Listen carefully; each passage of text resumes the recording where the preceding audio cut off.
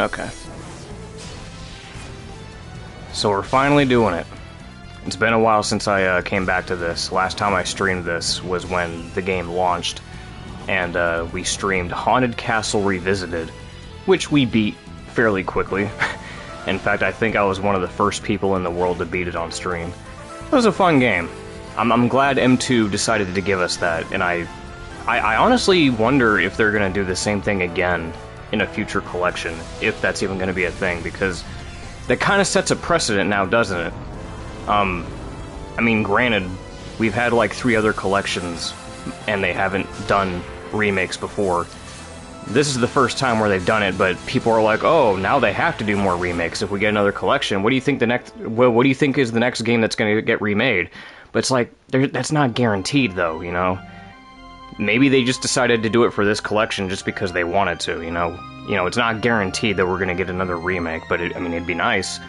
Anyway, as the title says, we're going to be streaming the DS games finally.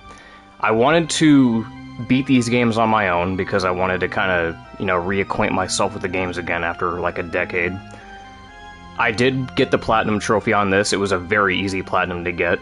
All you have to do is just beat the base game and then clear the bonus character mode. And then you're good. There's no like crazy challenge or requirement like getting all the souls or map percentages or the glyphs, none of that. You just gotta beat the game, and there you go. But I wanted to give it some time. I wanted to kind of beat these games, get familiar with them again, and then, yeah, now we're going to stream them. So, as the title says, we are going to beat this game in one stream. This game is going to go by very quick. Matter of fact, let me tell you a story.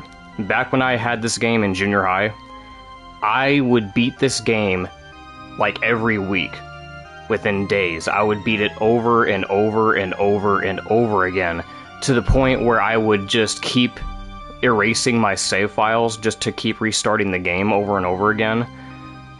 And I would beat it, like, daily. Like, on my way to school, I would beat it. After school, I would beat it. Like, I love this game, dude. I love this game so much. And, once you... Like, I know I said I'm not really into the idea of speedrunning, but if there was one Castlevania game that I could speedrun without a doubt, it would be this one.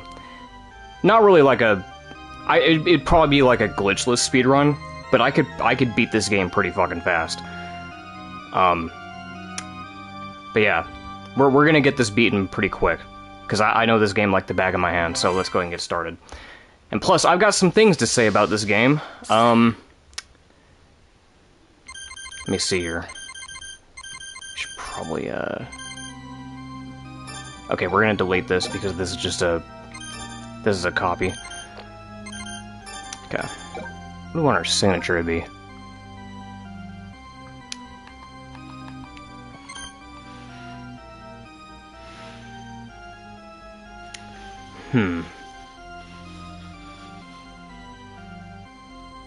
I don't want to spend too much time here.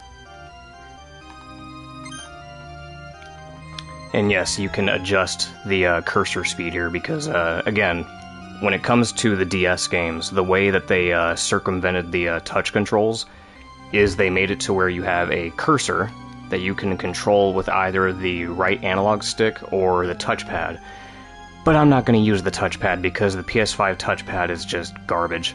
So I just like to use the analog stick, which, if you press it, you can toggle the speed, which is pretty handy. So let's go ahead and quote-unquote sign our name.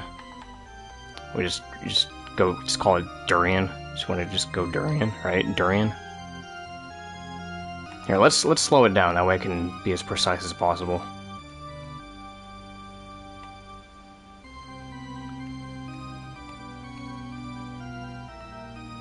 God, man. Yeah, there you go. Durian. Okay, so some things to say about this port. Because this is interesting. Within a few days, I noticed that there were some people who were pointing some stuff out that I didn't notice at first. For some reason, for this Dominus collection, the developers felt the need to retranslate the game in some spots, and we're gonna see that momentarily. And for some reason, there are a bunch of typos and a bunch of, there's some choice words that they chose, like there's some weird dialogue decisions that they made. I get that they were trying to make it closer to the Japanese version, but there's some broken English in here that they need to address. I hope that they update it soon. It's not a game breaker, but it is something that, like, okay, if you notice it, it's gonna like, okay, what the hell, man?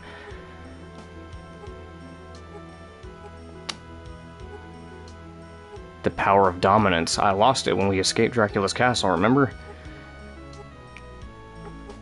Okay, it's gonna be, okay, right here. Here it comes. You're Soma Cruz, aren't you? Yeah. And you are? You may call me Celia. And I am here to see you're dead. See, in the original she says, but not for long. But I'm guessing that what they wanted her to say here was, I am here to see you dead.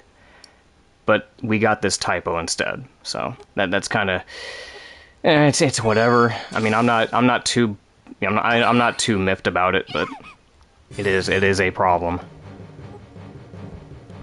Anyway, so she's gonna throw 3 enemies at us. Oh, hey, there's Arikado. And she's gonna put a barrier up. Oh, hey, he just fucking tossed me a knife. So yeah, we get a knife. Celia is gonna toss 3 enemies at us. Okay, we just got a skeleton soul, so now we can throw bones. A spear knight. Okay. Attack with a spinning spear. Tactical soul. So okay, so there's our R1. Oh, look at him go. Let me try beating him with this. I've never done that before. I'm gonna try that. Let me beat him with this. Okay, maybe not. Man, his MP runs out fast. Okay, whatever. I was gonna try to beat him with the spear, but I guess not. Raise strength.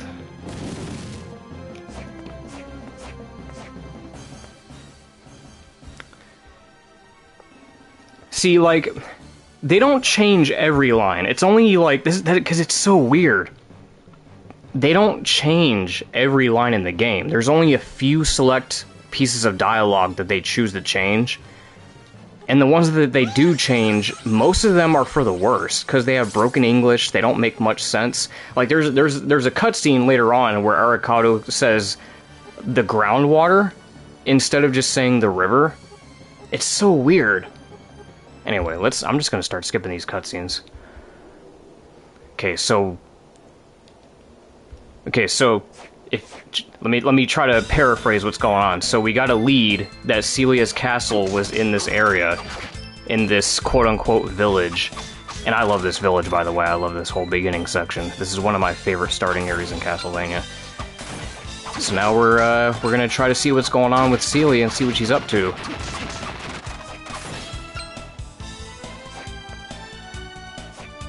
And a new weapon, short sword.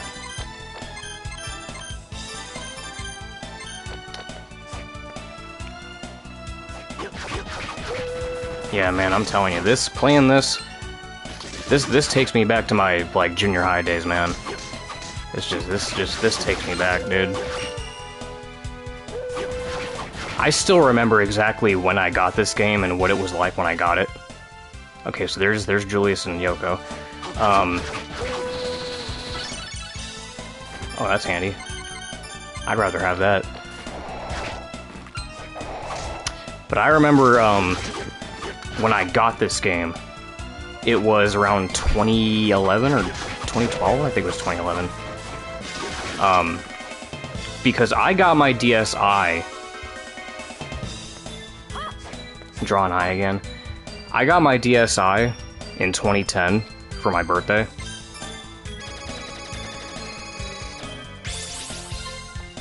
And when I got my DSi, it was Portrait of Ruin. Portrait of Ruin was like the first DS game that I got, along with Lego Rock Band and Black Ops. Yeah, I had Black Ops on the DS. Can you believe it? But Portrait of Ruin was one of the first games that I played.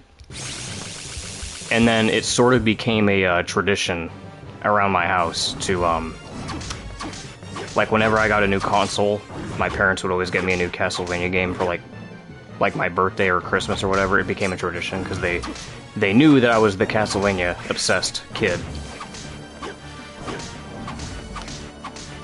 And then, like, after that, like, the year after I got Portrait of Ruin was when I got Order of Ecclesia. Dawn of Sorrow was the last of the DS games that I played.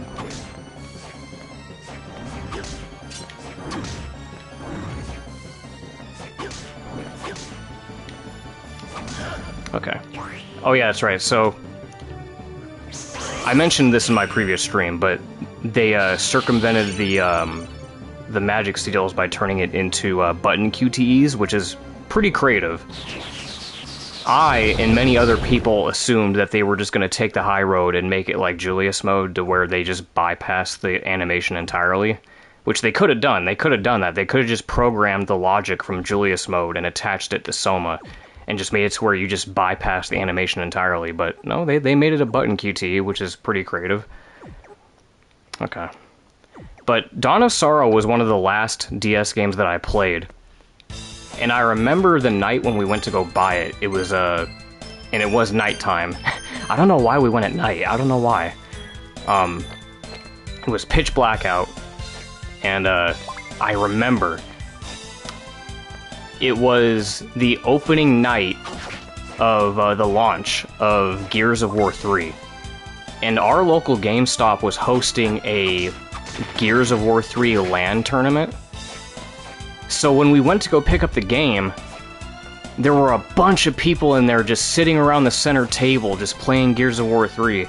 Meanwhile, I'm just trying to get to the front counter and pick up, you know, Dawn of Sorrow. Man. They don't do those anymore, do they? I don't think they do. GameStop doesn't do stuff like that, not anymore. But man, I just... This game always takes me back to, like, 2011. But, I want to try... I need to try my best to be fast here, because I would like to beat this in one stream. I don't want to spend too much time talking to myself. So this is Yoko's shop. This is where we're going to be doing a lot of the item synthesis, or, I'm sorry, soul synthesis. This aspect of the game is... I found out a lot of people don't seem to like this aspect of the game, which I guess I can understand, because you have to sacrifice souls in order to create new weapons. Whereas in something like Aria of Sorrow, you just found them. You just found the new weapons, or you got them from drops, or you bought them. But in this game, most of the weapons that you get are a result of having to do soul synthesis, which really sucks if you have to get a really, really, really difficult soul to get, like the Iron Golem, or Malachi, or something like that, right? Like, the really difficult souls to get really sucks for having to do these, because this game is infamous for having a broken luck stat, to where no matter how high you increase your luck, it doesn't really affect the frequency of how often you get rare souls. Like, it really doesn't matter. Even if you equip the Soul Eater ring, it really doesn't feel like it matters. So here's Hammer. This is your merchant. This is where we're going to be getting a lot of our healing items, maps, and whatnot. That's good. Let's grab some potions. But, does Dawn of Sorrow not have a Killer Mantle-esque soul? I don't remember. I thought it did.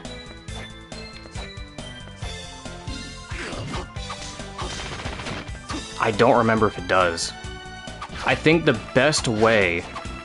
Yeah, because in Iron Golem, in Aria of Sorrow, you can just get the Killer Mantle and just kill him instantly. But in this game, it doesn't really have an alternative for that. You kind of... I think the best way to do it is to spam the Abaddon Soul. You spam the Abaddon Soul and use the Valmanway, because that's what does the most hits per second. And that's the best way to do it, but even then it's a drag. It's so tedious trying to get his soul in this game.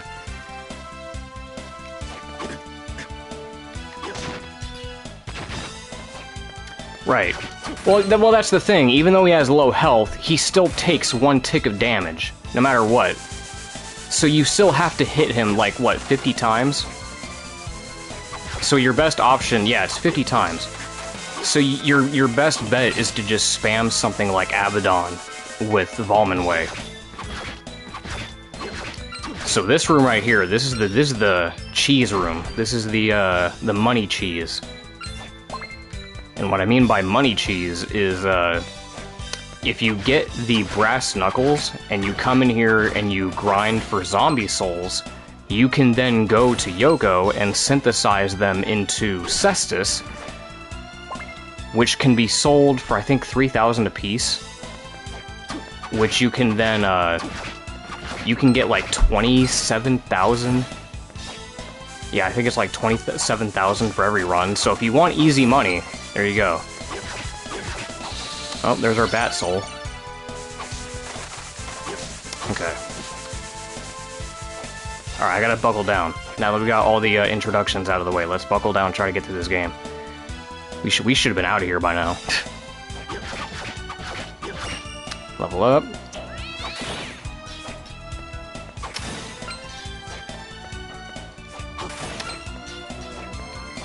I mentioned that, you know, I became a Castlevania fan with Castlevania 64 back in like 2004. That was 20 years ago, by the way. So 20 years ago was when I got introduced to Castlevania, okay? But I don't think I really became a hardcore fan until I played the DS games. That's when my, like, hyperfixation really started kicking. Because I started playing more of the games, I had a Wii, I was able to play the NES games, my neighbor had a laptop, so I was able to emulate stuff. That's when stuff really started to kick in for me. Because before then, I'd only played games like Lament of Innocence, Curse of Darkness, and Castlevania 64. And, funny enough, by that time... Oh, this music.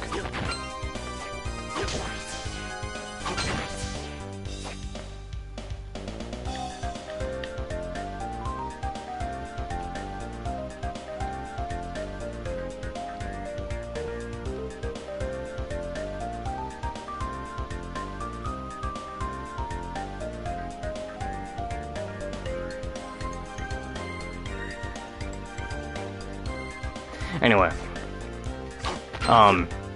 what's funny is that when I was younger, because I had played games like Castlevania 64 and Lament of Innocence and Curse of Darkness back to back, I didn't really understand what the series was about. I didn't even know who the Belmonts were. I didn't understand, like, the whole, like, overarching theme of the series. I didn't, like... Because you gotta think about this, right? My introduction was with Reinhard Schneider, okay? And then I played Lament of Innocence and you play as Leon Belmont, and I'm like, okay, cool. But since I was young, I wasn't really paying attention to the plot of that game or how, like, significant the plot twist was with Matthias becoming Dracula and whatnot. I didn't understand the whole point of that game when I was younger. And then I played Curse of Darkness, and then you're playing as a completely separate character that has nothing to do with the Belmonts. Even though Trevor Belmont is in that game, I still didn't understand the significance of the characters. So, you know, I spent a good chunk of my childhood playing these games without really understanding them. All I knew was that Dracula was the recurring villain, and that, you know, it's about Castlevania. You know, you go in a castle, you fight horror-themed monsters, Death is always the penultimate boss, Dracula is always the final boss, so on and so forth. That's all I knew. Matter of fact, when I played Portrait of Ruin, you might know that when you beat the game, you unlock Richter mode as like an unlockable character. You unlock Richter. And I didn't know who Richter was. Portrait of Ruin was my introduction to Richter, and I had no clue who he even was. And to make matters worse, on the original DS version, on the original version of the game, there's a typo in which they call Richter Ricketer, like with an extra I in the middle of the name. They call him like Ricketer. So I'm like, who the hell is this? Like, I don't know who this guy is. I know that in the main story mode you have to fight him as the Whip's memory, but again, I don't know who Richter is.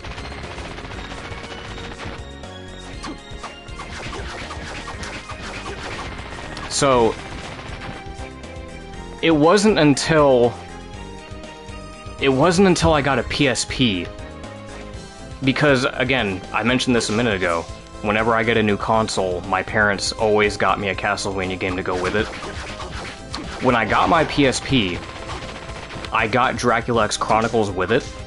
That was my proper introduction to Richter and his story mode. Bro, what the fuck is the point of that one room? You talk about the one with the painting that follows you? Yeah, I don't know either. There's a lot of rooms like that in this game where you're like, okay, what is the point of this room?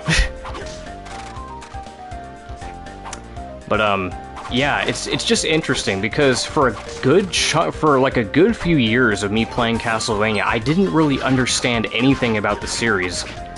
Hell, even playing this game, I remember even when I played this game, I didn't even understand what the twist of this game was. I didn't understand that Soma Cruz was supposed to be the reincarnation of Dracula because I didn't play Aria of Sorrow first. So I didn't really get that he was supposed to be the reincarnation of Dracula, because again, I didn't understand that.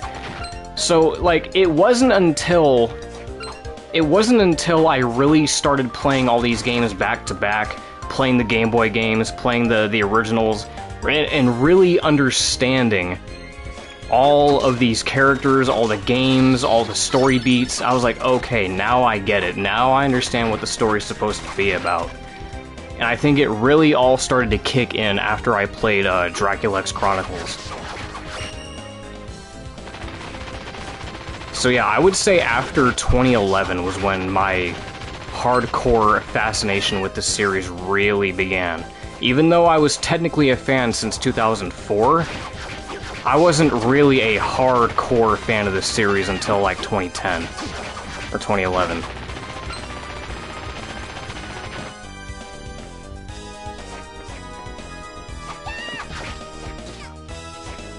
Okay, so you might see those long hallways off to the side. There's a reason why I'm not going there. That's because they are blocked off. They're blocked off by a like a doorway that has to be opened on the other side, so I can't go down there. Instead, we're gonna make our way to the bottom because that's where the boss is at. I need to be faster, bro. I need to pick up the pace. I'm talking too much. I'm sorry, I just have a lot of history with this game and I like to talk about it because it's great. It's a great game. It's one of my favorite Castlevanias ever.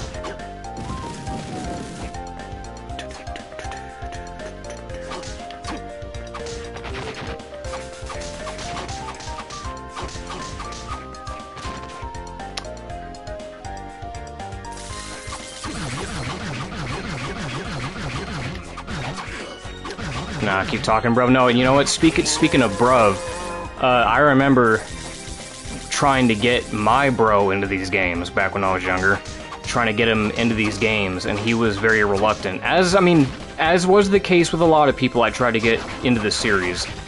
They're very reluctant, and they were like, "Oh no, it's just not for me. I'm not into the whip. I'm not into the whip combat. I'm not into the backtracking. I'm not into the."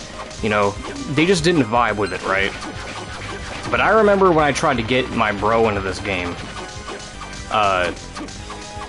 he was able to get attached to the DS games for the most part. He really liked Order of Ecclesia. He liked this one. I remember him really liking Albus mode. That was the one thing that he really talked about the most, was being able to play as Albus from Order of Ecclesia. But I remember when it came to this game, this was the game that me and my bro actually tried to have like a joint effort in beating. Because there was a point where I didn't know what to do in this game. I think it's like toward the end where you have to fight Celia. Where you have to go to the center of the castle and there's like a cutscene and whatnot. You know what? Ah, you've come. Just as I predicted. Celia Fortner. You're kidding, right? You're telling me this punk's the Lord of Darkness? Ha! Judging matters merely on appearance? Simpletons are so vexing. What'd you call me, Dimitri? I merely stated a fact. Dario, Dimitri, both of you, enough. Excuse their behavior. Welcome to our house, home to our church. You talk as if you were expecting me. You fear that you will be imperil innocence who are you... you fear that you will imperil innocence for who you are and can become. Am I not correct? Yes. I fell for your ruse. Why would you want to resurrect the Dark Lord? We do not desire the Dark Lord per se.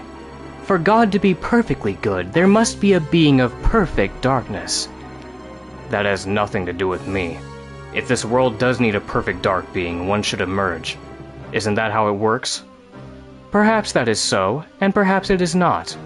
What is true, however, is that the power of darkness steadily grows faint. The Lord of Darkness must be enthroned without fail, and not a moment too soon. But that doesn't mean... I heard enough already. Let's rip this punk apart right here and now. Have patience. He will try to stop me using whatever means. There is no need for haste. Huh? What are you saying? He is in our hands now. He can destroy him. We can destroy him whenever, however we wish. Correct. This will also serve as a test for the both of you. I see. Wait a second. Test? What test? I didn't hear about that. Are you incapable of thinking even a little? There is but one Dark Lord, yet there are two candidates, you and I. Duh, I know that. Then get this through your hollow skull. Whoever defeats this boy becomes chosen as the Lord of Darkness. Oh, I get it now. Yeah, okay. This'll make it fun. Next time I see you, punk, I'll burn you to ashes. I shall depart also. I see no significance in my presence here at this time. So those two are the Dark Lord's candidates. Correct. They were born at the same time as Dracula's demise. They are inheritors of Dracula's dark powers.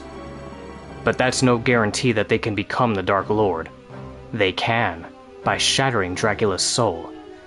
But enough talking. Have at you! If you wish to stop me, I shall be waiting for you at the top. I may even change my mind and if you survive my traps. So those guys... She just said that those guys were born at the same time as Dracula's demise, which was 1999, which means that I am 1 year older than them. Because reminder, this game takes place in the 2030s, which means that they're like roughly in their 30s. So by the time, you know, that's gonna be funny, man. I'm gonna be making all types of like Dawn of Sorrow jokes when like the 2030s comes around. That's just weird, knowing that I'm like 1 year older than them.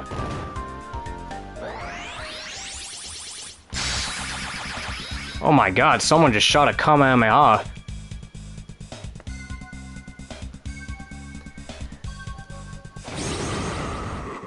It's Balor!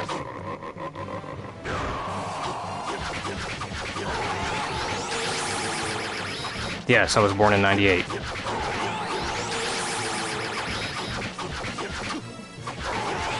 Is that all you're gonna do, is just shoot your laser? I know you got more than that. Come on. There you go. Uppercut.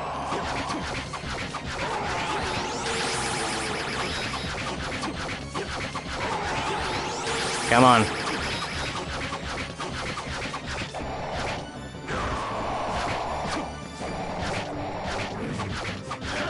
Yeah. So now...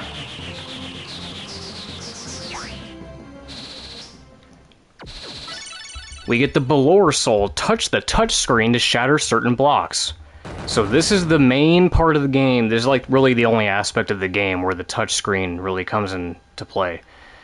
So these ice blocks here need to be broken. So just... I'm gonna increase the speed on that. Yeah, get all this shit out of the way.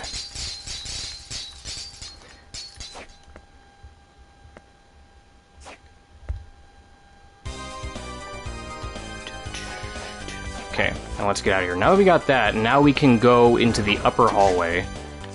That one really long hallway off to the right, because that has the ice blocks. Come on, die.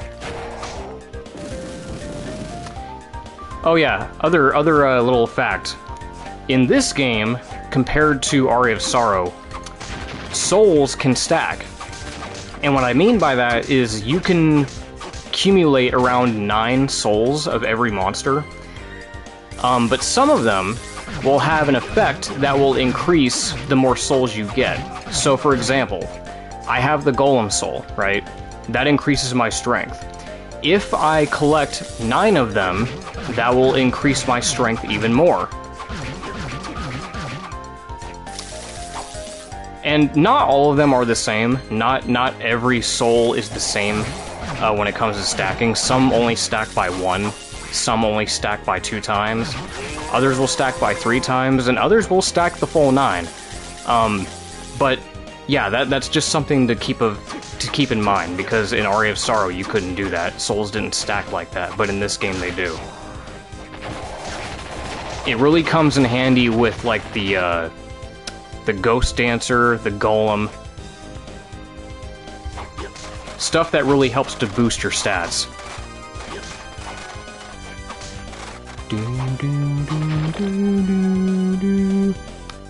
I'll tell you what's weird.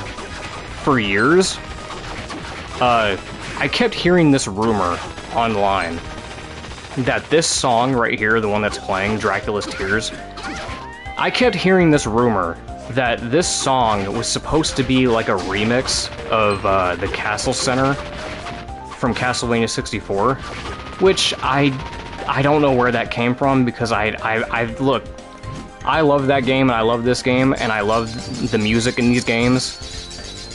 I've tried listening over and over and over again. I just don't hear it. I don't hear any aspect of the Castle Center theme in this song at all, so I don't know where they got that information from.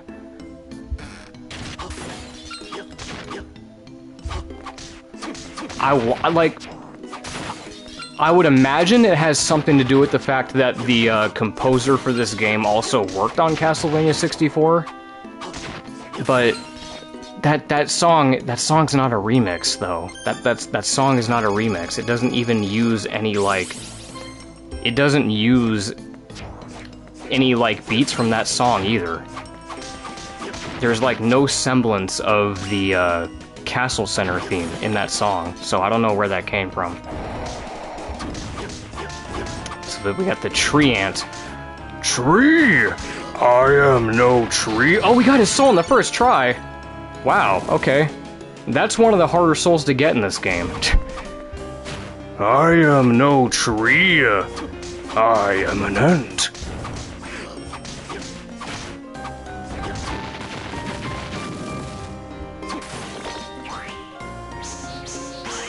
I mean, I will say that it does sound like a song that you would hear in that game, but it's not a remix. It's just not. Because trust me, I've tried listening to it over and over and over and over again, trying to piece it together, to try to figure out what exactly it's trying to remix, and I just don't hear it. I really don't.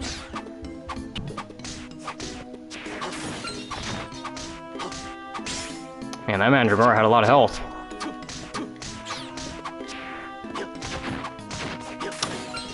Okay, so from here, we can backtrack, and we can unlock some hallways and doorways here. That'll give us access to this starting area. So it says that we're in the dancing hall, but we're not, we're not supposed to be here just yet. We'll come back to this area later.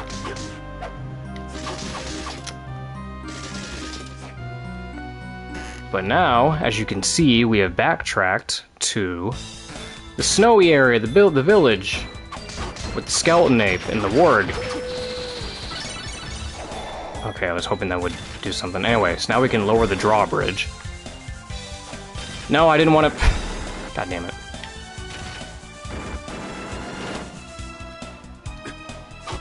Demon guest house, yeah, I know, it's...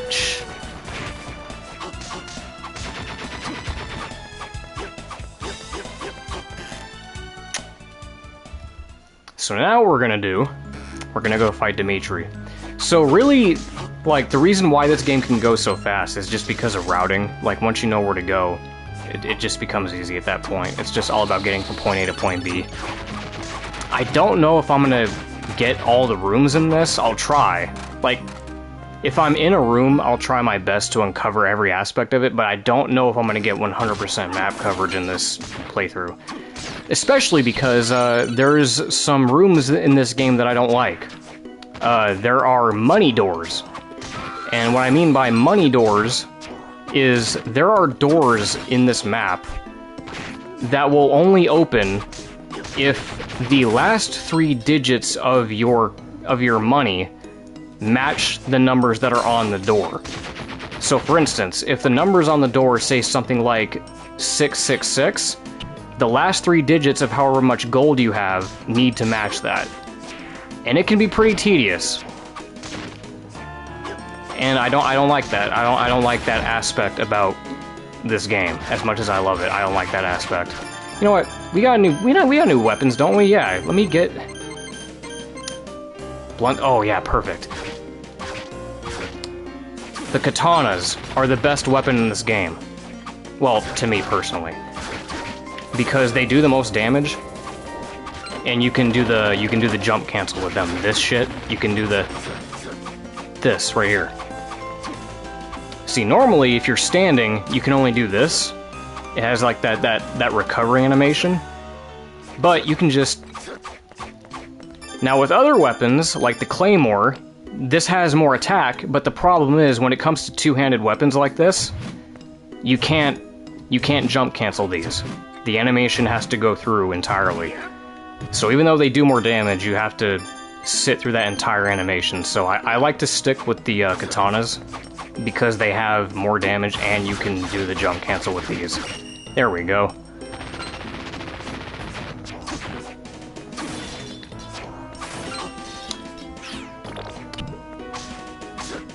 By the way,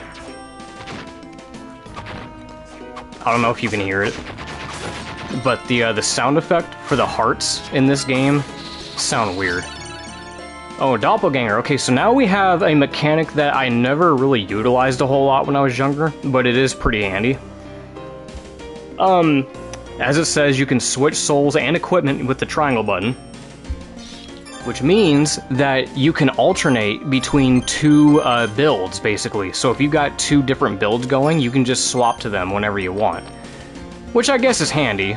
If you want to run like a strength build or a luck-based build, you can do that. I never utilized it too much when I was younger, just because, you know, I was like, oh, I'm already using a good build as is. Why do I need to switch it up? I mean, it's handy. It's a nice feature to have if you ever need it. But oh god, I died. Well, that's okay because we're playing the collection, so I can just rewind that shit. Yeah. I'm gonna be rewinding.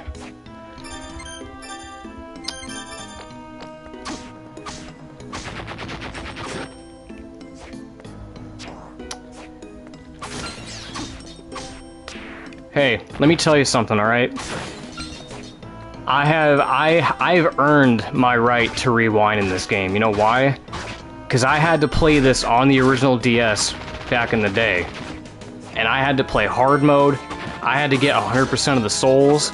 I got every ending. I think I earned my right to rewind. I fucking earned it.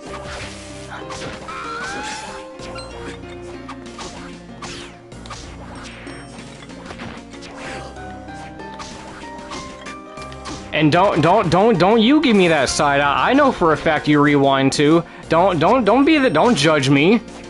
I know damn well if you're playing this collection that you're not just gonna sit there and take the L. You're gonna rewind too.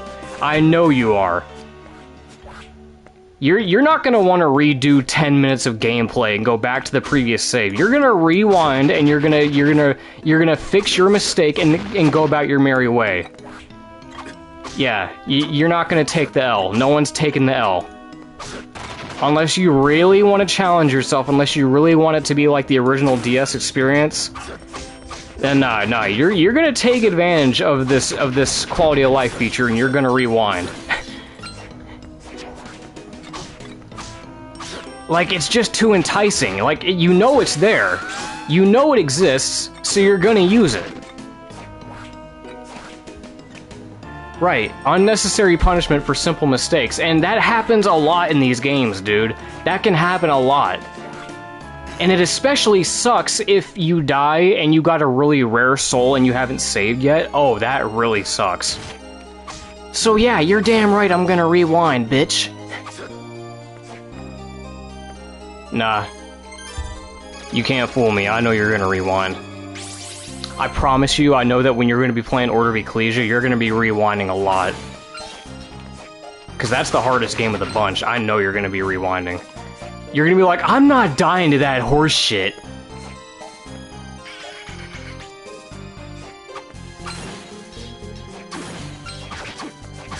Look, I'll try my best not to rewind, but in saying that, that means I'm gonna have to make sure that I'm healing at all times.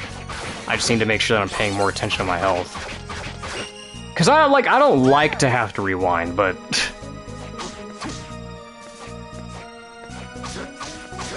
In this house, we measure a man's worth by the amount of times he rewinds in a Castlevania game. No, I'll tell you where it's really useful, though. A rewind feature would have been really useful in the Anniversary Collection, because the Anniversary Collection doesn't have that feature. It has save states, but it doesn't have a rewind. Rewind is also really handy for the Mega Man games, which is why I'm glad that it has it in those games, because, God, Mega Man is fucking unfair compared to these games. Mega Man is just unfair.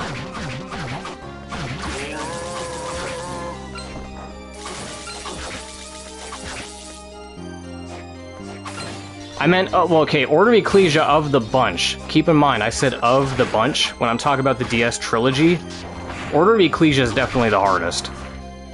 Because for like the first half of the game, it's pretty miserable. You don't get a lot of healing items, you don't have a lot of weapon variety to choose from, and enemies deal a shit ton of damage to you. Like, that game, like, they actually managed to make that game pretty difficult, because that I find that to be the problem with Dawn of Sorrow and Portrait of Ruin, respectively, that even though these games are really good and even though they're really fun, they're pretty easy. Like, you really have to fuck up pretty bad to die in these games. Like, you have a lot of margin of error. You have a lot of wiggle room in these games to fuck up. But with Order of Ecclesia, oh, you don't have a lot of room to mess up. If you get hit like 5 times, you're dead. And it's even worse on hard mode, because on a hard mode, oh, you're getting insta-killed by everything. You're getting insta-killed by the skeletons and the zombies in the first area. Yes, I know. I'm... You know what it is? The reason why I'm stingy with healing is because of 2 things. 1, I want to make sure that I'm saving up my potions, and 2, you never know when there's going to be another save point. Like, that's the thing. I think I get that from Circle of the Moon, because you kind of have to get used to that.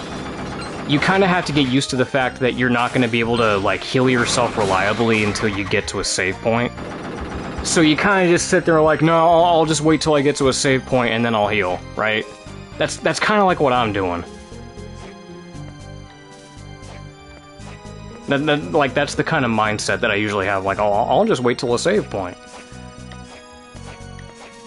But also, it is just me trying to be frugal with my my healing items. I mean, that's how it is for every game. Like, you ever get those games that are like, oh, this is a rare item, and this is a finite item, and you can only get so many of them in the entire game. Use them wisely. And then you proceed to never use them in the entire game because they're so rare. Right? Everyone goes through that.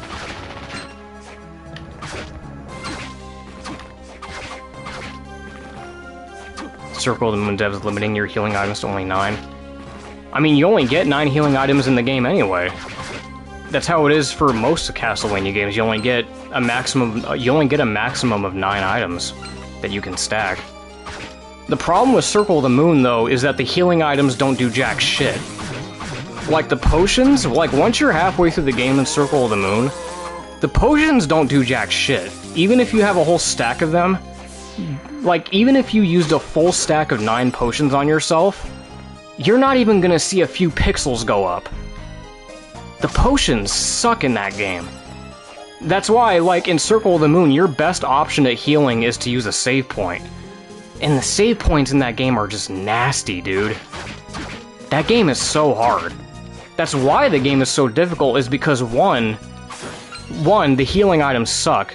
2, you don't have an in-game shop to where you can buy healing items, so you have to rely on enemy drops to get the healing items, which suck.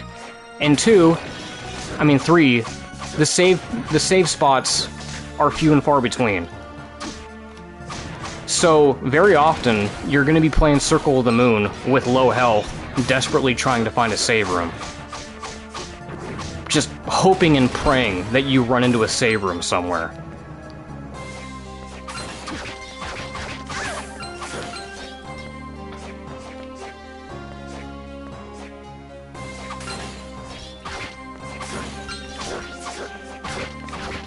God damn it. Oh, I got her soul. Cool. Launch magic shots.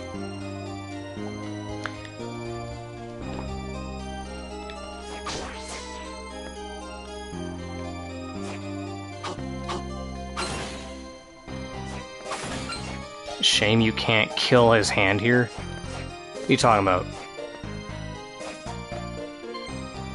Whose hand? What are you talking about?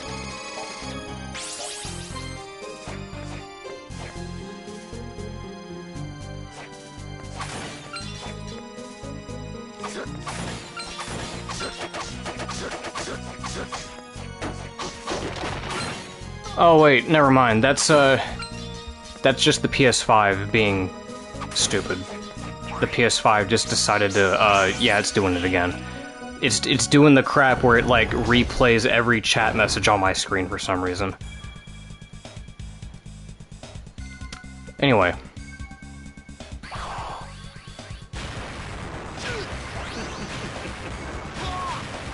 Oh my god, he can copy abilities. He's like Kakashi.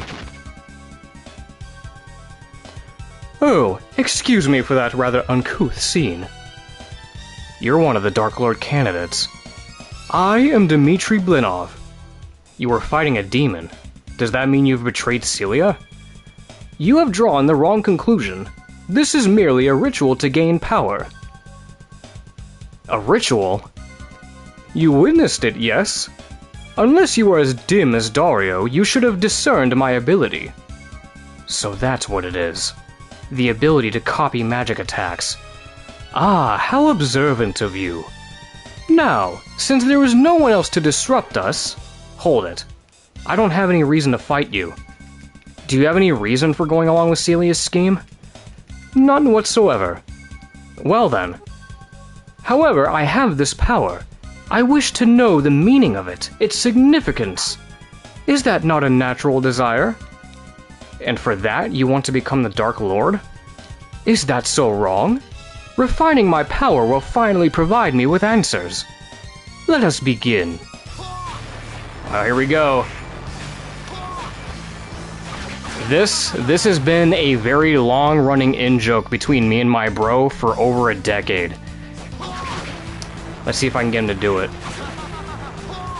Ha ha ha ha! Ha ha ha ha! Yes.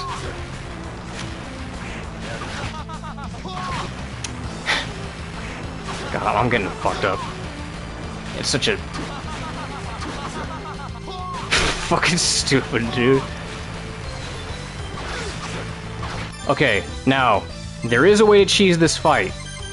I'm gonna throw a bone at him. I summon up. Because he copies your magic attacks, and if you just throw a bone at him, he just does that. And there you go, you can cheese it.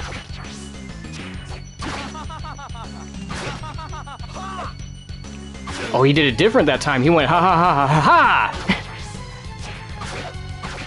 He went ha ha ha ha ha! Ha!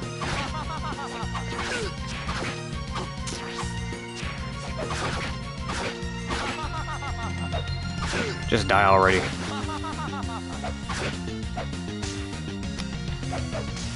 Ow, ow. Why does the bone do so much damage?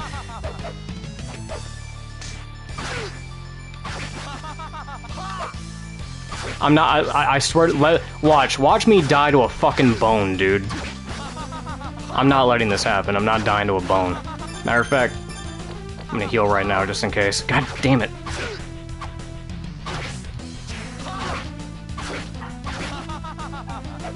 Just die, dude. God damn. So there it was. Ha ha ha ha ha. Twa! It's over. You beat me like I was nothing. I won't take your life. Just give up. You dare pity me? This pity is a weakness you'll be sorry for soon enough. Gah! Dead? That can't be. Oh, we just got his soul. Or what was that? Did I gain dominance over a human soul? No. I gained no power.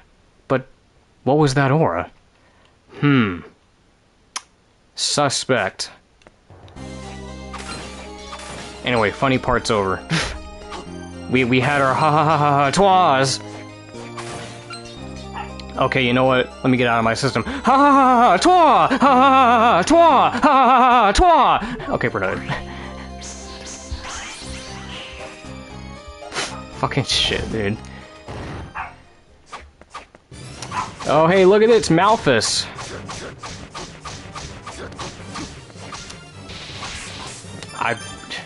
Why am I always at like 30 health, no matter what? No, it's... See, this is... He's... Okay. Yes, I know you hear a dog barking in the background, there's nothing I can do about it because he's going senile, he's old as fuck, and he won't listen, so it doesn't matter. He's barking at nothing, I can't... He's... We had... Let me explain something to you, alright? Let me explain something. We had a dog a few years ago, whose name was Oreo. He did the same exact shit where he was getting old, and he started barking at absolutely nothing, like, just barking at nothing. He was barking at the air and just doing it just because he was bored, right? And he was... Oh my god. He was old, okay? He was old. And this new dog that we got, who's... Oh my god. This dog...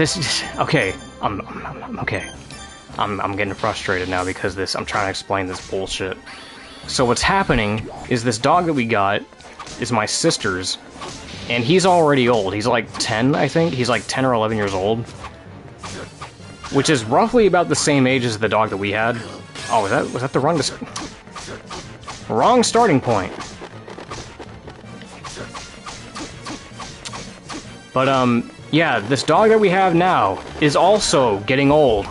And I think they're going through the same phase that Oreo went through, where he was just barking at absolutely nothing and just doing it just to do it. So even if I go out there and tell him to stop, he's not gonna stop. He just does it just because he's doing it. Just because he's crazy, just because he's senile. He's not barking at anything in particular, he's just barking. And there's nothing I could do about it. That's part of the reason why I hated streaming when Oreo was alive, because he just did it and there was nothing I could do about it. And no matter what, it just comes through on the mic. So I'm sorry that you hear it, but I don't know what you want me to do.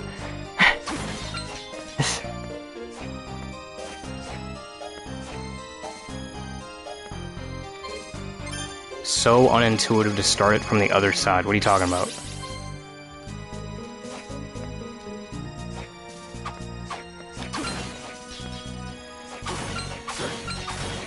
Okay, so now we got the double jump, by the way. When we killed Malphus, we got the double jump. So now we can go back. We want you to be better. I don't even know what you're talking about, man.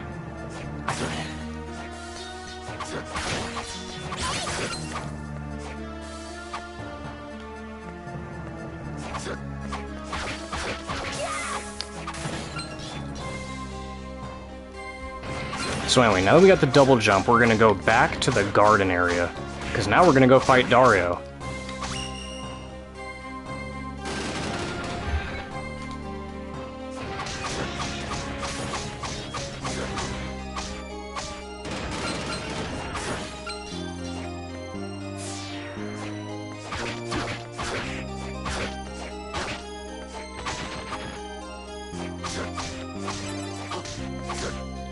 Man, these ghost dancers take so much health.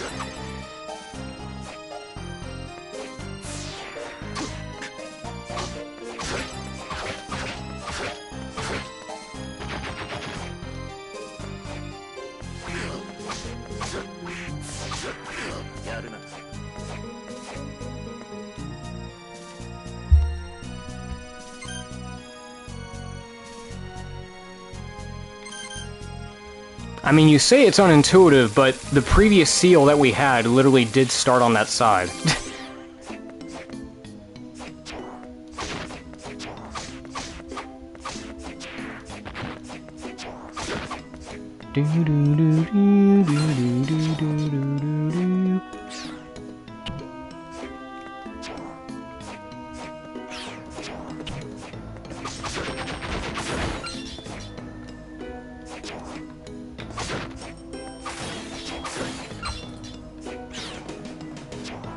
Okay, so I think it's up here. Yep, up here. Oh, we got new clothing. Elfin robe. Finally, we can equip some new goddamn armor. I should have done that earlier. Dude, bro, I had a breast... No wonder I'm dying. I haven't been equipping any accessories.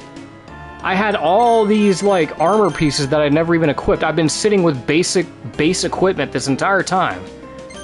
Man, I had a breastplate right there. So stupid. And the cape, too. And man, that was a massive increase in defense, too.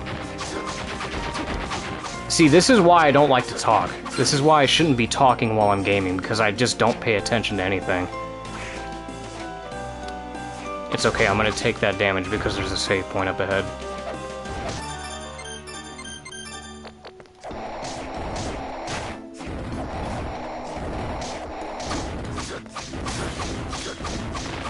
There's two of them.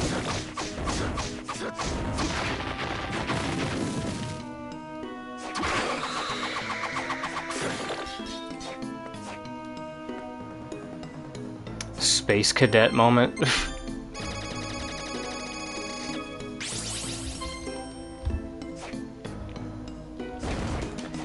Alright, time to fight Dario. Okay, and yes, I know the seal starts from here. I'll remember that this time. Alright, what's going on, Vegeta? Here at last. You thought you could get away with what you did, punk? Huh? Dimitri. I'm talking about Dimitri. I didn't mean to kill your friend. I didn't finish... Huh? What are you saying? I wanted to pummel that uppity jerk myself. Doesn't your friend's death mean anything to you? Him? Huh, you gotta be joking. Let's get on with this already. Why do you want to become the Dark Lord anyway? Why? Look at this power!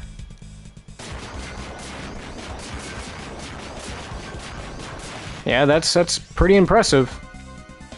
Can you imagine how crazy it'll be with even more power? You're insane. And you yap way too much. You're a certified yapper. Come on, punk. I'll roast you to a cinder.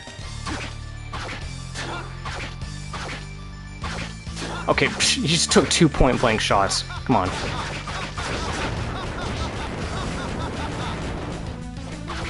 So, Dario's not too difficult. He just has some basic fire attacks, like the fireballs and the flame pillars. He's not too difficult to deal with.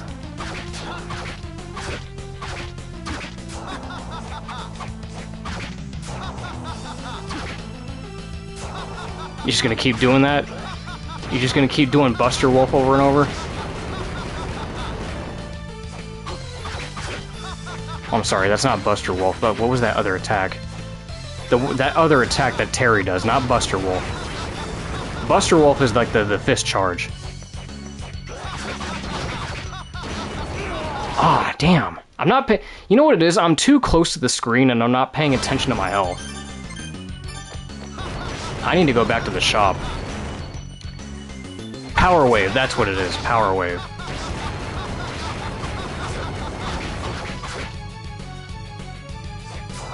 Power Wave! God damn, dude. I thought that was gonna go in... Like, it's so weird, because sometimes when he does these flame pillars... See, sometimes the third one will go in the center between the two. and then other times it just doesn't. Like, it's so, like, indecisive when it... Yeah, like, right there, did it again.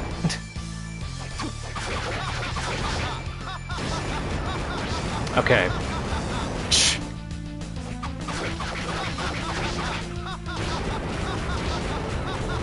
Are you okay? Stand up! Bro, you're just gonna sit here, keep on laughing.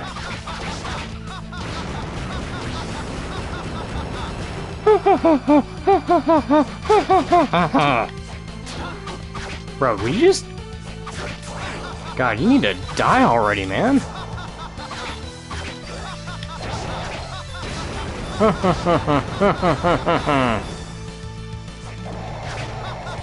Maybe yeah, let me just hit him with Warg. That does a lot of damage. Hey, come on! You can give up trying to become the Dark Lord. A punk like you.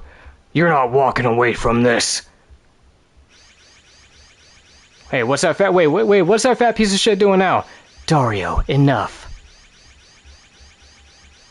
Celia, don't try to stop me. A man's got his pride. Oh, he really is Vegeta. I know that, but I'm not prepared to lose the last candidate. We'll pull back for now. I have another plan. I underestimated you. But this game isn't over yet. I know, we're only like, what, 30 minutes in? I shall be waiting on the uppermost floor. Come if you dare. A Saiyan's pride!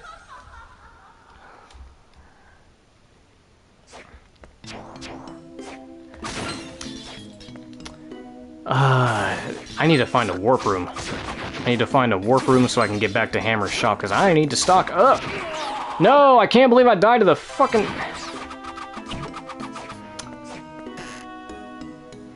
Ignore it. It didn't happen. Obliviate.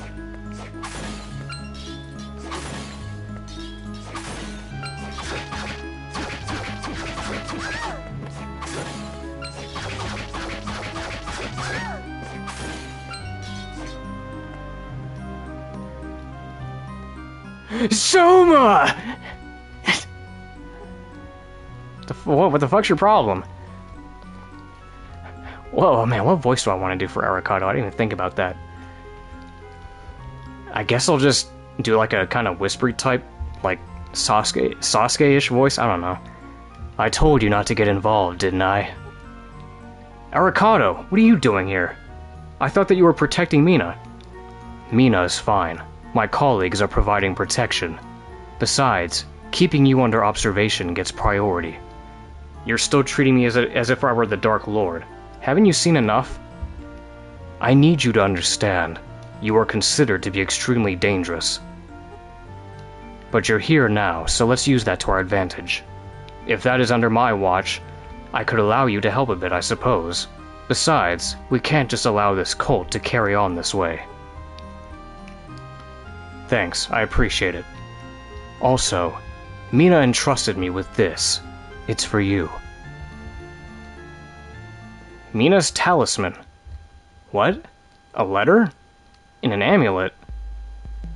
Dear Soma, if you're reading this, you've probably gone after that cult. I had a feeling that you would when you disappeared after that incident. I know that you worry about me, Soma, but I worry just as much about you too. I won't ask that you come back right away because you're way too stubborn, but please promise me that whatever happens you won't forget who you are. Oh, and don't forget about that amulet. I'm sure it'll come in handy. I'll be praying for you. Always, Mina. Mina. Soma. Brief me on the situation. What have you discovered? Sure. I described what I had learned so far to Arikado. Understood.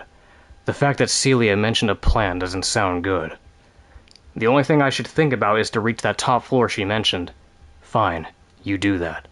In the meantime, I'll try to track down Dario's whereabouts.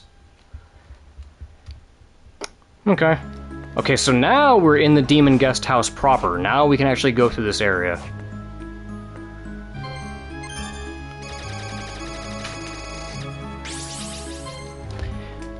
We are halfway through the game, ladies and gents.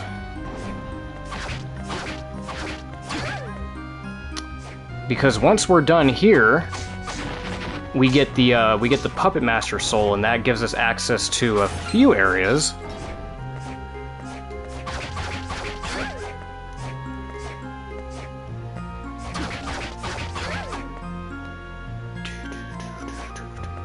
And you know what's funny? Shortly before, oh my god, look, it's the Skeleton Waiter, everyone's favorite skeleton. I'm not gonna worry about him though. I don't have like the, I don't have. Well, I got the Warg. Hold on a second. Let me. How much damage does the Warg do? Okay, we can get him. If I can get a soul, that would be nice, because then I can get the Yeti or the Abominable Snowman or whatever the fuck. But shortly before I started the stream, I noticed that Jupiter Climb uploaded a new video. And he actually did a glitchless speedrun of this game, and it went like, what, 43 minutes? Which, yeah, I would say that if I were to do if I were taking this seriously and actually, like, attempting to speedrun it, I could probably beat this in, like, under an hour. If I were doing a glitchless speedrun of this, I could probably beat this in under an hour. But because I'm talking so fucking much, and because I'm, like, not, you know, I'm not locked in, I'm just playing it casually. It's probably not, it's gonna be at least a couple hours, I bet, but we're gonna beat it in the stream. I know that's for sure. We're gonna beat it in the stream. It's gonna be good.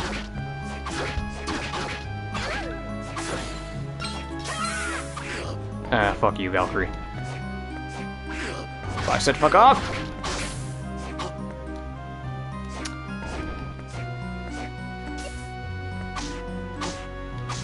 I need to get a new weapon. Yeah, you know what? We need to find, a, You're not utilizing your dive? Well, why do I need to utilize it? For... Like, I know the dive kick is a thing, but for what instance would that have helped anything?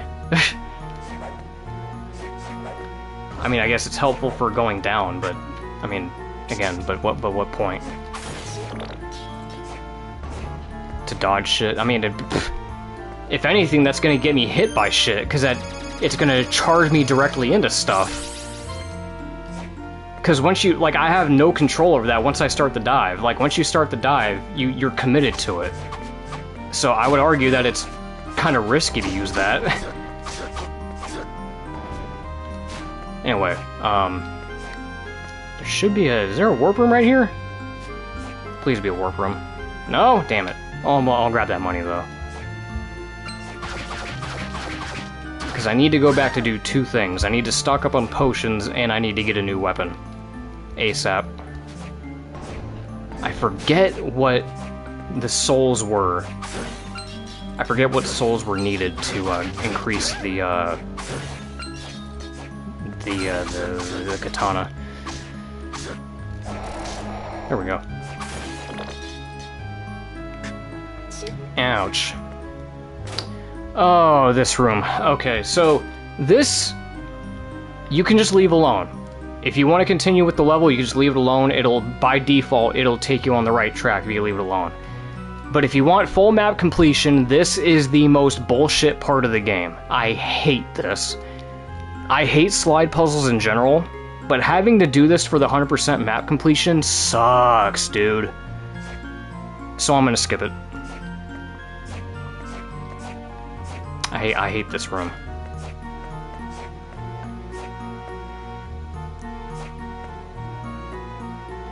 It's creative, but I still hate it.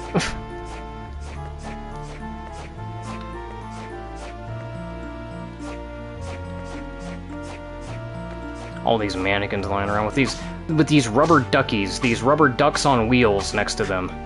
Damn, I need a new weapon badly before I even attempt the boss. Because the fact that these enemies are taking like 5 hits to kill, yeah, no, we gotta do something about that.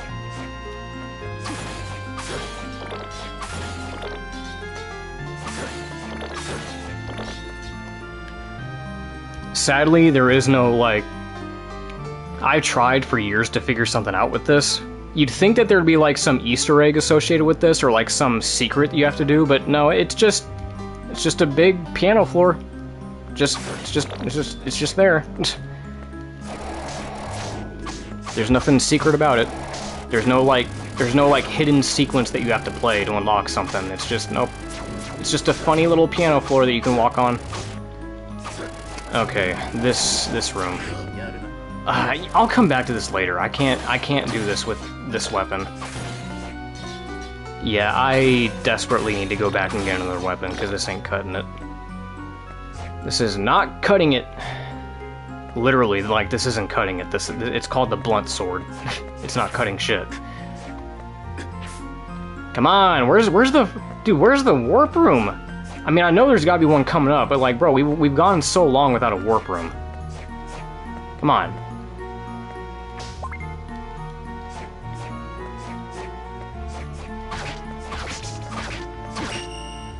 Okay, we got the Lilith, increased intelligence. I forget what that stat does. I think intelligence increases your magic power in this game. Yeah, it increases your magic power. Which I guess is handy, but it's one of those souls where it's like, it's not really worth equipping that. There's a lot of souls like that in this game, where it's like you're never gonna see yourself using it. Because it's just so, like, unnecessary. Like, you'd rather just have any other soul equipped. It's like having a soul that's like, oh, increases fire resistance. I'm like, okay, who gives a shit? You're better off just increasing your base defense. You're better off just increasing raw defense then.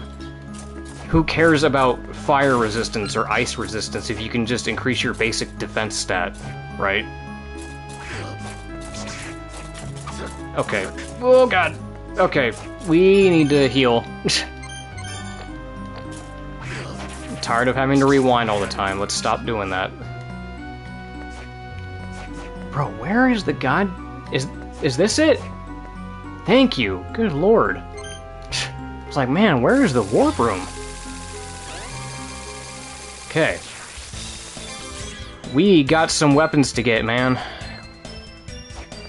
Yes, I know there's a save point up there, but I didn't... I would have died going up there because I still had to go through all those enemies anyway, so it wouldn't have mattered. Yes, I know. No, okay, Juan, Dan.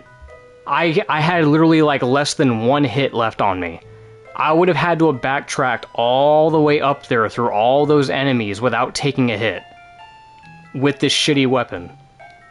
I wasn't gonna survive that regardless. I know there's a save room up there. Okay, we stop. Wait.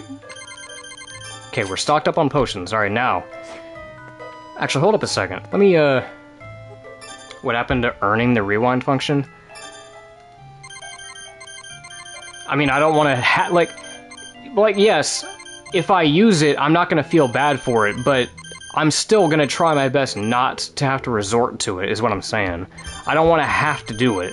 Like, I don't want to just sit here and just keep rewinding over and over and over and over again because it makes me look like a fucking scrub. Anyway, we gotta sell some stuff because I would like to get that,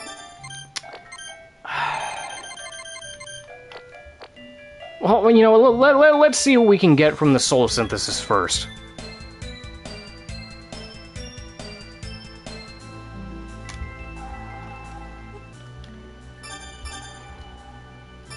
Okay, Cutlass, even though I'm pretty sure we could have earned that. Oh, I think we could have bought it, too.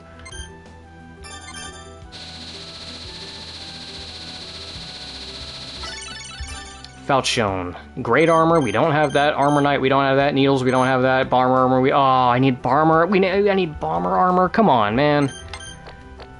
Ay, ay, ay.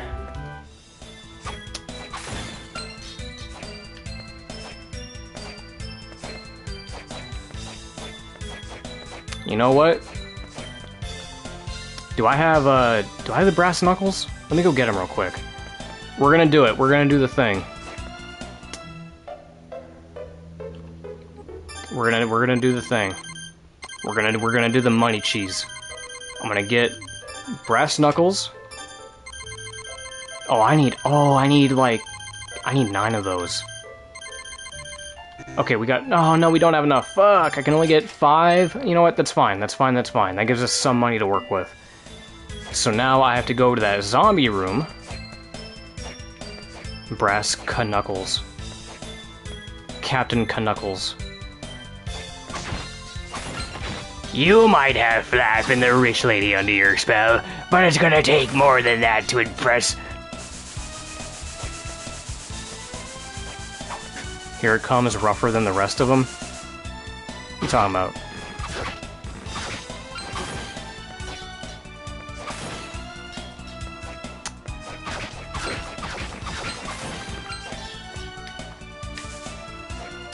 So we gotta get 9 of these souls. We have 0. But since there's a whole row of these guys, it shouldn't be too difficult to get them. I'm doing this to get the money. We need the money so we can get the Masamune, or the Muramasa, whatever the fuck it was called. Because that's gonna save us a lot of grinding. Which, I mean, we're kind of grinding right now, but...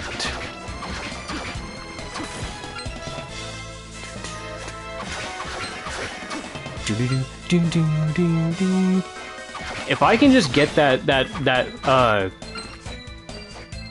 if I could just get that weapon upgrade, that Muramasa or whatever, if I can get the Masamune or whatever, I forget what it's called.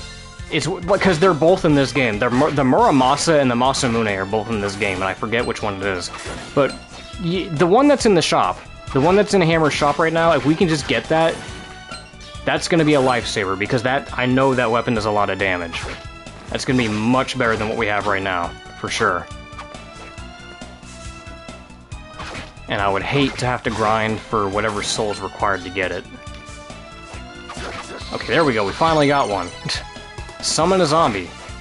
Well, I'm not going to be summoning any zombies, I'm going to be grinding for 9 of you fuckers so I could sell you.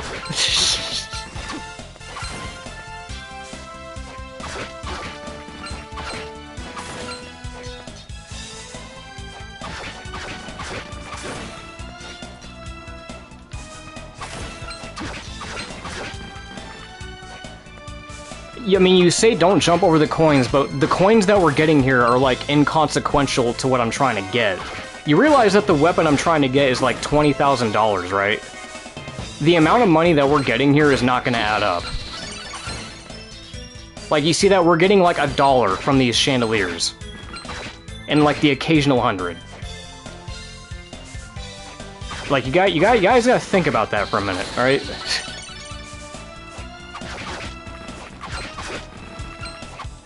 I'm not here to grind for money from chandeliers, I'm here to get the 9 souls from these zombies so I can sell them for 27,000 collectively.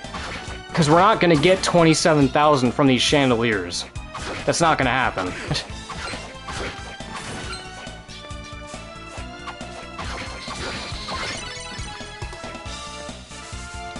Because I wager...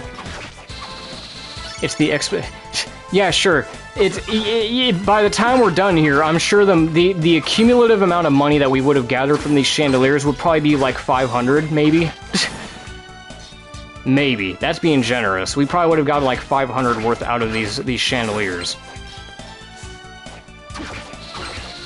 We're almost done, though. Would you rather have 20,000 or 20,105? Okay, we need 2 more souls. Just 2 more and we're done.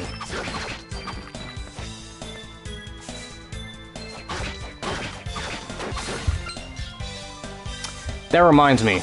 There's a mechanic in this game that I'm going to talk about when we get to the Yoko's shop. I'm going to talk about when we get there, because there's another mechanic in this game that I don't understand. Yes, but the 100s are occasional, though. That's like a rare drop out of these things. It's not going to matter.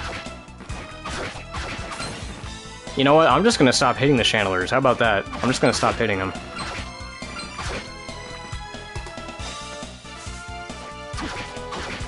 I'm already mining gold. I'm getting the souls out of the zombies, which they're gonna give me 27,000 immediately. This is the gold.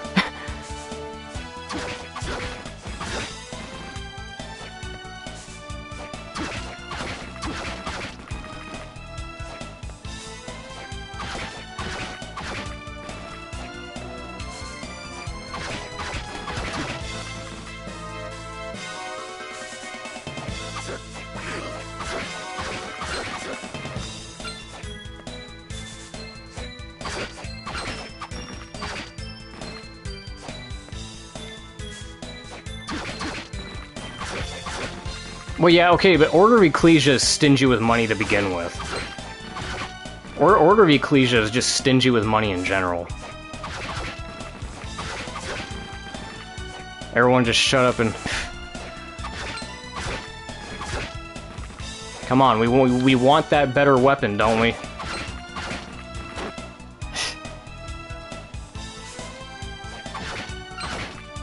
Come on, drop the 2 fucking souls, man. Let him cook. Let him cook. You are also a cook. You are also a fool of a took. You are also a tool of a fook. You are also a foof of a toot.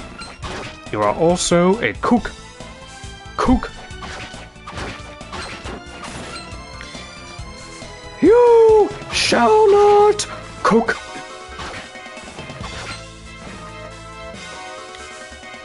Exactly, like, see, he gets it.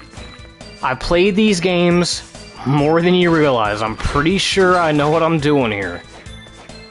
I'm aware that I'm ignoring money. I'm aware that the chandeliers are dropping hundreds. But that's not why I'm here. I'm here to get souls from the zombies so that I can get a quick 27,000. Whatever money drops out of the chandeliers is a nice bonus, but that's not why I'm here. I'm getting 27,000 regardless, which is more than enough for what I need for the Muramasa or whatever the fuck.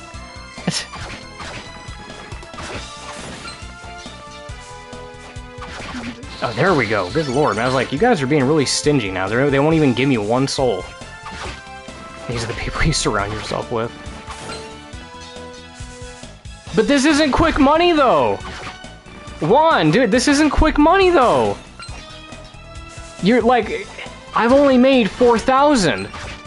Sitting in this room, I've only made, like, what, 2 to 3,000 as a whole, sitting in this room? That's not quick money. I'm making quick money right now by going back because I got the 9 souls. Making quick money is getting those 9 zombie souls and trading them back for 27,000. That's quick money. Ain't nothing quick about breaking chandeliers for the occasional 100.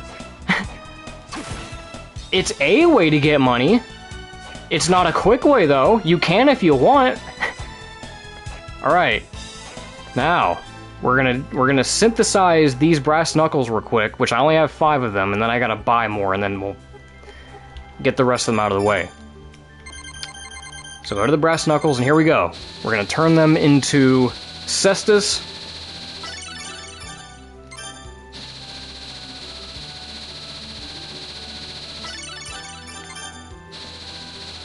By the way, let me talk about that one mechanic that I was talking about that I don't understand. So, in this shop, you have 2 options, okay? You can do weapon synthesis, which is, you know, getting the upgraded weapons. And then you have this thing called soul release. I do not understand the point of this, and I never will. I don't get the point of this, because what this is you can take any soul you want and then free it. Meaning that you can offload whatever souls you want. So if you have like 9 souls, you can get rid of some of them. I don't know why the hell you would want to do this. You don't get anything out of it. You're not selling them. You're just getting rid of the soul. There's no net gain from this. Like, and there's no benefit to doing it either, because like I said, in this game, the souls stack. You get benefits from the souls stacking. I don't know why the hell you would want to do this. Yeah, and it's such a weird mechanic. I don't know why. There's no consequence for stacking souls. There's none. In fact, you're encouraged to stack them. So I don't know why you would want to get rid of souls. I don't understand this mechanic. I don't know why this is here. Because there's no benefit to it. There's no benefit, and there's no consequence for stocking up souls. Right. It's like, I just don't understand it. Only a few souls benefit for not being level 9? Which ones? Because for the most part, yeah, like, you want to get every soul maxed out, because you get the most benefits from them, because it's like, that's the point. But I don't know why you would want to offload some of them, though. That's just so weird. You don't get anything out of it. I never saw a purpose in that. So anyway, we're gonna go back to Hammer's shop, and we're gonna sell those cestus that we just got. And look at that, 15,000 just for 5 of them. Look at that, 19,000. Look how quick that was. So now I'm gonna buy 4 more. Well, actually more. Well, actually I can get more than that because I just sold some.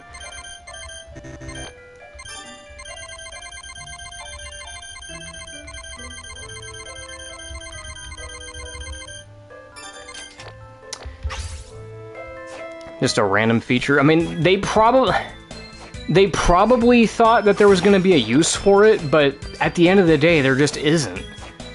Because, like, I just don't see a reason for it. Just, yeah, like, I just don't get it. Okay, yeah, we gotta, my bad, I forgot we're supposed to go with the other ones.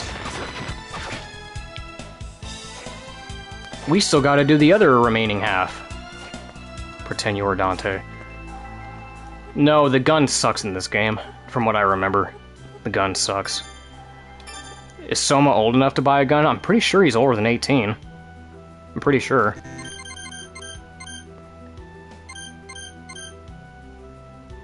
No? He's not? Let me check something.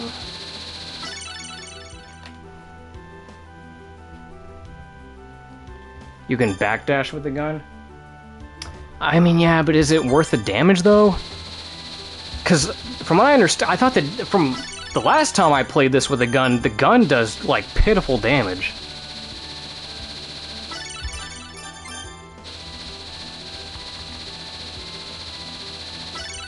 Okay. So now we're gonna go sell these, and I'm pretty sure we'll have enough to get the third katana upgrade. Which is what we're here for. We're here for that katana.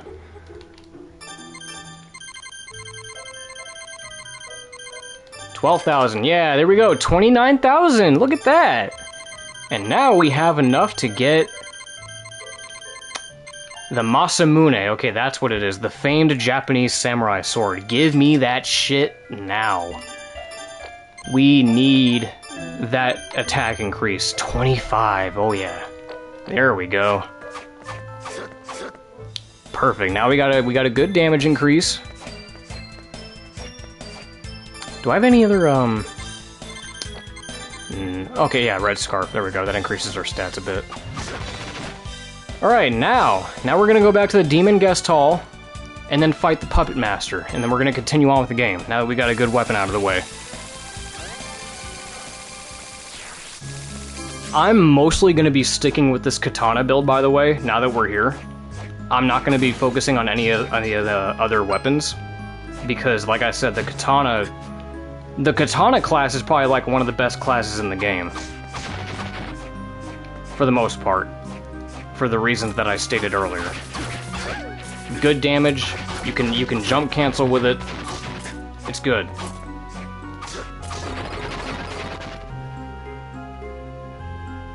Bro's playing like it's Elden Ring. Yes, calling everything a build. I mean, that's what it is. It's a build. You have, like, souls, you have equipment sets with it. You know, it's whatever. I mean, shit. Okay.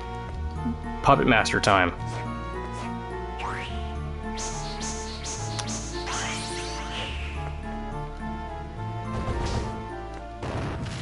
We're just pissy over the coins, which you never should have been. You never should have been pissy over the coins. Anyway. Puppet Master, everyone's favorite boss. So much so that they put him in Harmony of Despair. I like the English dub of this guy too, by the way. Because in English, he's like, I need only to place this puppet right inside here.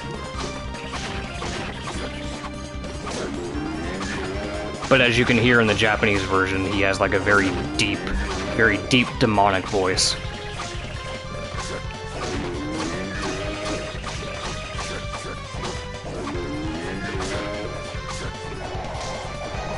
Just summon. Oh god, he almost put me in the Iron Maiden. Oh god, don't do it, don't do it.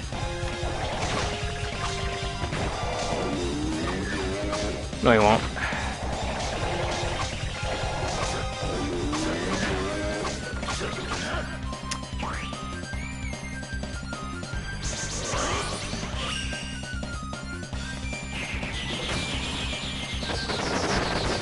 And what's even weirder, I found out that the voice of the Puppet Master in Harmony of Despair was David Lodge, also known as Kenpachi in Jiraiya. I was not expecting that to be the voice of the Puppet Master. Fucking right inside here. Okay, so now we got the Puppet Master Soul. We can move on. We can get the hell out of here. Now get the hell out of here! Now get the fuck out of here! Okay, so now where we want to go... Well, actually, we can go through that little shortcut down there, but... we're not gonna do that.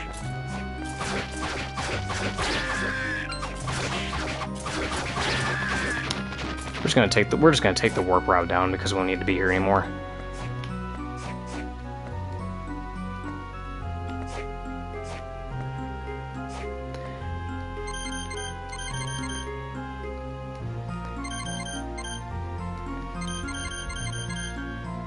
Well, I know voice actors do voice acting stuff. I know they have different roles, obviously, but I'm saying that, like, David Lodge specifically, I wasn't expecting that to be him, though. Because David Lodge is, like, most known for his, like, really deep, gravelly voice that he usually gives a lot of his characters, like Jiraiya or Kenpachi. He's got, like, that very manly voice, right? You don't really hear him doing stuff like, I need only to place this puppet right inside here. It just didn't even sound like him. No, Darien ass blasted when Alucard is fucking Sasuke. Everyone thinks of Spider-Man, but I think of Sasuke when I hear Alucard, because that's mostly where I recognize Yuri Lowenthal from, is Naruto. And that's why I don't like him very much. That's why I can't really take Yuri Lowenthal as Alucard seriously, because whenever he talks, I just hear Sasuke, and it bugs the shit out of me, because I don't like Sasuke. I don't like him. I never liked him.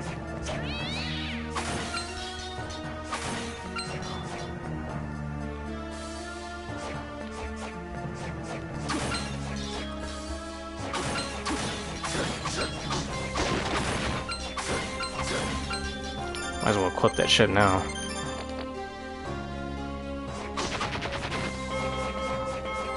So we go up here, and you can see this little tight opening in the wall. We just gotta... No, not like that. There we go. And now this large open room. I don't like this room. It's very wide, it's very big, very open, and until you come back later with, like, the Bat Company soul... Oh man, there's a katana up there I wish I had, man. That would have been so cool, dude. It sucks because a lot of this room is going to be left incomplete because you don't have the Bat Soul to finish it.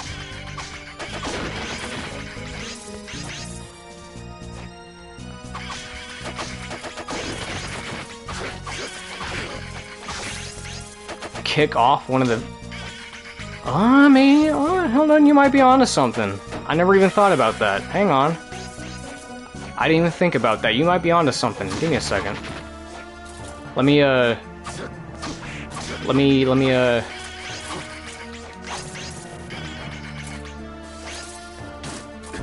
If he was willing to dive kick, I think... Well, well, see, that's the thing. I don't think about dive kicking because, like I said, it's just such a...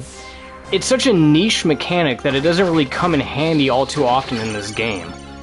Like, unless you're a speedrunner that, like, breaks the game constantly, like, yeah, you, like, oh yeah, of course I'll dive kick off the Valkyrie to get it, but if you're just a casual player and it's like, oh, why would I do that? Why would I use the dive kick on an enemy to do that? I don't think about that. You gotta remember, like, I play this game at, like, such a casual surface level that I don't think about, like, speedrun tricks or, like, I don't do sequence break, right? I don't do the sequence breaking stuff. Because the way they intend you to tackle that room is they want you to come back later with the Bat Soul. they expect you to come back later when you have the Bat Soul so you can fly up there. They don't expect you to just dive kick off an enemy to get to it. Because, like, no casual player is going to do that. Not to me, at least. I don't think any casual player would have the presence of mind to do that. I'll try it. After I heal. Okay. Let's see if this works. Come get her up here. Okay, well, I got 2 chances. Oh, we can get it. We can get it. I just need to get her a little bit higher than that. Come on. Yeah, here we go. Oh, come on. Just a little bit higher. A little higher.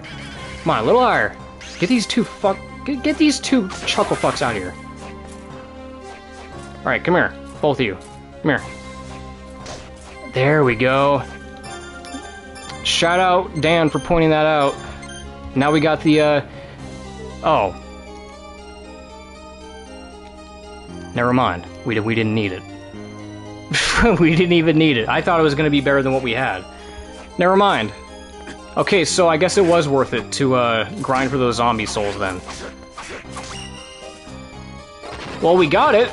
We can sell it later if we need to.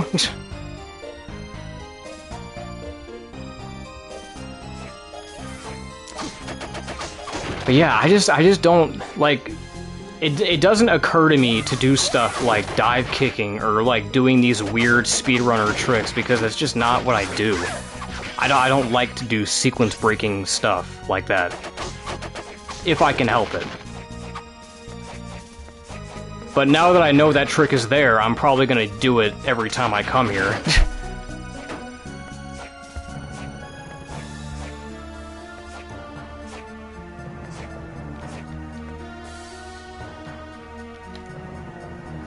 Okay. So now, we're gonna go to the Condemned Tower, which this is like one of my favorite songs in the game, by the way. Just gonna let it play for a minute.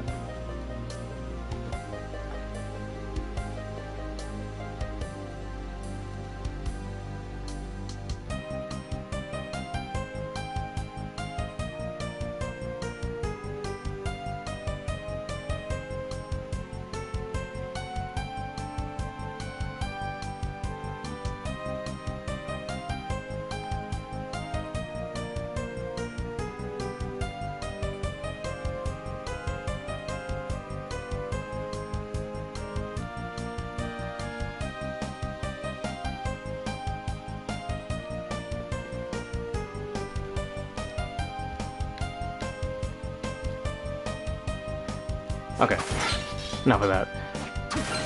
Okay, so this guy, I know for a fact that this guy is one of the rare souls that you need to get for later on.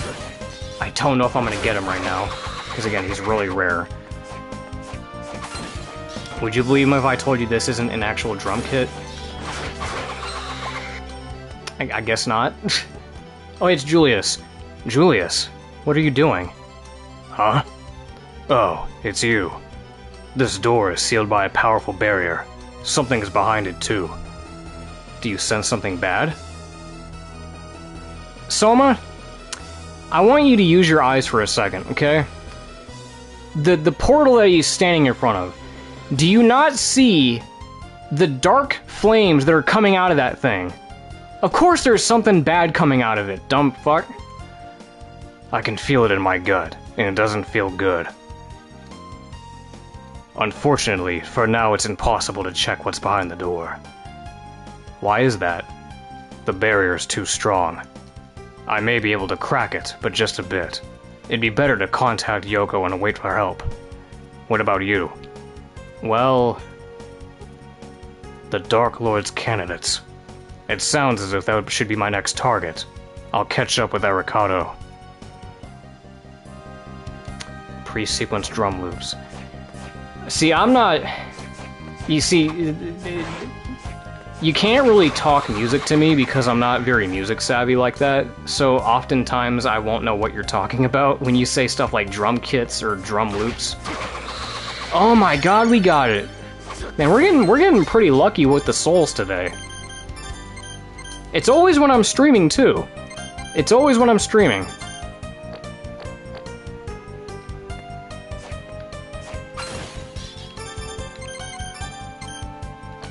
that's worthless.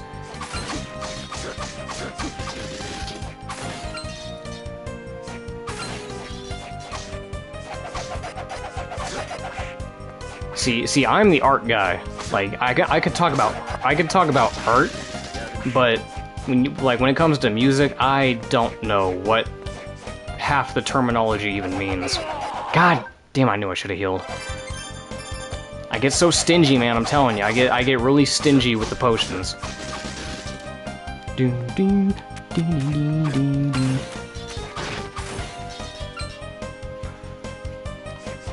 Come on.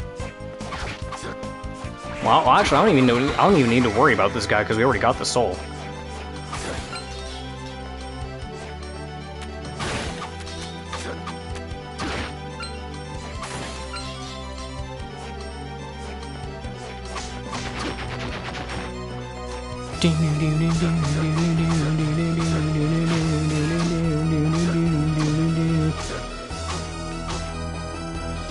That guy also has a rare soul that we need to get. He has a lot of XP too, so I guess we might as well just stay here and kill him for a little bit so we can get some levels out of him. Darian's the kind of guy that what? I didn't see that. I didn't see that message. You wanna reiterate that for me?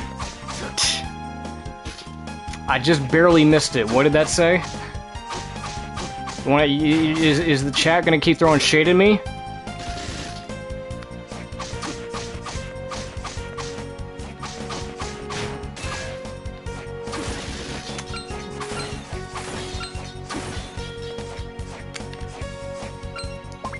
S-Talk. I don't even have to look at that weapon to know how garbage its stats are. I can guarantee you that weapon is gonna have garbage stats.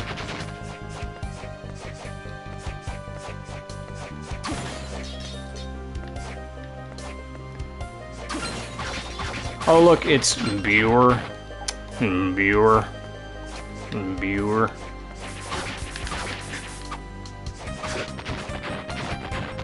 Okay, so there's a door here, but we need a key for it, so we gotta come back to that later.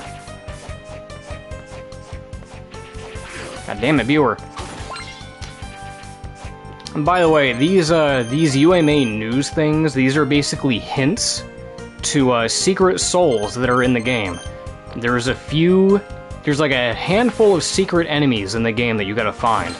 And then once you find them, you get like a secret soul, which will give you some interesting, like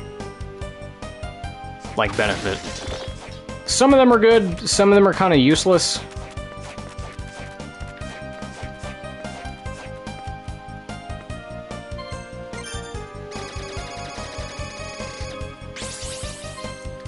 Alright. Are you guys ready? Are you guys ready for Are you guys ready for the giant circumcised dinosaur?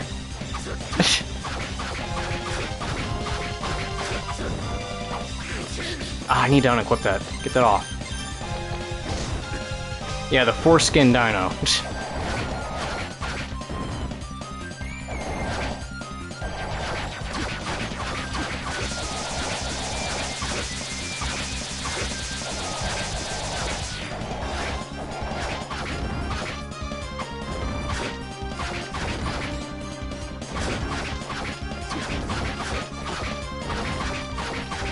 Come on. You gonna shoot poison? Yep.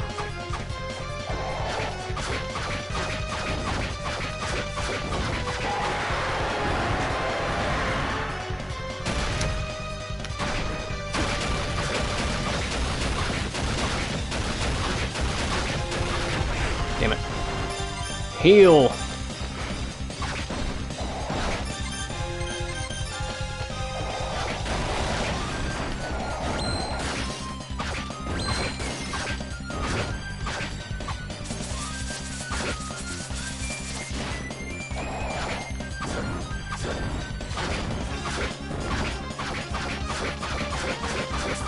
Yep. No, why'd you slide into it? Soma, why'd you slide into that, weirdo?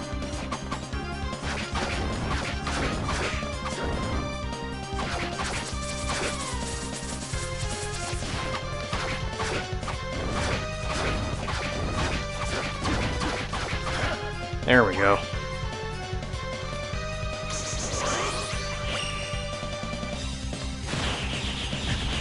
Ah, what? He still damages me even after death? Come on. Glad they didn't kill me, though. What the fuck, man?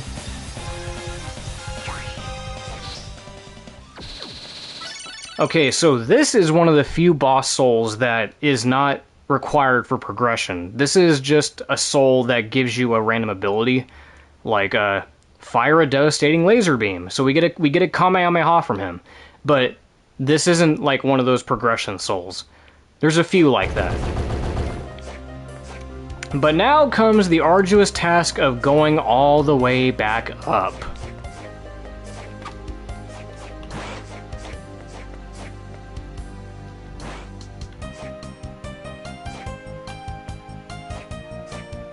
Yep, I'm gotta go all the way back up. What if I told you that when I was younger, back when I played this for the first time, I made this way harder on myself because I forgot that I had the flying armor soul on me. So what I did was I took the Puppet Master soul, and again, you're not supposed to do it this way, but I made it harder on myself by doing this. I would jump, and I would try to like do this. Yeah, I would like, hold on, go back. I made it way harder on myself because I would always do this crap. Yeah, that's how I would do it. Very stupid, very precise, and not the intended way to do it. They want you to use the flying armor soul to like float across, like this. But I'm sitting here using the stupid Puppet Master soul to get across like an idiot. I mean, it works. It works, but it makes it harder. I don't know why you'd want to do that to yourself, but you can if you want.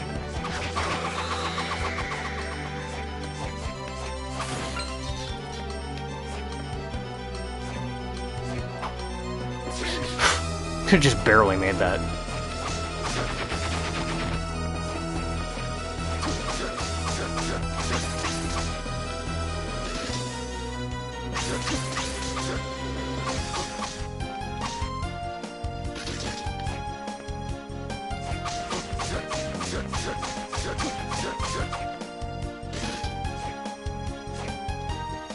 Aw, you bitch. I forgot to use that.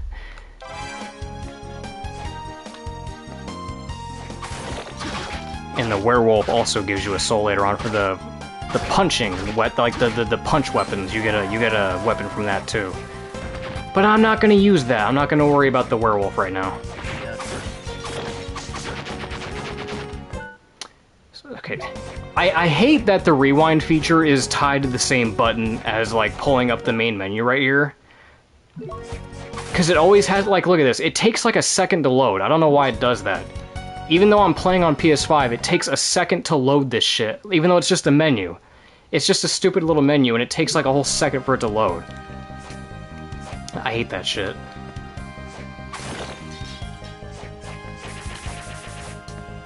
Okay, so there's the door again, but we still need the key, so we still gotta go back up, because there's a room up there that we didn't get to enter yet.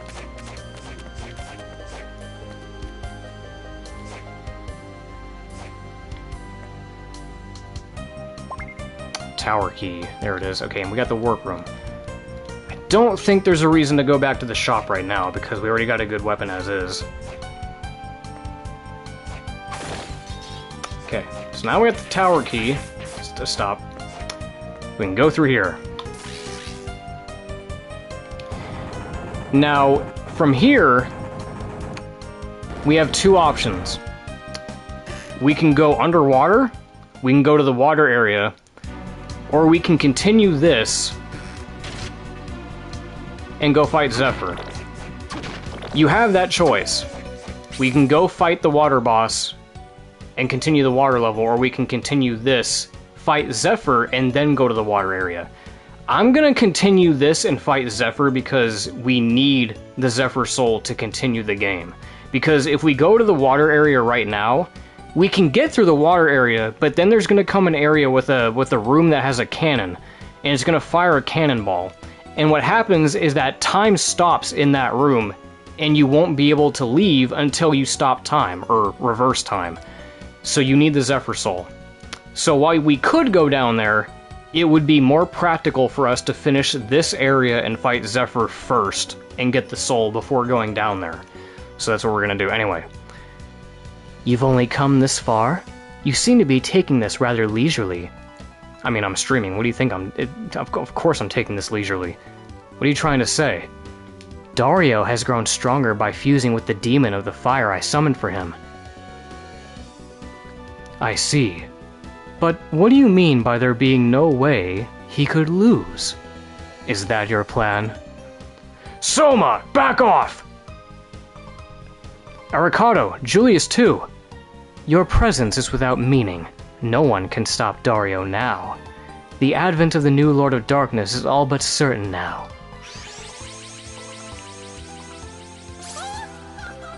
Julius, I'm sensing a surge of magic from beneath the groundwater. See, that's the thing I was talking about earlier.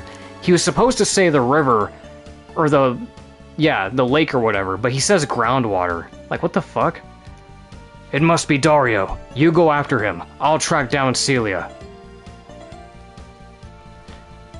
Soma, from here on, you stay away and let us take care of it.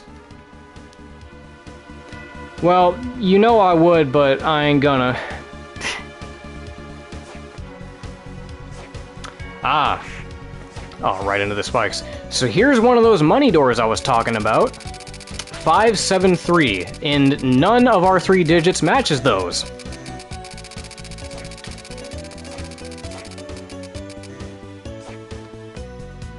Well, I mean, yeah, it makes sense technically, but no one says groundwater. Groundwater? Huh?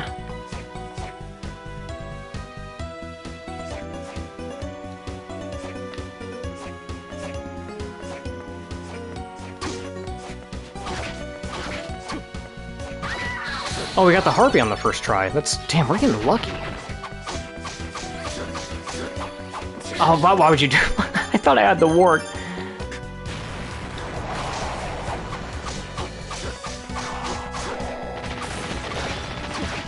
But yeah, we're getting pretty lucky with these souls, all things considered. At least when it comes to the ones that we don't want.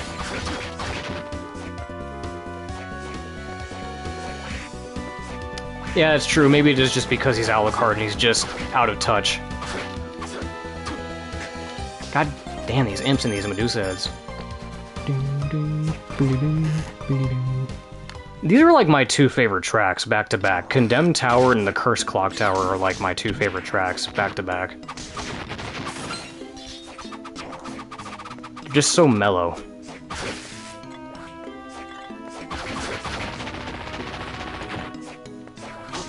I think this is where we get the gun. We don't even have to buy it. We can just come down here and get it. I think this is where we get the gun. Yeah, this is where we get the gun. Mm-hmm. Alright, let me check this again. Let me see how good the gun, quote unquote, is. Yeah, 15 damage, ugh. But apparently you can backdash with it. Oh, yeah, but you can't keep... Okay.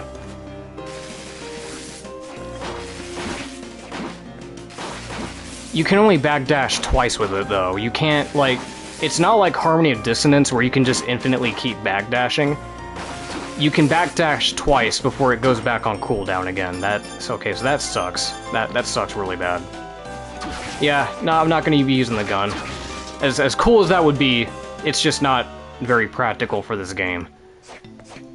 That is such pitiful damage, dude. It's a specific tech.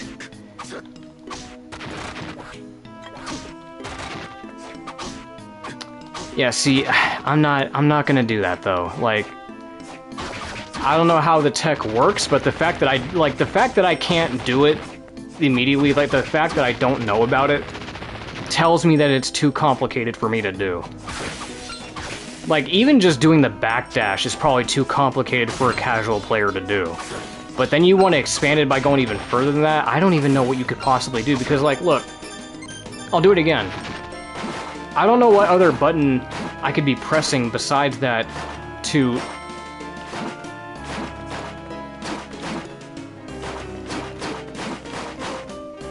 I mean, there's that, but that would require me to jump backwards at all times. I would be like constantly backing away from the enemy, and that wouldn't leave me with much. And I have to jump too, so I wouldn't really be hitting them now, would I?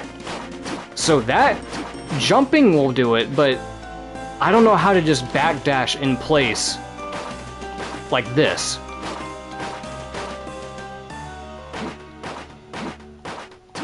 Okay, so that's the base fire rate, okay? So that's how fast this goes. But backdashing... Yeah, it's just, I don't know, dude. It's just not practical. It's just not. I'm not gonna worry about it. Actually, wait, go back. Because we go over here, there's a little center area that we can make a shortcut out of. Oh hey, it's the Wok Wok tree. We don't see this very often. That enemy is also in Portrait of Ruin, but again, you don't see that enemy very often. That Wok Wok tree. The Whack Whack. The Wok Wok. The Waka Waka tree.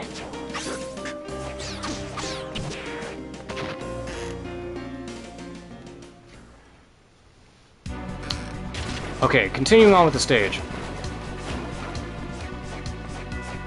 Because, yeah, we're almost done. Because once we have access to, Okay.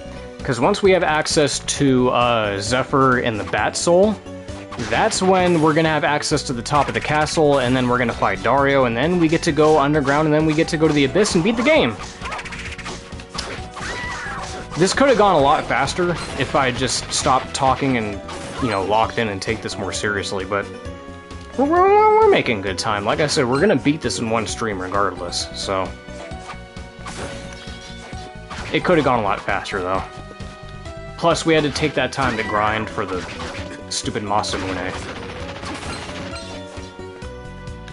Well, I'm gonna get the true ending because there's no reason not to, because... I mean, I could show off the bad ending, but... I mean, I guess I could. I mean, I could just make a save point. Damn, the Medusa... We're getting really lucky with these soul drops. Like, the Medusa heads take forever to drop the soul.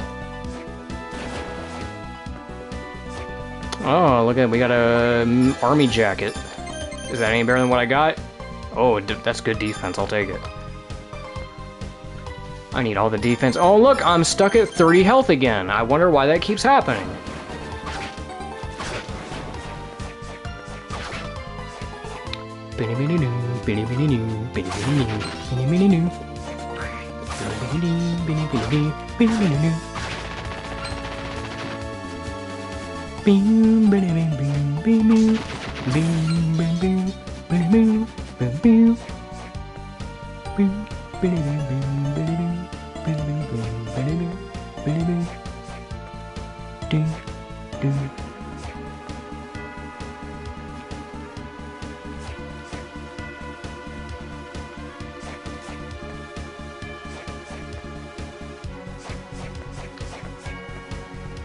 Oh, this fucking room.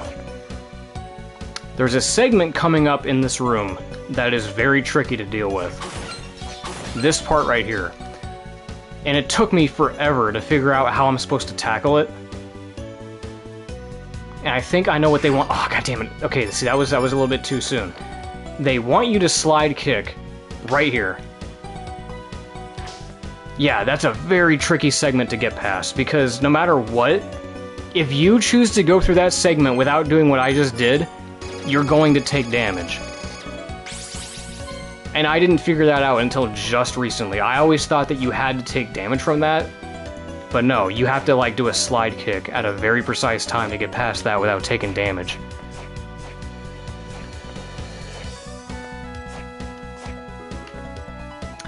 Man, it is raining like hell outside. It is pouring. Which is crazy because it was super sunny earlier. Yeah, you know, that's just Washington weather for you. That's why we call it Washingtons. You know what? No, I'm glad it's raining because we've just been getting nothing but heat waves for like all summer. So I welcome the rain.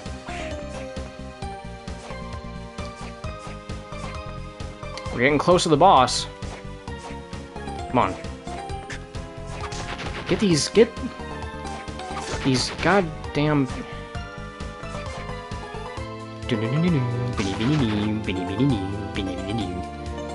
Wait, what's in here? Oh, it's a mirror. Yeah, okay, so these mirrors, we're... Well, I don't know if we're gonna come back to it, because, you know, I'm trying to just beat the game. But they expect you to come back to these rooms later with the Paranoia Soul. Because when you get the Paranoia Soul, you use it on the mirror, and it takes you to, like, the mirror dimension, and then you get another item out of it. I'm not gonna do that for this stream, because, again, that's too much hassle. We're just trying to beat the game. And I don't even know if the item is gonna be worth it half the time. Oh god, fuck off! Okay, there we go.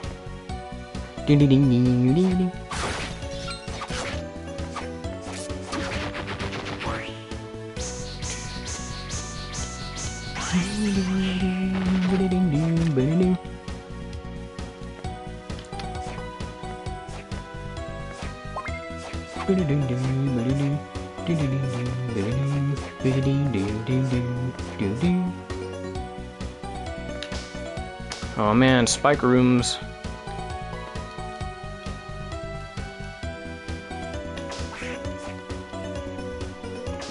Fuck.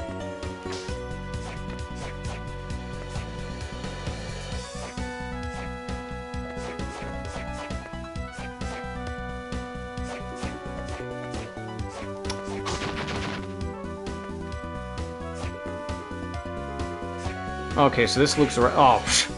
Okay, so this loops back around this way. Okay, that's good. That just loops. I thought we missed something. Boy, am I glad the blue ones don't freeze you.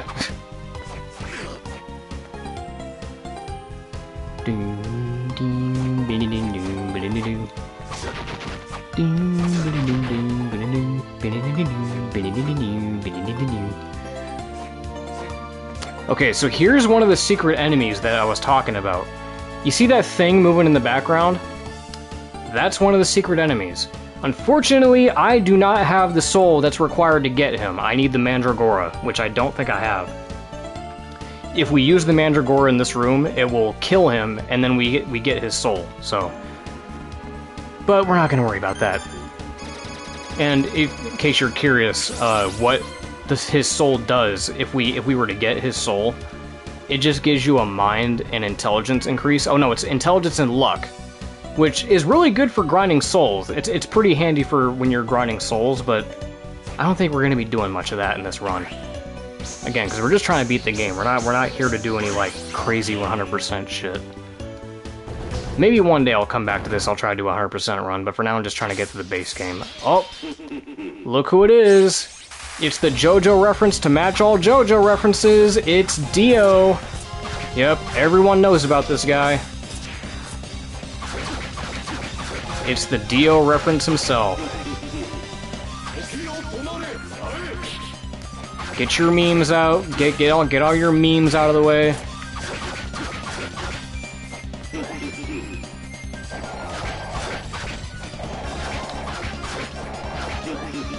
So yeah, when he does that thing, when he like has that stance, you don't want to hit him, because if you hit him, he stops time and then he like charges at you. So yeah, when he does that, don't hit him. But sometimes he'll do that if you choose not to hit him. If you're close enough, he'll do that instead, if you choose not to hit him.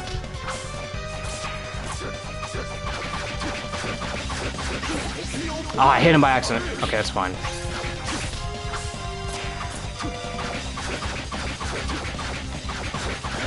Oh, alright. I can't believe I got that. I thought I was gonna fuck that up. And then he rapidly ages and dies. Stop time! Alright, now we can go to the subterranean area with the water. The really serene and beautiful area of the game. The really relaxing segment of the game. Dio combined with Edward Scissorhands. I didn't even think about it like that. Okay. So now we're gonna go underwater. Hello, I am under the water. Please help me. Oh, they dropped T. Man, these fuckers dropped T before they dropped the soul. I got the creature soul. Dude, why am I getting so lucky on this run? How am I getting so lucky today? You know how hard it is to get these souls normally? Like, goddamn. And I don't even have, like, dude, I don't even have, like, the luck enhancers on. I don't have, like, the Ghost Dancer soul. I don't have the Soul Eater ring turned on. Like, I don't have any of those, like, stat boosters. I'm just getting really lucky today. Damn. Like, of course, since we're not doing anything crazy with the souls, we're not going to be doing a 100% run. Oh, yeah, we'll give you all the crazy souls that you want. We'll give you all the really difficult souls to get because we know you're not going to use them. Fucking stupid. Okay. So we go through here, and now we can get to the underwater segment.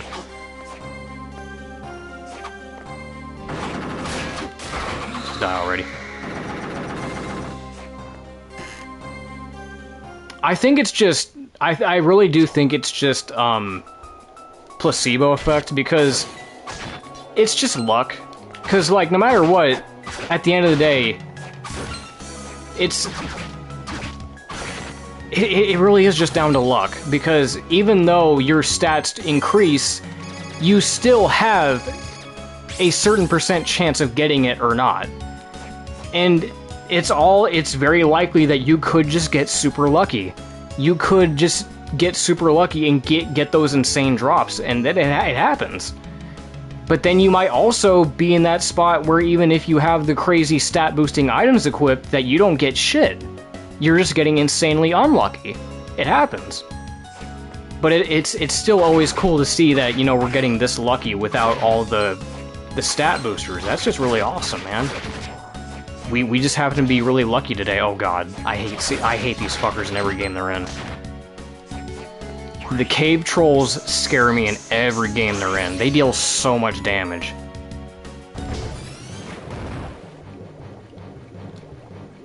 Okay, so we got... okay, what do we want to use for this? Just keep using Warg.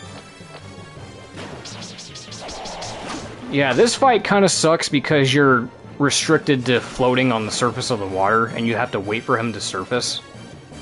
So just follow the bubbles, because that tells you where he's at.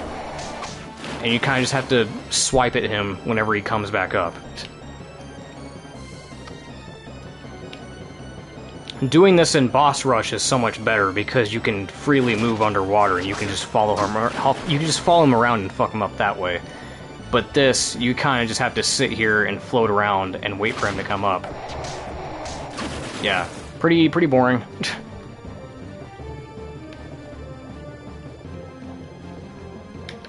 Come on, get up.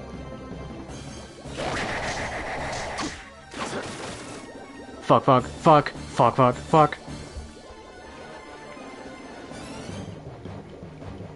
Come on.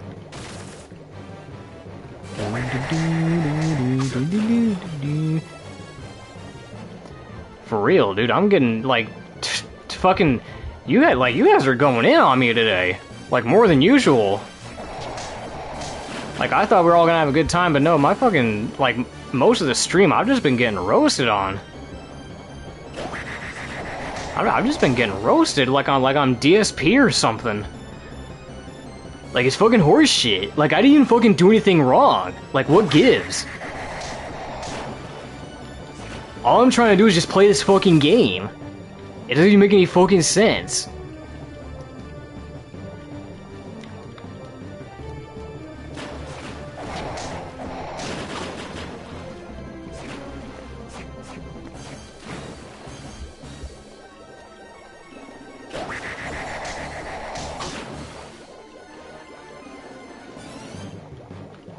About a fake final... hold it. I couldn't even read the rest of them. Oh, final... oh. I remember. Come on! Hurry the fuck up. Take it. This fight's taking way too long as is. Come on. I should have dodged that. Yeah, Soma's hitbox is really weird when he's in the water. There we go.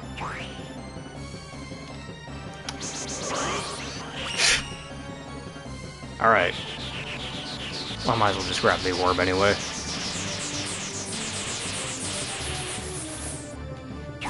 Grab it. Gain the ability to move underwater. Yeah, now we can move underwater, and we can breathe. Okay. So now we got a bunch of underwater enemies. We got the Duckarabia. And these fish heads. I know the Duckarabia is a soul that we need for one of the weapons. I forget which one it is, though. Blame the hitbox. Sure, yeah. I'm serious. Like, what is it with his hitbox? That's not my fault that I took damage from that. Like, when Soma's underwater, his hitbox is all fucking stupid and shit. I can't dodge anything, dude. Look at all these fish heads, bro.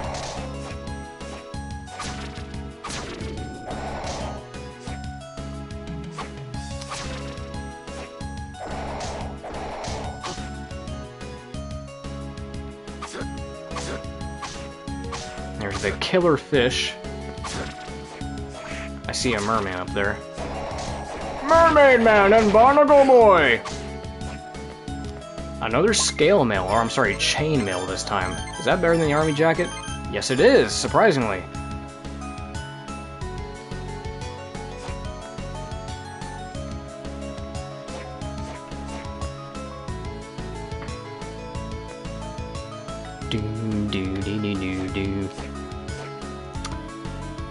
Also, fun fact about this track, on the, I think it's the...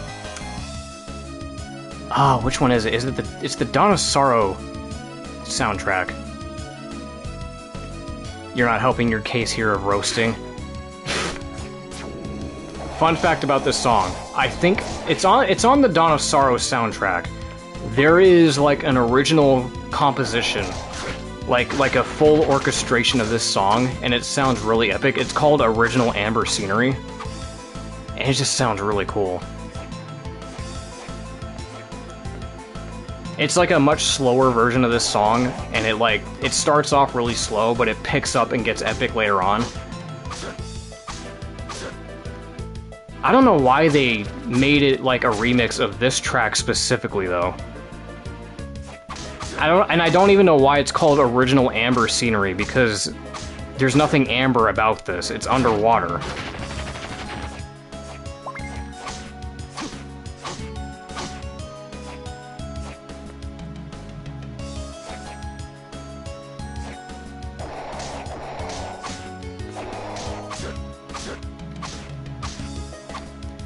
It's just called... No, it's called Original Amber Scenery.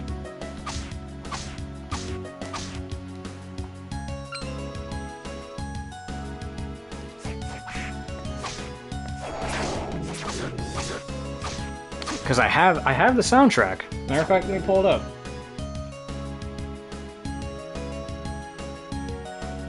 Go all the way to the bottom, and yep. Yeah. Way at the bottom, it's... I'm looking at it right now.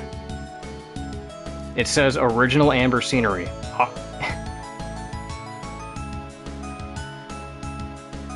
I don't know what soundtrack you're looking at, but...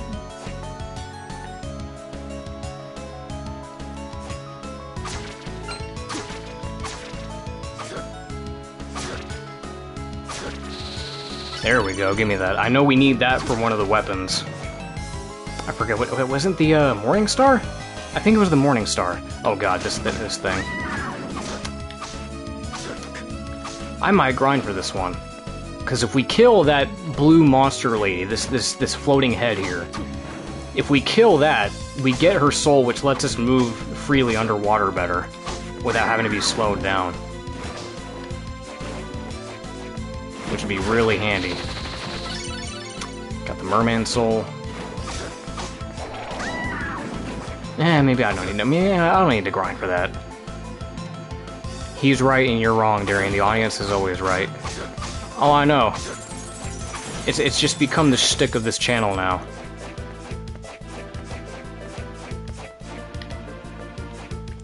So this room here is interesting. So you see this teeter-totter here. What they want you to do, they want you to come back in this room with varying upgrades of the hammer weapon. And the stronger the hammer, the more this iron ball goes up. You want to come back here with Mjolnir, which is the highest upgraded form of the hammer weapon. If you come back with Mjolnir, you'll hit it and it'll go all the way up to the very top and then you'll get a bunch of items. But since we don't have Mjolnir, we're not going to bother with that.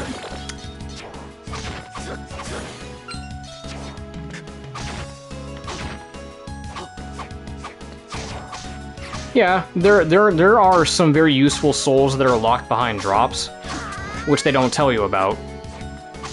But I guess that's kind of why the game is fun, right? That's part of the mystery. That's part of the appeal of getting all the souls by yourself and trying to 100% the game. You're like, oh, that's handy. I'll tell you what's useless, though. You want to know what the most useless soul in the game is, though? It's the one that you get at the very end of the game, like the very, very end of the game. There is a sand enemy.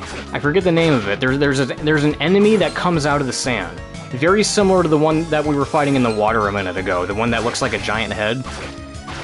Except it's on sand, okay? So you know how I just told you that if we get the soul from that water enemy that lets us move through water faster?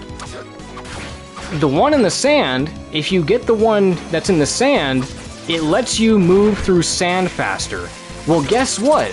There's only one section in the entire game where sand is there. And it's at the very end of the game, and it's only in a few rooms. Only a handful of rooms have sand in them, and it's at the very end of the game, and you're not even in there for longer than a minute. You will never have a reason to use that soul. Ever. But it's there. Na na na na na na na. Na na na na.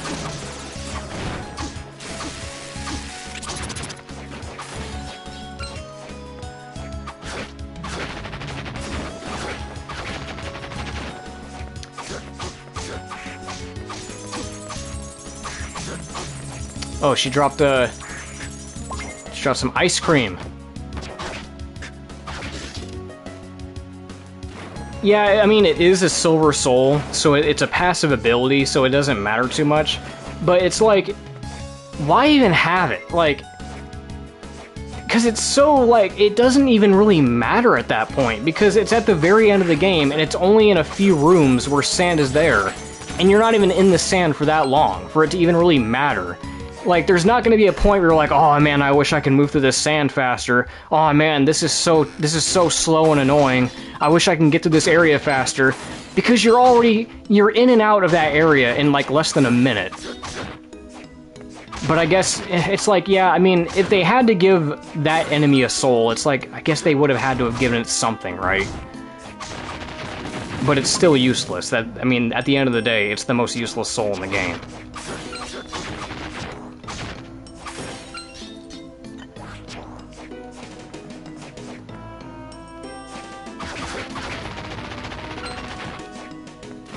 Oh yeah, now we can go under here. Oh god. Man, seeing these Mandragoras make me want to play Hogwarts Legacy again. I gotta get back to that. I still haven't beaten that game. That game is big. Hogwarts Legacy is a huge game.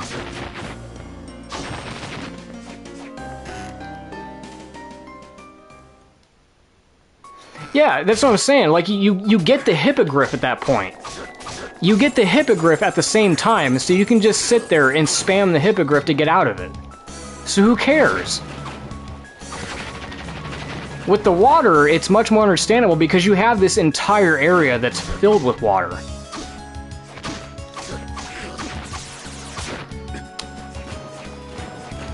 Okay, well, anyway. Let's just get through this area real quick because we're getting close to the next section, which requires the Zephyr Soul.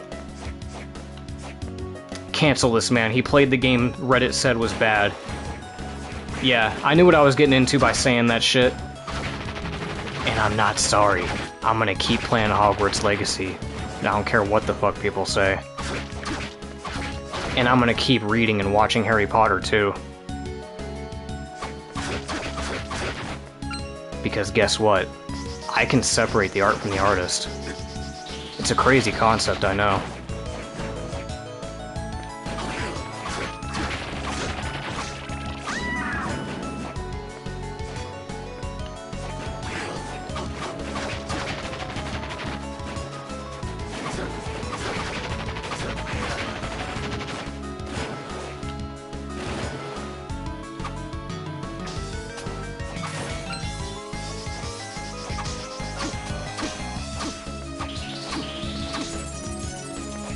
Okay, we're getting close.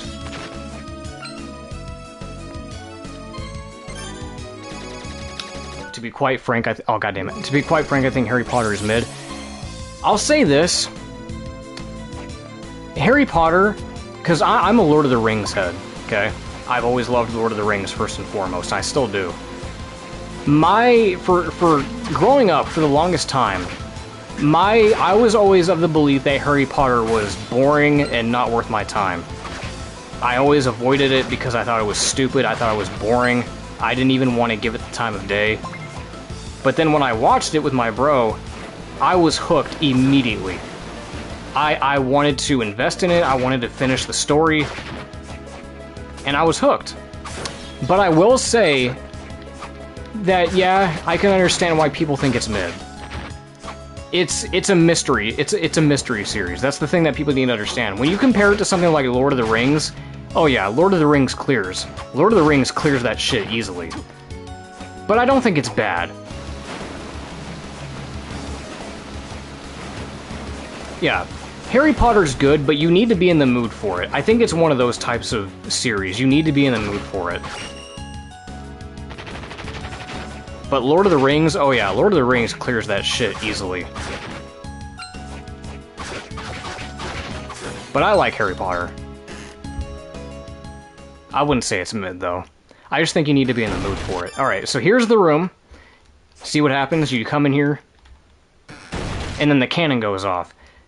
But you can't go past this pillar because, well, the cannon didn't break it. But if we equip the Zephyr Soul, and continue time and reverse it, there we go.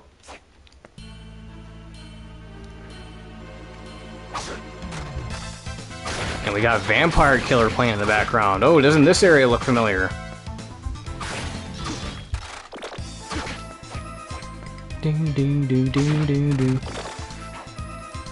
Do do do do do do do do do do do do do do do. Do do do do.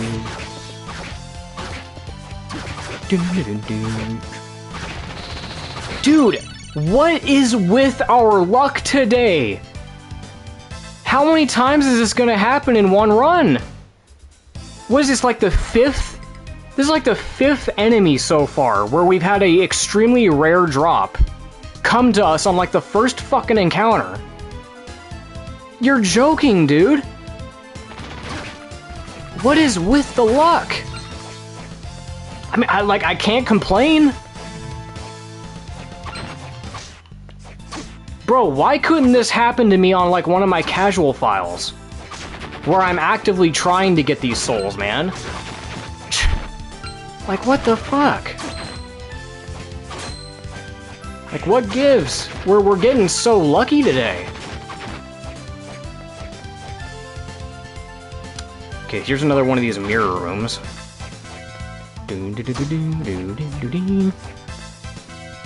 Oh, two of them. Oh, I forgot I had this on. It's your punishment for...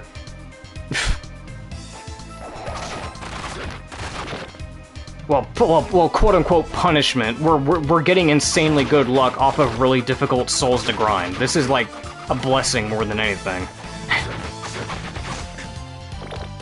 Oh, he dropped a boomerang. Give me that. It's your punishment for being from Washington. I already get punished for that every day.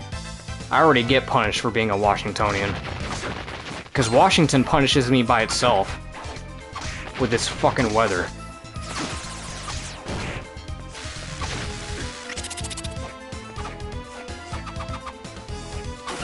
Because in the same day, you'll get really sunny, warm weather, and then later on in the day, you get cloudy, stormy, rainy-ass weather where it's pouring. You literally can't, like, where we live, that's why I don't trust weather forecasts. I don't listen to them. Like, I'll believe the temperature maybe, but if they're gonna say, oh yeah, it's gonna rain, or it's gonna be sunny with clouds, I don't believe them. Because they're wrong most of the time. Okay, this room. So you see this red ball here? This red ball will explode if we touch it. But what they want you to do, you see that metal plate up there? We gotta lead that ball up there. So we gotta carefully and meticulously get rid of these ice blocks and kind of guide it up into that area. Very carefully. There we go. Nice. Okay, so now we can clear this all out, and now we can get up there. If we can just... There we go. And our reward is the rare ring. So this gives us a boost in luck, which will increase the appearance of rare items. Now this is the weird thing about these rings. Here's the thing. It increases your luck stat, okay? Now what confuses me is that it's because the way luck works is that it increases your odds of getting drops. And souls are also included in that criteria, okay? So, even though it says it increases the appearance of rare items, it increases your luck by 5 points, which means that it also increases your chances of getting souls, too. But it's just such a weird, like, mechanic. I don't know how to explain it. But I'm not going to equip it, though, because I'm not worried about it. I'm not worried about the luck stat. I'm more worried about defense and attack at this point, because... I mean, fuck it, we've been getting really lucky with every other soul so far, why even bother? Why even bother equipping anything that increases my luck?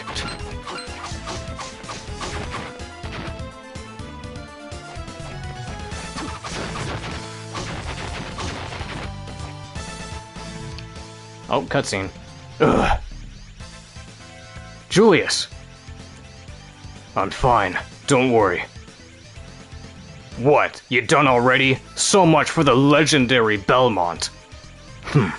Talk all you want. Hey, punk. Looks like I can get me a little payback from you. But I'm not at full power just yet.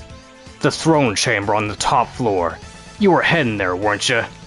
That's where we'll settle scores once and for all. Watch it, he's tough. Especially for me, since I can't use magic seals. Hold on, Julius. You can't use magic seals? Uh-huh. What about it? Well, didn't you run into monsters that you couldn't destroy? No. I destroyed them before they could reconstitute. They weren't a problem. But this time, I don't think that'll work. You've gotta be joking. That should have been impossible. Forget about me. You can go on. I'll be fine. He's expecting me. I'll be on my way.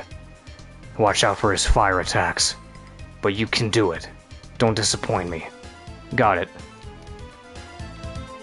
If we talk to him again, I think he says something else. Wait, can we talk to him again? Oh, wait, no, I think that's later on. Yeah, I think that's later. That's a different cutscene.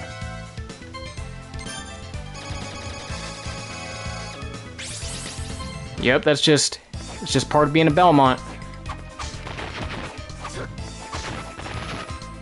Alright, we're getting close to the boss.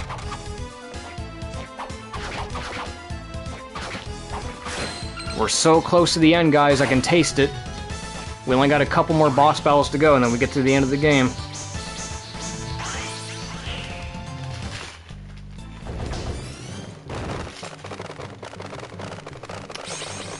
This fight kind of sucks. So it's a giant horde of bats. But the thing about this fight is that occasionally they will transform, and they'll take shape of a different object, like a hand, a face. And the reason why I say it sucks is just because they'll do it so often, and it makes it to where you can't attack them, like this. Like, they're invulnerable for a short period of time to where you can't attack them, and that makes it kind of go by at a slower pace.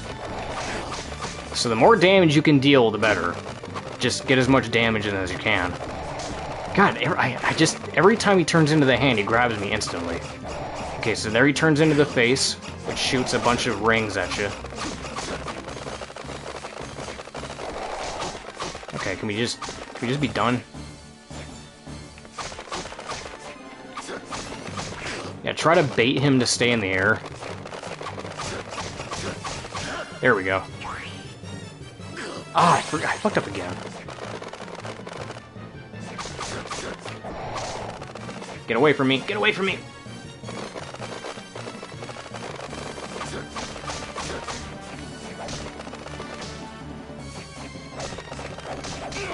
Yeah, see, that right there, that's why I don't do that. That's why I don't drop kick all the time.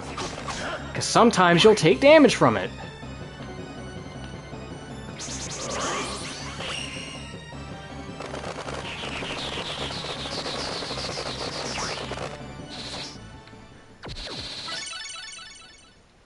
Well, don't fucking spam it.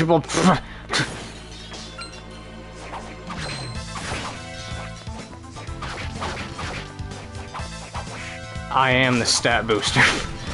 So the game's trying to impress my bros.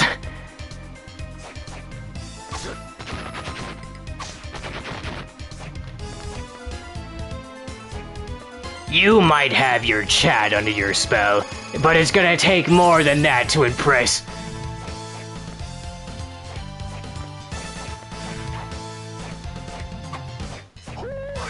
Oh yeah! I forget what soul this guy even gives you. This old man. I forget what soul he even gives you and what it does.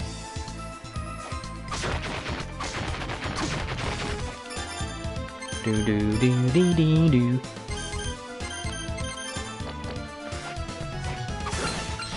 And that's why they call me Bad Company till the day I die. I had to do it. I was waiting to do that joke for a long time. Bad Company.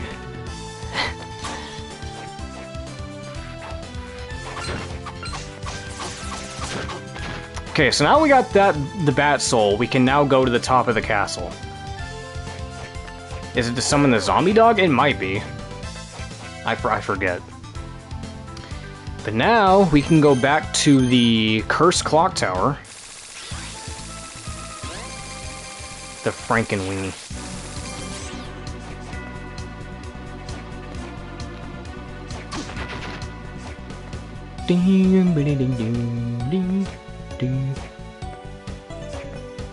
You know what I associate this song with?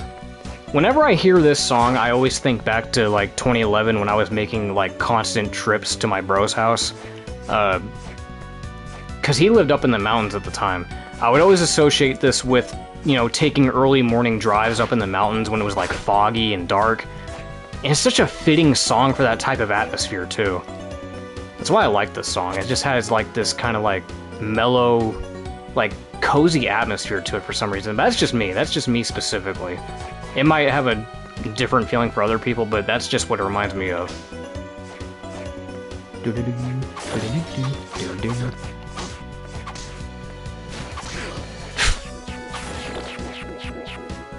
Oh, more harpies.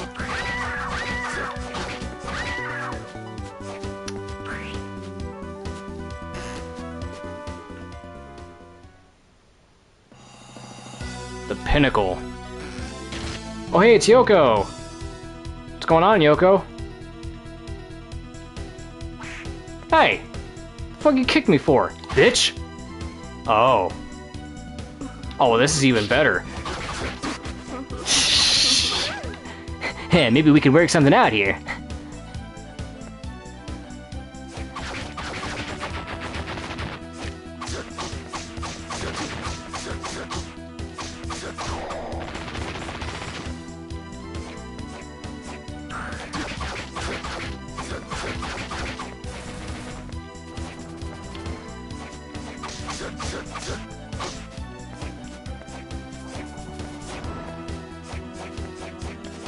Yeah, maybe we could work something out here.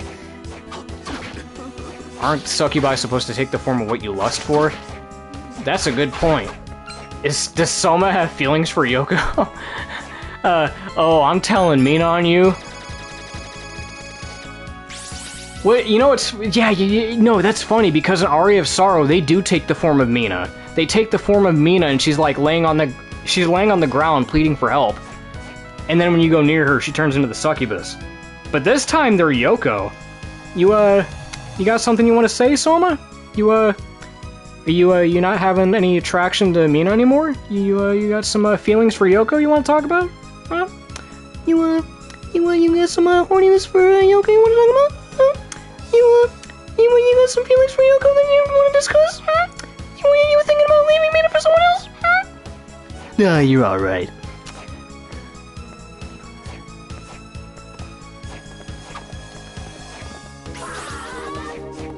Oh man, you're gonna be in the doghouse tonight. You're in trouble. You're in trouble. He's got a weakness for blondes, yeah. Don't tell Hammer. Don't fucking tell Hammer this is what you've been seeing. Oh, and look at this. We got a whole row of them, too. 1, 2, 3, 4, 5, 6, 7, 8, 9. 9 succubi. Oh, we're having a party. We're having a party now. They're gonna suck him dry. Oh, and we got one of their souls, too. Regain HP by drinking blood. This is a really handy soul, by the way. Wow, 2 of them back to back. Stop backing up. God, oh god, now they're really gonna suck me dry. Fuck. Okay, another flame necklace again. Dude, I don't even have the rare ring equipped. Their praise desire, but don't actually know why the desire is. Yeah, you can. Yeah, you can. When you hit her like this, you can just, for like a split second, you can see her without clothes, which, it's kind of ballsy for them to put that in here. She just slips out of her clothes. Just slips out of it. Naked. I love me some pixelated DS titties.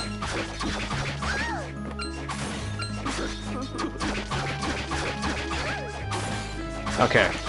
So now comes the part where... Oh, this is gonna suck. I didn't even make sure to get... Fuck! I think we're gonna have to go back to the underwater area. Because I forgot to get the Uko back soul. And we're gonna need to get the Killer Clown soul too. We need... Oh my god, I think we need the axe armor too. Yeah, I need to get the axe armor, I need the Killer Clown, I need the... Oh, we're missing all 3 of them. Because the boss coming up... The boss coming up is locked by 3 doors that all need to be broken by having a specific soul. And we need the Killer Clown, we need the axe armor, and we need the Uko back. And we do not have any of those.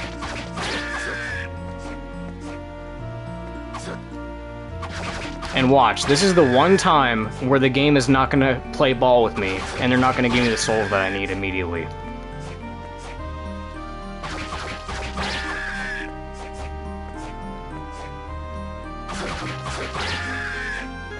What happens if I equip the rare ring? Let me just check. Let me see if that does anything. Because I know it gives us a luck increase, but will that actually help with the souls?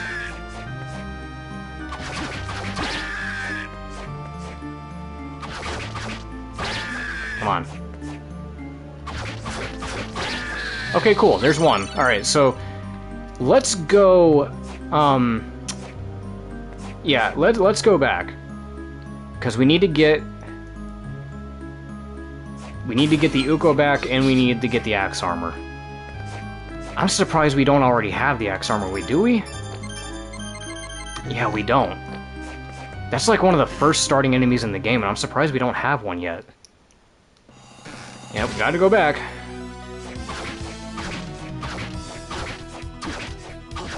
You gonna eat that garlic? Garlic, garlic, garlic.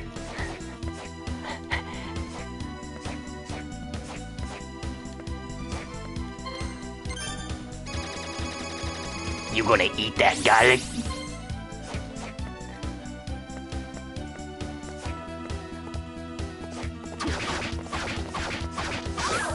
That's a bitch to grind for. That Aranus soul, I hate grinding for that.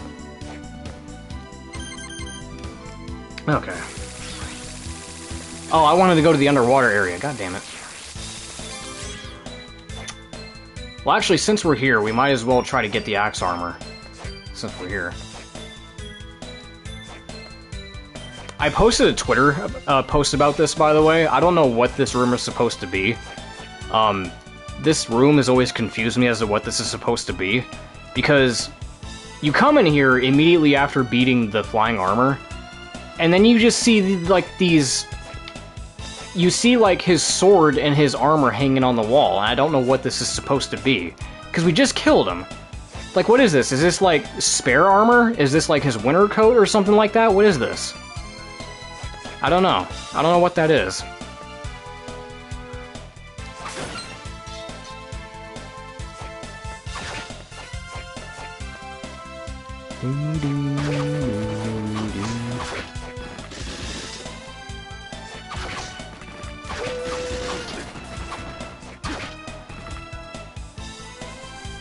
I figured it was a vengeful soul.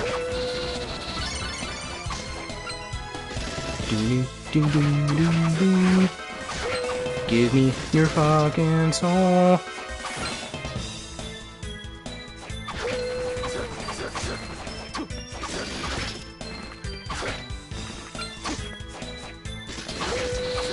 Since we're here, we might go to Yoko's shop and be in an awkward silence as we're too uncomfortable to talk with her after all that, yeah? So, hey, Yoko.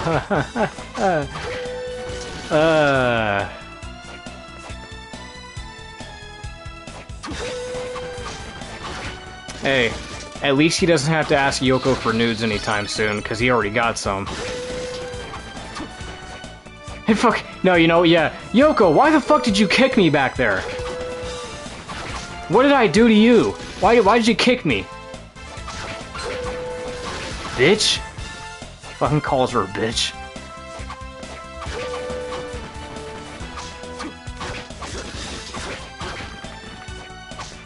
Okay, there we go. Alright. Now we'll go to the underwater area and get the Uko back. We should have already had these, by the way. We should have been prepared. But it's whatever. We were gonna grind regardless. Do do do do do do do.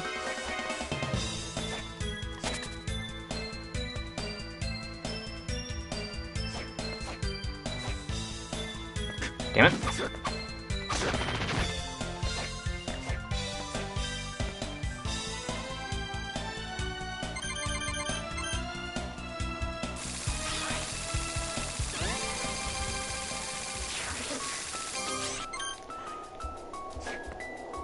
Plus, Yoko's fairly attractive. What do you, when Mina's not?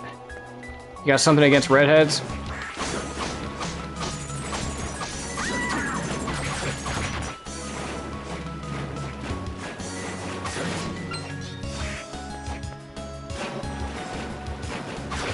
Yeah, if I was playing this a lot faster, if I was playing this faster and if I was more locked in, we probably could have been done by now, but we're still getting close. Like, we're like 75% of the way done through the game. We have like one more, we got like 2 more boss fights until we get to the Abyss, and then we're good.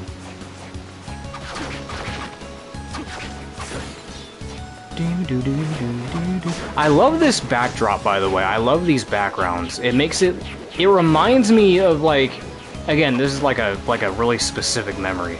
It just reminds me of all those times where I went to like the, like Point Defiant Zoo or something like that. And then you go to like those water exhibits, and they have like those really like deep areas where you get to see like the underwater, you get to see all the rocks and shit underwater. It just reminds me of that for some reason. It's all dark in there. It's all serene. It's like lit up by the water. It's just so peaceful looking, dude. Okay, where is the Uko bag? Isn't it up there a little bit? Yeah, I think it's up, like up somewhere. Do do do do do do do do do. Okay,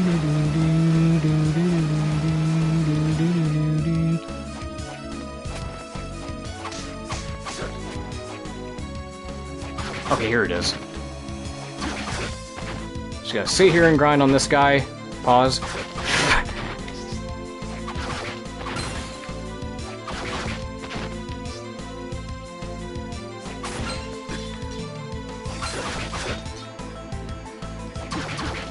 Sometimes he's going to be a little green pest and try to go the opposite direction.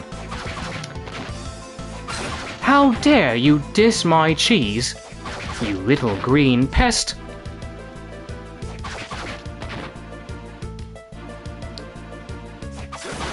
You heard nothing. Obliviate.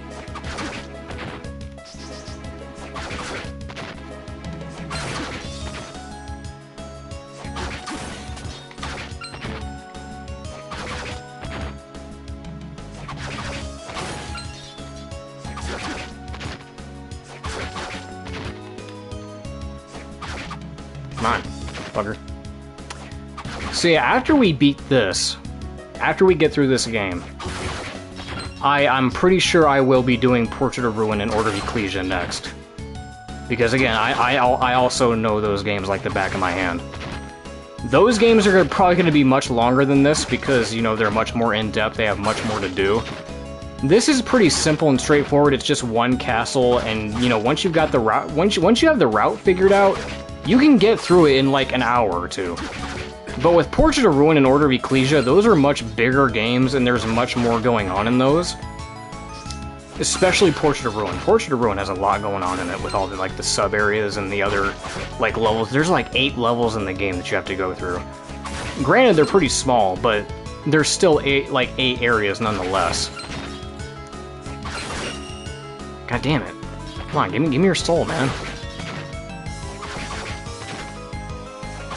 Like, bro, he's a 2-star rarity. How come I was able to get 3-star rarity souls in one attempt, but this fucker with a 2 rarity is taking forever to get? This is what I'm talking about with this broken luck system, right? This is what we're talking about with the broken luck.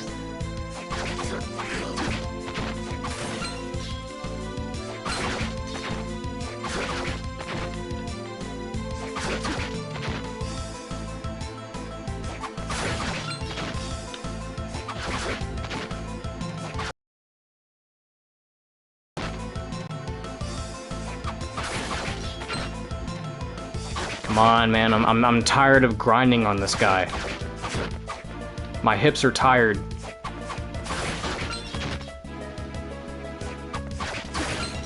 I don't want to be here anymore. I'm sweaty, I'm tired, I don't want to keep grinding on this dude.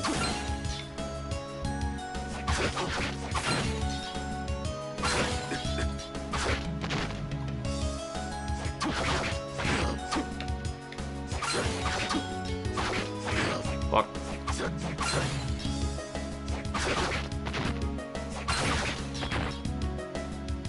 God, stop going all the way over there.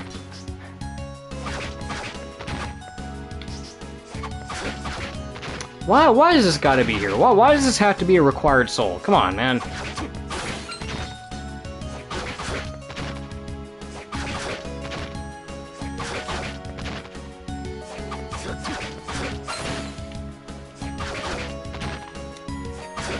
Come on.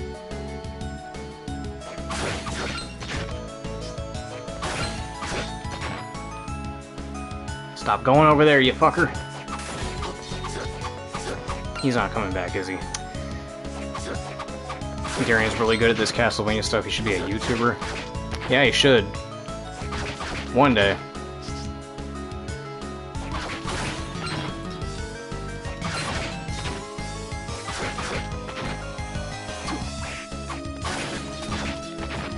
I don't know, he rewinds a lot. I mean, isn't that what's cool these days, doing YouTube rewinds? It's perfect. I can do a YouTube rewind.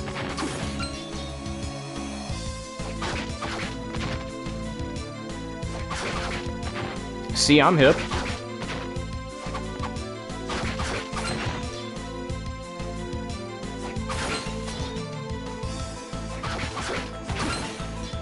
Rewind your channel.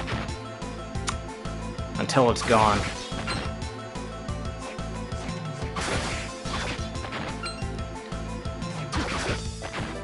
Well, if I do that, then I won't have you guys. And you guys won't be here. You want me to rewind my friends too?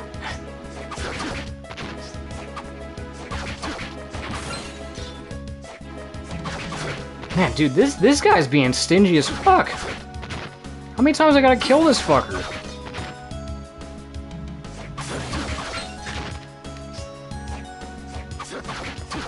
There we go. All I had to do was complain. All I had to do was complain first. I guess crying does solve your problems after all, as SpongeBob would say.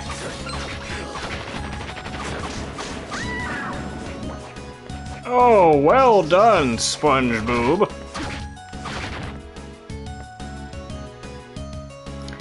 Okay.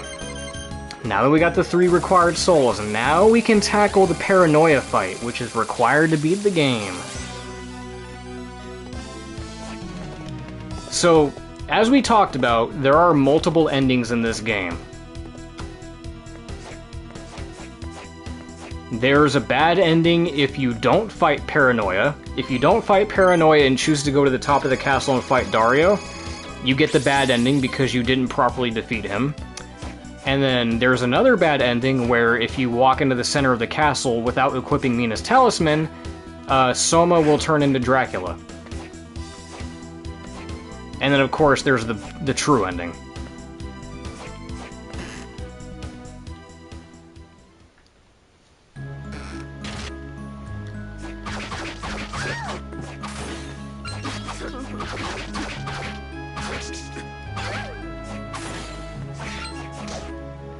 Is that a fucking kick line? Yeah, they're all just kicking me. We created a mile-long spanking machine, huh? Is this where the line starts?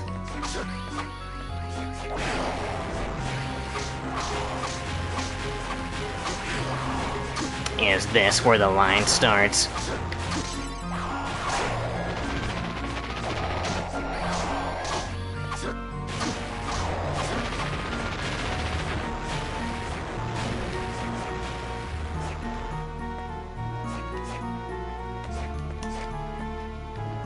Oh look, a chest. Oh no, it's a mimic. Who would have saw that coming? You ever see that Paranoia Steel meme? Huh? I don't think so. Oh my god, it's a harem. Let me get in on that. Let me get a piece of that ass, Fox. Go on, I want all of you to take me at once. Come on. I want all of you to take me at once. I can handle it. I can handle it. I'm a man.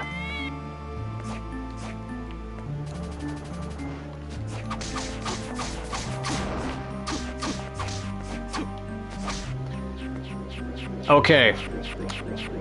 Here's the room. This is the room that sucks to grind the most because you need to get the Iron Golem soul for at least, I think it's 2 enemies? I think there's 2 weapons that you need to get for the Iron Golem soul. And it sucks. But we're not gonna do it because like I said, we're not worried about that, but the best way to do this would be to have the Abaddon soul and the Volman way. Because that's what gives you the most hits per second. But like I said, no matter what, he only takes 1 tick of damage.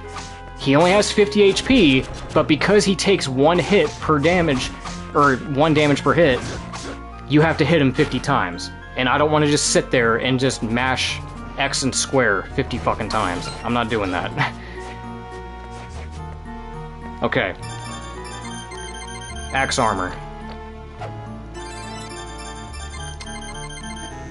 Killer Clown. Killer clown, wow, wow, wounds from outer space.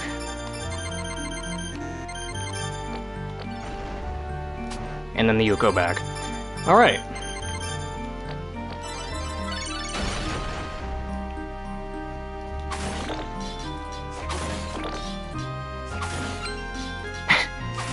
You knew it was coming. It had to come at some point.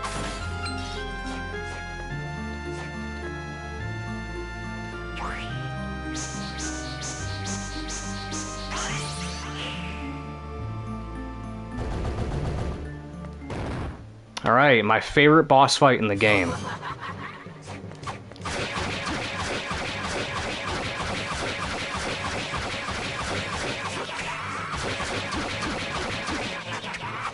Damn it, I was hoping I could one-cycle him. Usually I can. Usually I can one-cycle that fight.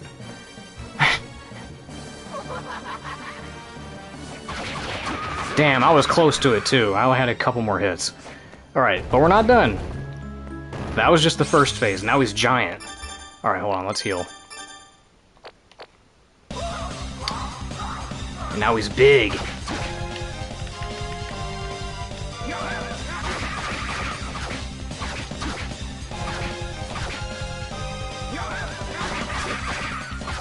It's just such a creative fight. He looks cool, he sounds cool, it's just a creative fight, and I love the background music too. It's just such an awesome fight.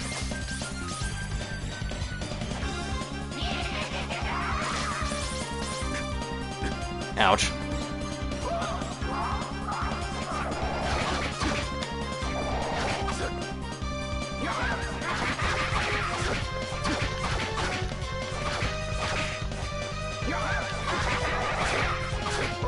Come on, man, die already.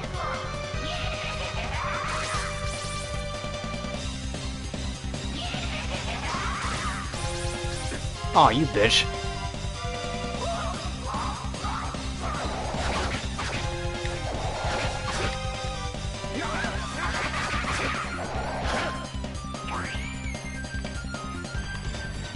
God, that one's tricky. Nice, and we almost died. Alright, so now we have the ability to enter mirrors, which is going to come in real handy for the fight against Dario. Oh, we got the Olrock suit. As is custom with these games, that always gives you a massive stat boost, so always equip that when possible. The Olrock suit, the Dracula suit, those things always give you a stat boost, like crazy. Alright, well now that we're done with that, we can go to the top of the castle and fight Dario. Quote unquote. And then we're just about done. Because after we beat Dario, then we head to the bottom of the castle, and then we're basically done. Yeah, crazy how quick this game is, huh? The DS games in general can be pretty quick. It's interesting because playing these again recently because of this collection, these games are much shorter than I remember them being. Like, especially Portrait of Ruin and Order of Ecclesia, because I remember when I first played those games took me weeks to get through. I mean, you know, there's factors that go into that. One, being that obviously it's my first time playing them, I have no idea what I'm doing. So you're having to, like, acquaint yourself with the game and, like, get used to it. But it's also because of, like, you know, I had school, you know, you're playing it on the DS, you always have to charge the damn thing. You know, you got stuff to do when you're a kid, you know, you got things to do. You're not just gonna be sitting there playing your DS all damn day. So, of course, it took me weeks to get through these games for the most part. But it's just interesting that, you know, playing this now, I'm pretty much able to 100% these games in just, like, a week. Whereas, back when I was younger, this took me, like, I spent months on these games. Over and over again, playing the shit out of these.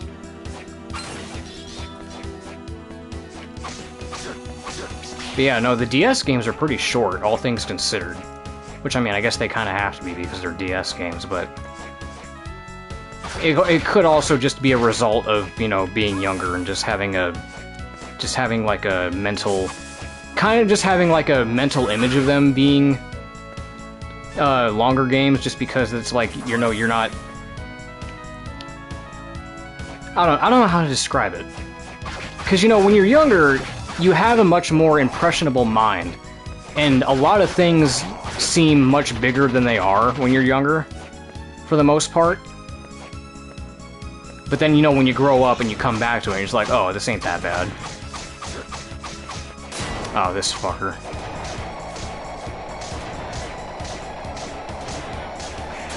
Come on, dive.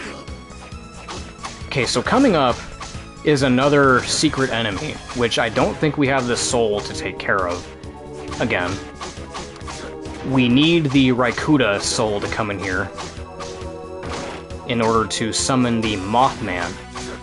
But since we do not have the Raikuta Soul, we won't be able to summon him. And you take, man, you're such a damage sponge. Damn. So yeah, this contraption right here, this is a spotlight. And if we had the Raikuta Soul, we could have used electricity on this generator right here, which would have caused the light to shine, and then the Mothman comes in. But we don't have the Raikuta Soul, so we're not going to worry about it. You know what? Fuck this. I said, fuck this.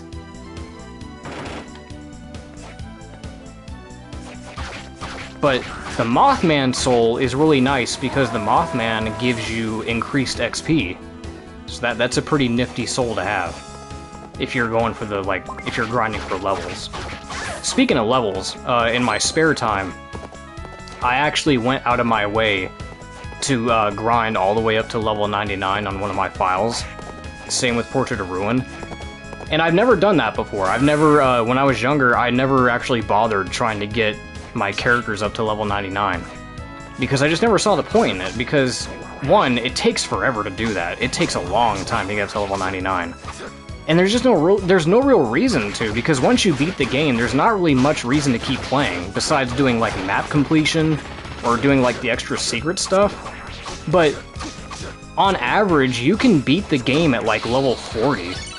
Or even, like, level 50 if you're pushing it, but there's not really any real reason to grind past level 50. Because at that point, like, XP becomes so, like, XP gets higher and higher and higher and higher. And then, like, leveling up takes forever after that. I mean, that's typical with most RPGs. Same thing goes for Final Fantasy. You have the ability to grind up to level 99, but there's no real reason to. And if you attempt to do it, it's gonna take forever, because XP gets higher, like, the threshold for XP gets higher and higher as you level up.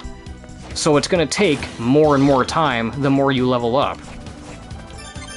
But for this collection specifically, I was like, you know what? I'm gonna give it a shot. I'm gonna go ahead and level up to level 99 for both of these games. I haven't done it for Order of Ecclesia yet, but I'm gonna try to. And hopefully for Order of Ecclesia, there's a decent cheese method for that, because you kind of need a cheese method. You need to find a room that has a bunch of enemies in it that are worth a lot of XP.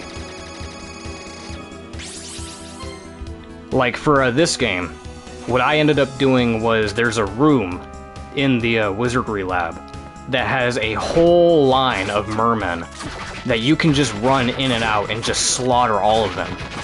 And you get, like, what, 3,000 XP out of it consistently, or, like, was it 6,000, or was it, like, 1,000? I think it's 1,600. I think you get, like, 1,600 XP out of it on average.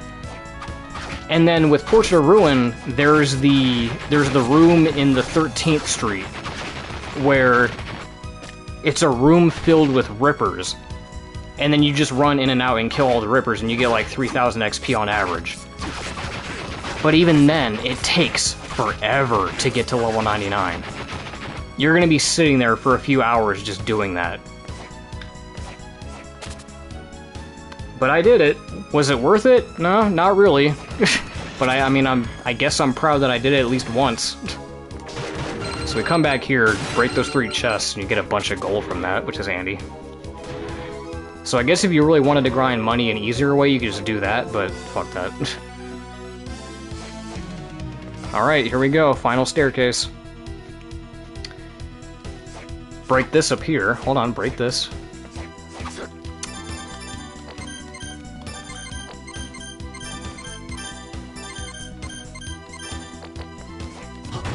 There we go. So we break the ceiling up there. As is typical with most Castlevania games, there's always a secret right before the throne room. We got a Fragorock and Satan's Ring. Ooh, that's some fancy stat boost there. A ring once worn by the Dark Lord. We're gonna put it on. What could possibly go wrong by wearing something called Satan's Ring?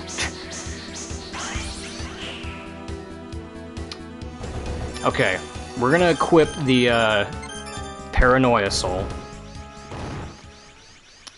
and there's something in the mirror there. You see that? Normally, that wouldn't be there because you wouldn't have the Paranoia Soul. But that is the monster that is powering Dario. And now that we have the Mirror Soul, we can go through mirrors, we're gonna go back there and take care of that asshole. What took you so long? Let's finish this. I'll show you why you can't become the Dark Lord. Huh. Even Belmont was no match for me. You think a punk like you can win? Was there ever any doubt? Power is nothing if you don't know how to use it. I'll never lose to a fool dominated by his own power like you. Well, what's the point of power if you don't use it? Don't act as if you know. It's about survival of the fittest. Let's see if you try to survive this time. Ruh! Okay. Hey, buddy. You chilling back here? You didn't think I could come in here, could you?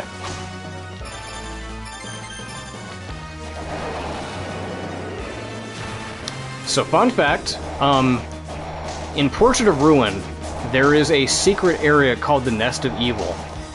It's like a post-game area that you can go to. And in that area, it's basically like a gauntlet.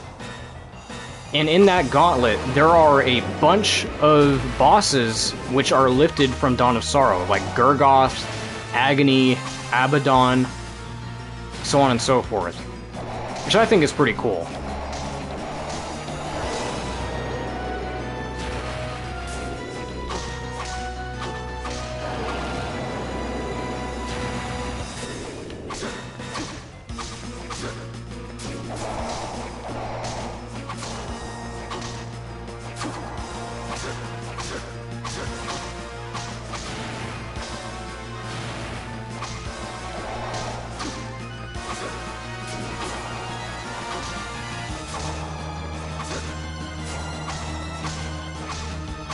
So yeah, this guy's not too difficult. You just need to make sure that you're, like, crouching a lot. Because he's a big boy. He's a big guy. So yeah, like this, crouch.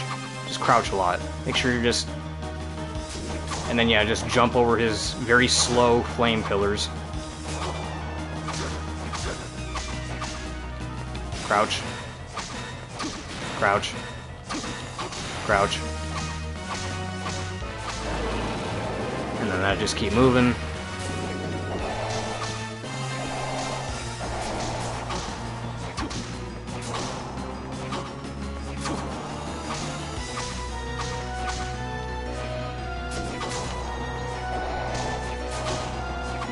Just die already, fucker.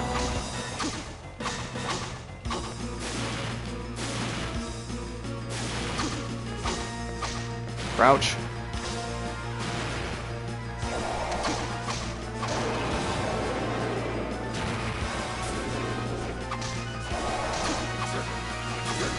Yeah, see, like, right now, we're level 32. By the end of the game, we're probably going to be close to level 40.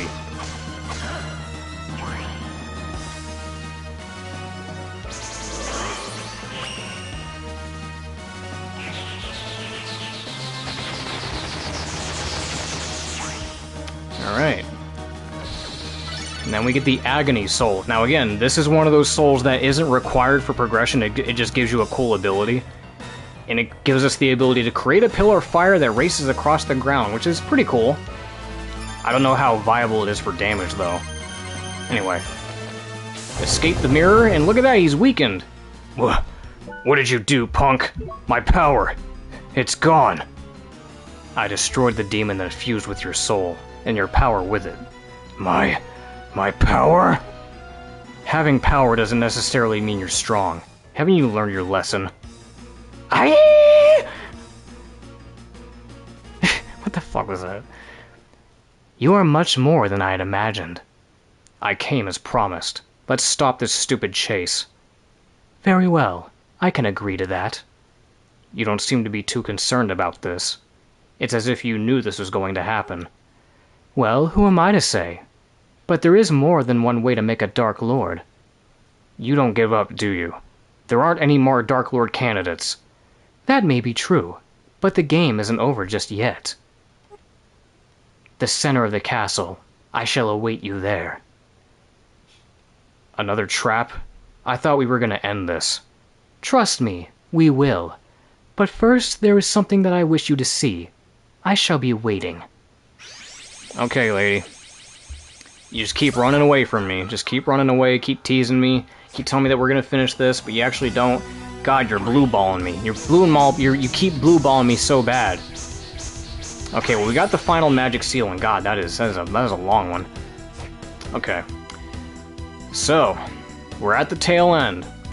Now this part of the game, this is the part that I got stuck on when I first played it, and yeah, I remember when I was playing this with my bro, I was at his house, and we got to this part, and I was confused because I had no idea what I was supposed to do here, because you go to the center of the castle, and you go in, and you're met with a cutscene. You go in there and a cutscene ensues, and then Soma will turn into Dracula, and there's nothing you can really do about it, and then you get the bad ending.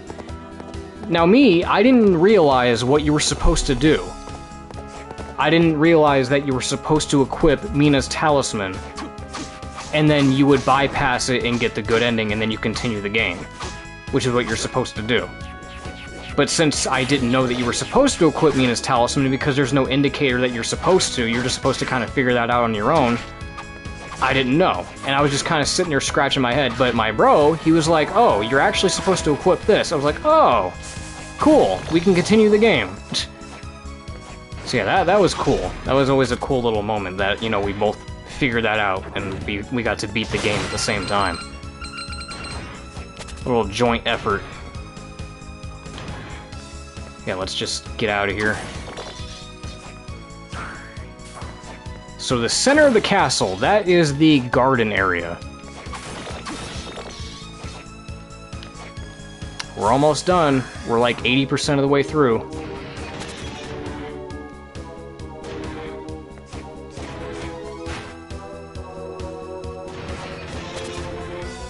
God, I hate having to backtrack through this area. It's a cool area, but having to backtrack through this area just kind of sucks. There's so many areas to go through, having to go through all these stupid fucking final guards and shit.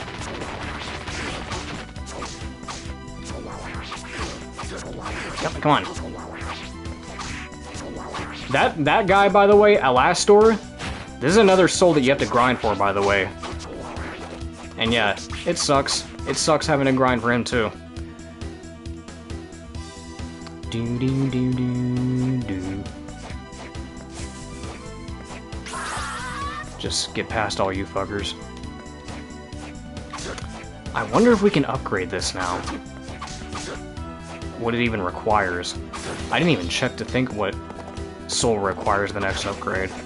Because I should probably do that. I should probably start increasing my my katana. Because we're almost at the end of the game, and yeah, we're still, I mean, we're doing decent damage, but it would be nice to have the most damage as I can get. You like grinding for a lot of big guys, don't you, Darian? Oh boy. I mean, what can I say, man?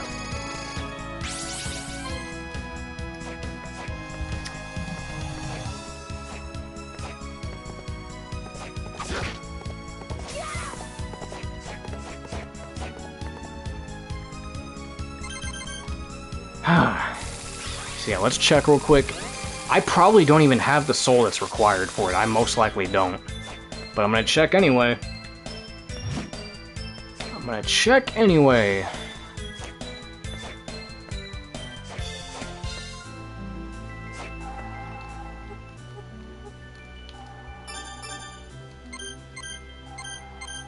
I knew it. I fucking knew it. It's the Barbarisha. God.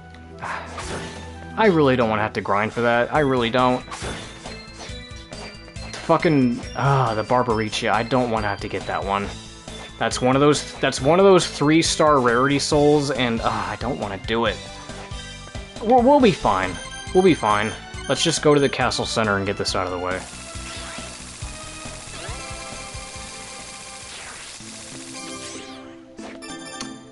Make sure to equip Mina's talisman, because this is what's gonna get us the good ending. Well, you know what? Let me, no, you know what? Let's show this off. I kind of want to show it off. Let's show off the bad ending real quick. Because there's a save point down here, and then we'll just go right back to the save point once we're done. We'll show it off.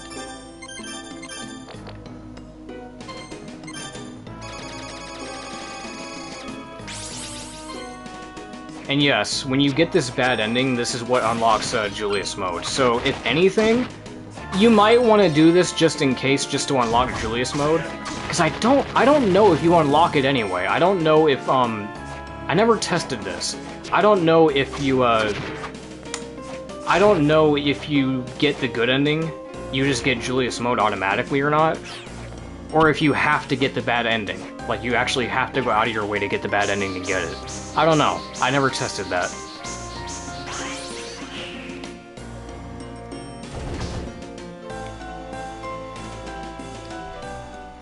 Huh? Mina! The fuck you doing to her?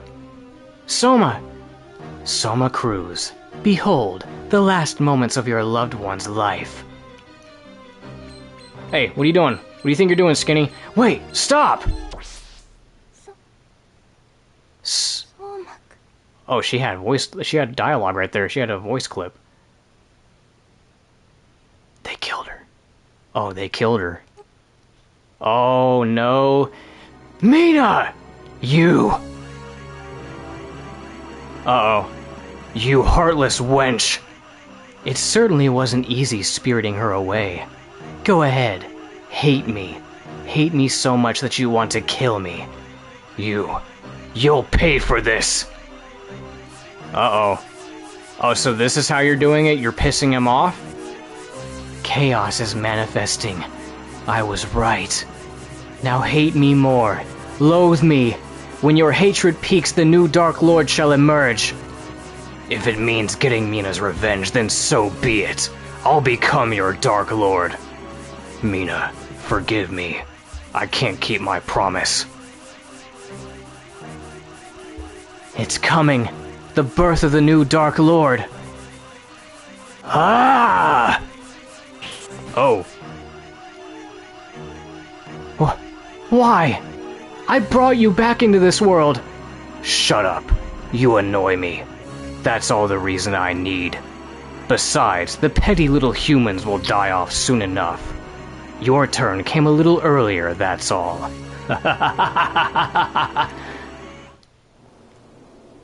So, Soma has become the Dark Lord. I have no other choice. The battles of the past are to be waged once again. I had assumed that he would have equipped the amulet from Mina. Oh, that's how he figured. I didn't even read this. They tell you right here. I was just a little dumbass. I didn't even read the cutscene. I just got the bad ending and just skipped over this shit. They tell you. I'm such an idiot. I'm such an idiot. They tell you. They tell you to equip it right here. I never noticed this when I was younger. Wow, okay. So that's how he figured it out. It would have protected him. But alas, I will have to unleash my power. I never knew that. I never knew that they just told you in the little cutscene right here. Well, that figures. Well, I'm glad they tell you, at least. That way you're not just, like, stuck figuring it out on your own. But yeah, there's the credits, and then you unlock Julius mode right here. Now we're gonna do the proper way. We're gonna equip the talisman.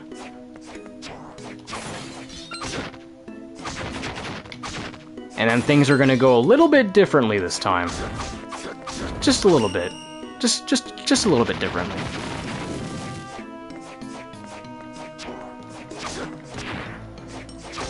I might do a Julius mode playthrough of this. I might. Same thing goes for the other games. I might do the bonus character playthroughs of those too, if I can. Because I love this game.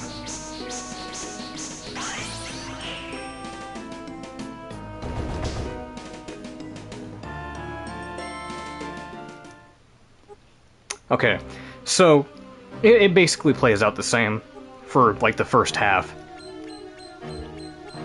Yeah, she kills her. And then he gets mad. Yep, he starts levitating.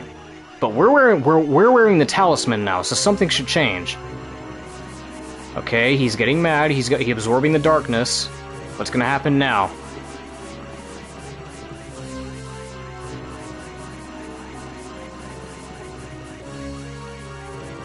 Soma, don't be fooled. Who is that? Oh, it's Arikado. That Mina is a fake. Arikado, why must you always get in the way? How clever of you to use a doppelganger. Ah, but you haven't won just yet.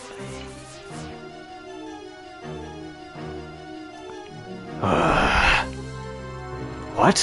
What's wrong? Wait, what?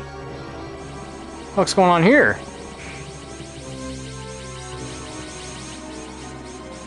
Mina? Hello? Oh, it's you! Dimitri? I should thank my lucky stars for making good my escape. I managed to loosen myself when the boy's emotions shifted momentarily. I thought you died. Shedding my former body was a desperate gamble, but it has worked out quite well. You copied the power of dominance from Soma?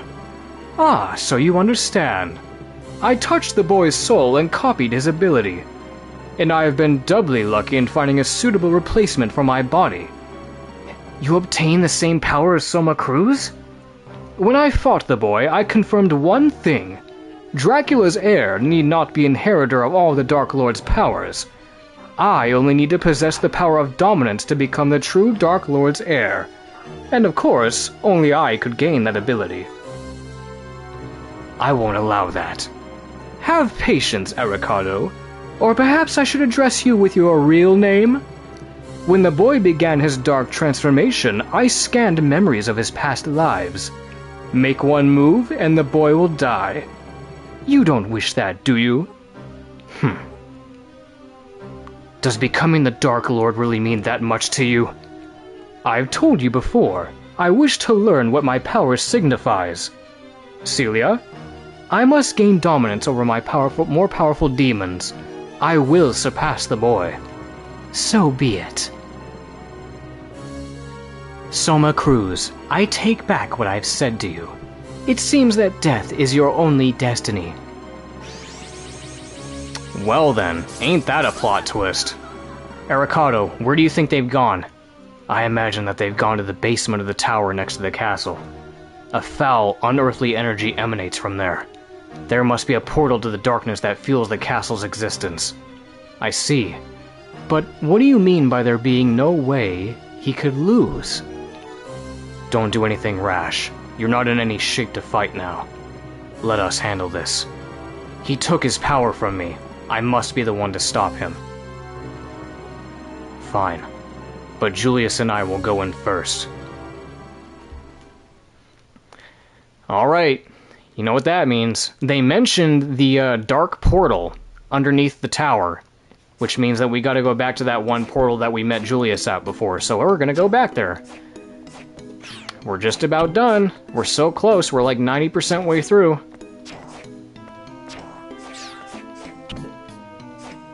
We're so close to the end.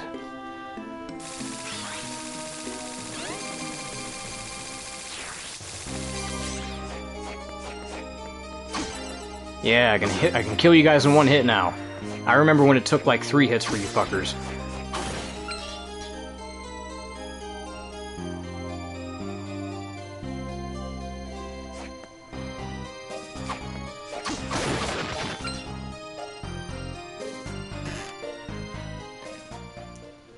In retrospect, I could have taken the, I should have just taken the warp room on the tower itself. I could have done that. Fly up here for a, tasty meat. Which is a really good healing item.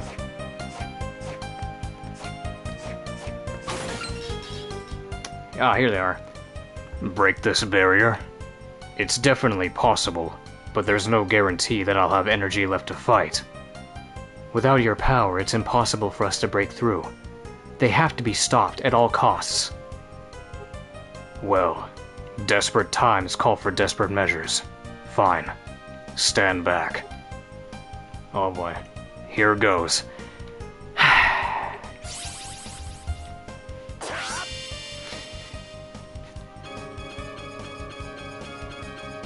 Ah! I've been wanting to do that for so long since I've been playing this game.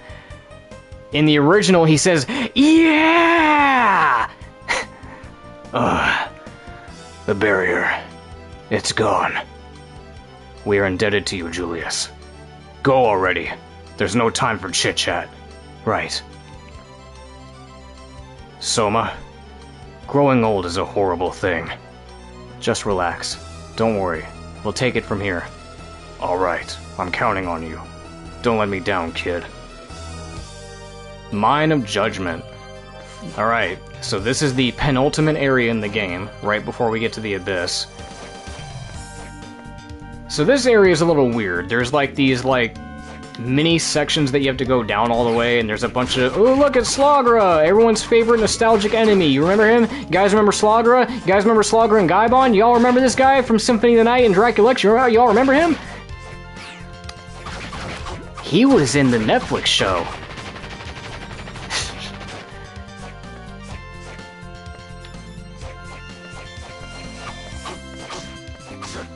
All these fucking Tangelis. The Tangelos.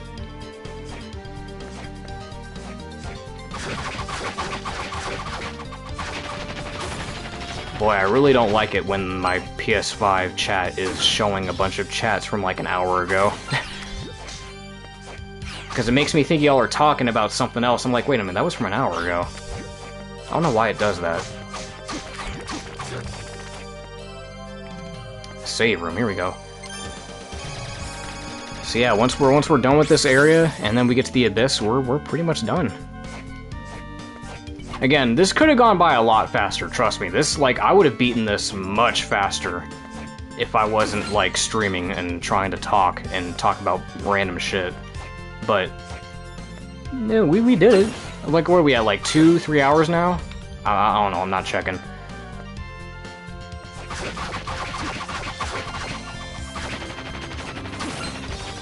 Alright, there's a bunch of sloggers here. Now, where's Gaibon? Where is he? Oh, here's the Rippers. Oh, man, I remember having to kill, 9,000 of you fuckers in Portrait of Ruin so I can get to level 99. Too bad we're not doing that here, though.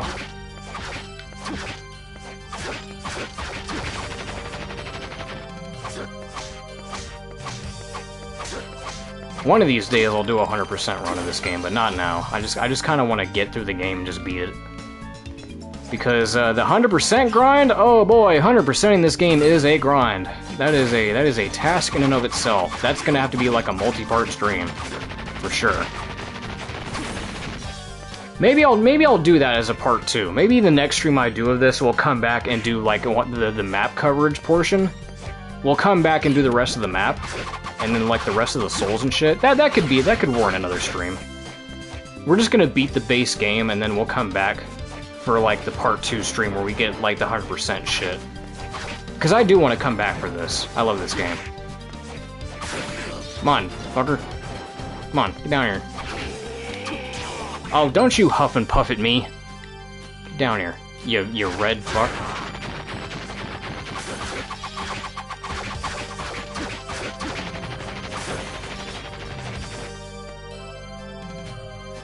Oh, no, there's a bunch of you.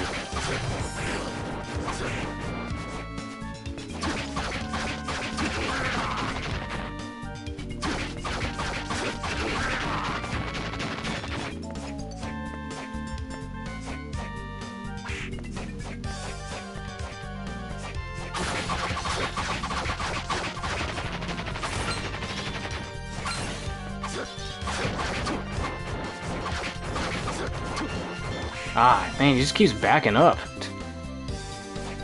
Do, we just found the warp. Oh god,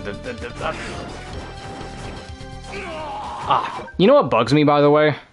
Let me heal. You know what bugs me? The name of this snail enemy is called Giant Slug, okay?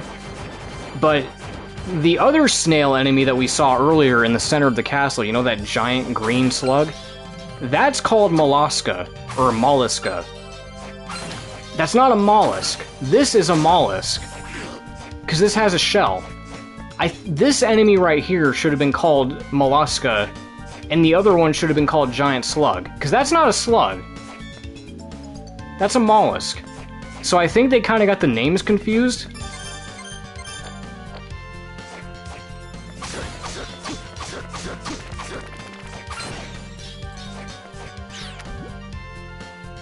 Alright, here we go, boss time. We're almost done. We're gonna beat this boss, and then we're gonna go to the Abyss, and then we're gonna beat the game. Can you guess who it is? By now, you should already figure this out.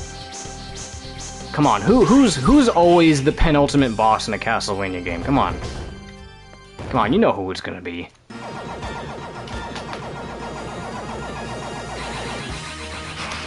There he is, it's Death. What is that? Oh, that's the Paranoia, so I'm like, why is it not doing anything?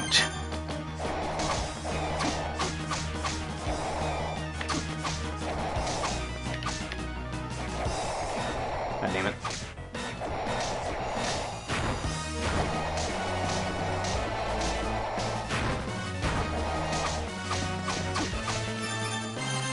Oh, get that off. I was gonna say, do I have Mina's Talisman still equipped?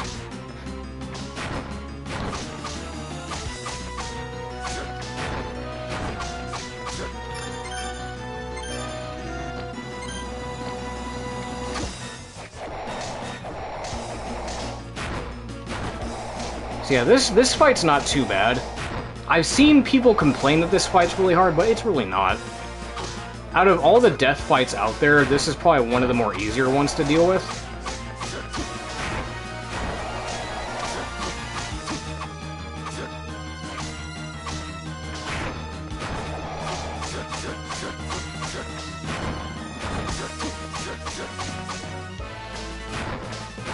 I'm surprised I dodged that. And then he transforms, and this phase reminds me of, this phase right here, this design at least, reminds me of how he looks in Lament of Innocence, with at least, like, the way his cloak looks. With, like, that weird, like, thunder effect on his cloak. It just reminds me of that a little bit. Which might have been a callback to it, it might have been, but I don't know.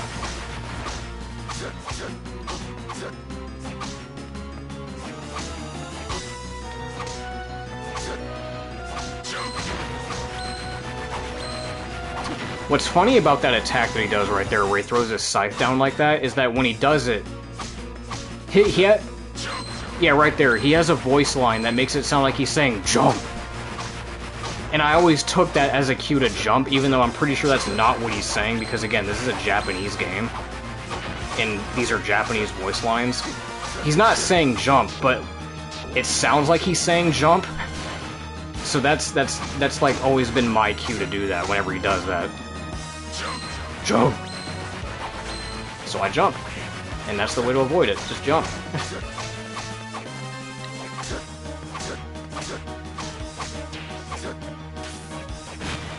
I'd say that attack right there is the most difficult attack to deal with. Because it's mostly because of the tracking. Okay, we need to heal. There we go.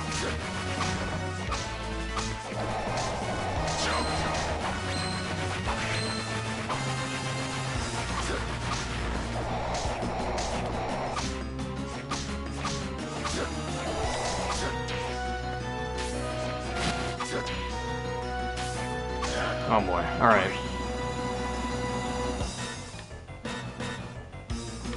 I had to remember for a second about, like, where it ends. Like, where the circle ends. Oh, and we get Death Soul. Well then. Summon the Grim Reaper's scythes to attack enemies. Well, not the scythes, more like the sickles. We can get his scythe, though, if we can actually go back and synthesize Death's Soul to get the scythe. If we had the full upgrade for the axe, I think. We can get his scythe, and it's actually one of the strongest weapons in the game. If not the strongest. Which is pretty cool. I think you can get Death's Scythe in Curse of Darkness, too. Alright, well here we are. We're at the Abyss. The final level in the game. This is a pretty short area. Pretty creative area, too. But also very difficult, because the enemies here can be pretty tough. As is the case with this Archdemon here.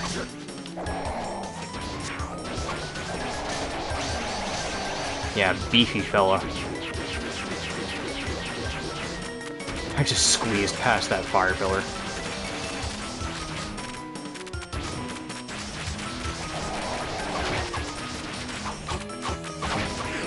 Goddamn rippers.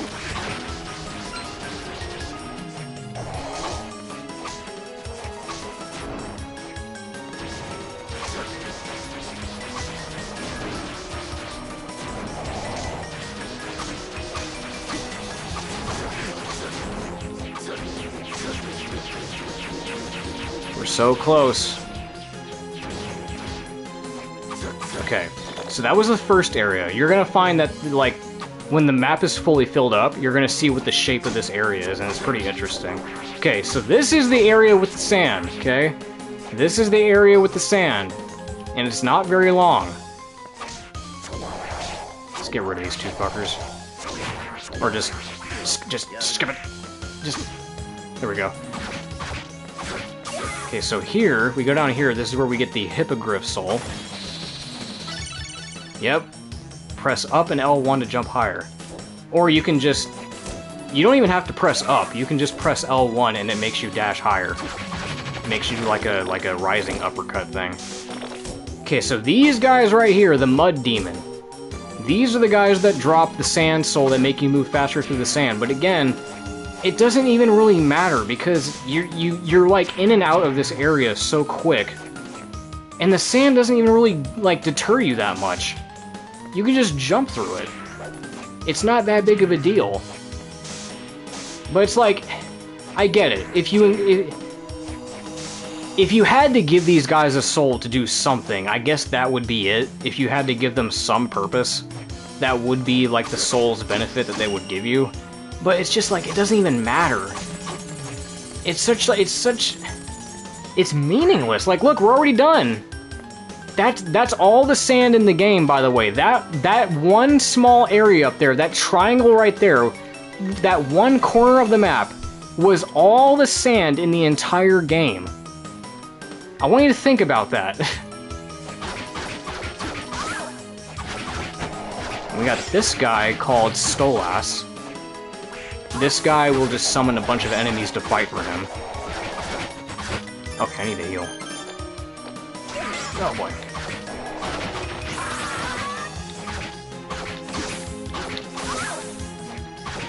Damn, there's more than I thought. We're almost done.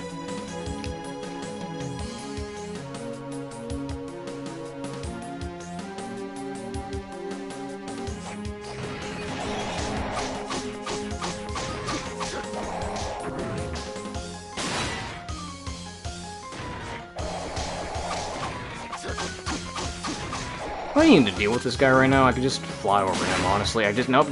I can just fly over him. Come on. I'm not even gonna waste my time with you.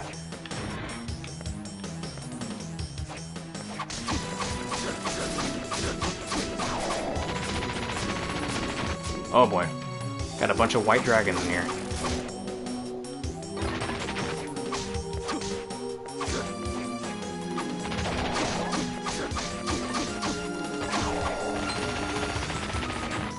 Yeah, just like 43 minutes, man. I'm just thinking back to that Jupiter Climb video. He beat this in 43 minutes glitchless. Like, I'm sure it's possible. Like, I'm sure if I buckled down and tried it, I could do that. Maybe in under an hour, but 43 minutes, damn, dude. And I also have to wonder if he's doing that from, like, a new game, like from scratch, or if he's doing that from New Game Plus. Because, oh yeah, New Game Plus, you can do that definitely within an hour. I can definitely see myself beating this in like 43 minutes if I had New Game Plus on. Because then you have access to all your weapons and your souls and shit. You can get through the game much faster like that, but if it's from scratch, oh, I don't know about that. Because then you have to like manually get all the weapon upgrades that you need. You need to find the strongest weapons. Okay, well here we have the Abaddon. This guy's tough.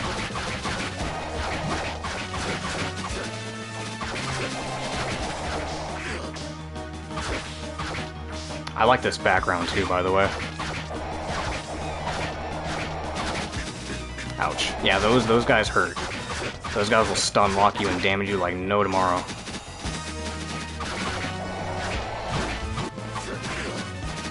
Oh god. Man, I'm tired of the PS5 chat replaying old messages from an hour ago. I don't know why it's doing that.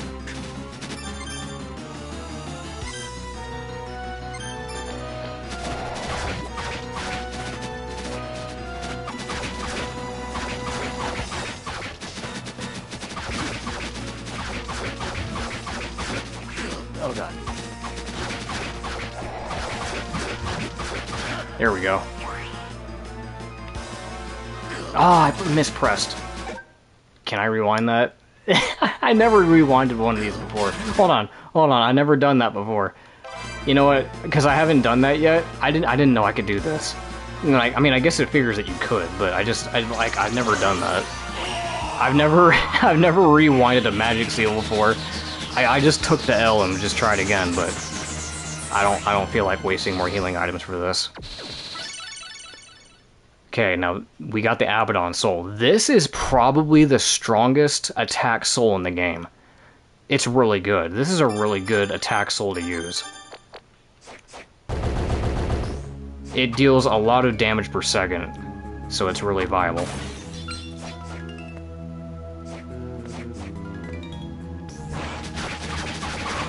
Yeah, see, it does that. It launches a bunch of locusts, and they deal a bunch of damage.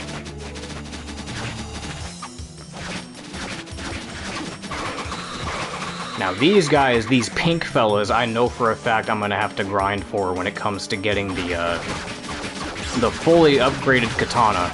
That's for sure.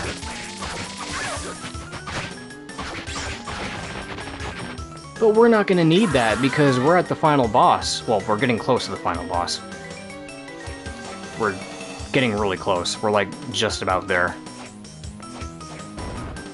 Oh god, that's the Iron Golem. I'm gonna skip you. And there's a Black Panther. Okay, I need to say something about these Black Panthers, by the way.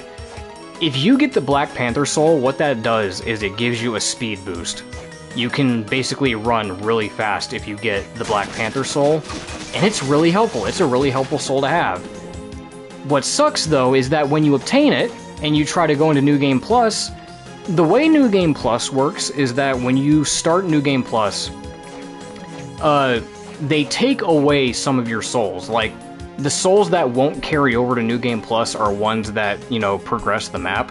So ones like Zephyr, or Puppet Master, or Paranoia, or Bat Company, those won't carry over, because you need those to progress the map, and that would break the game if you had them off the bat.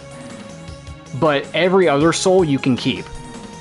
Black Panther is not a map progression soul. So I don't know why they felt the need to take it away from you in New Game Plus. Because all it does is it lets you dash really fast. It's a faster movement option.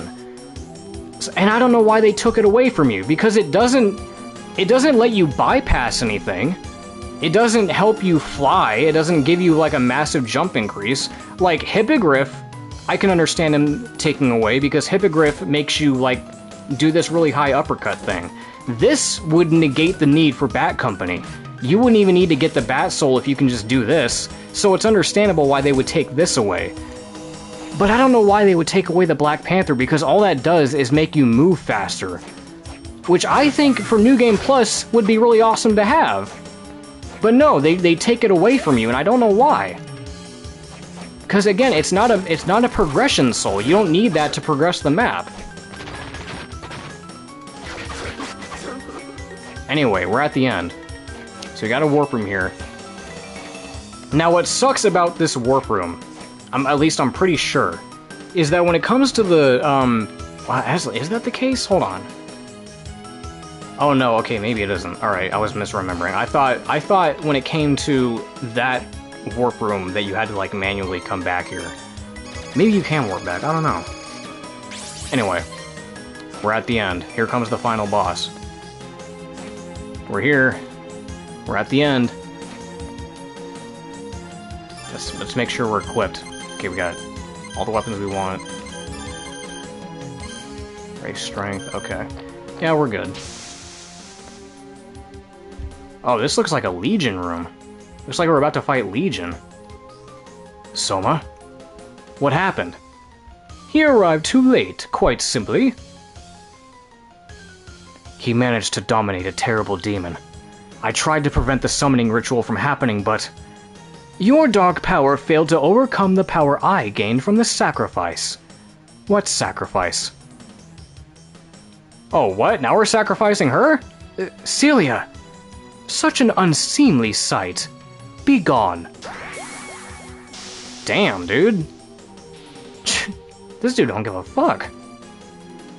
You killed your own ally? She had always dreamed of seeing the Dark Lord. She served me to the end in my becoming. She should feel honored. Not only that, she even helped me to take care of that pesky Arikado. He's right. The sacrifice reversed the flow of my powers. The stage is now set. We shall see who will dominate whom. Uh-oh.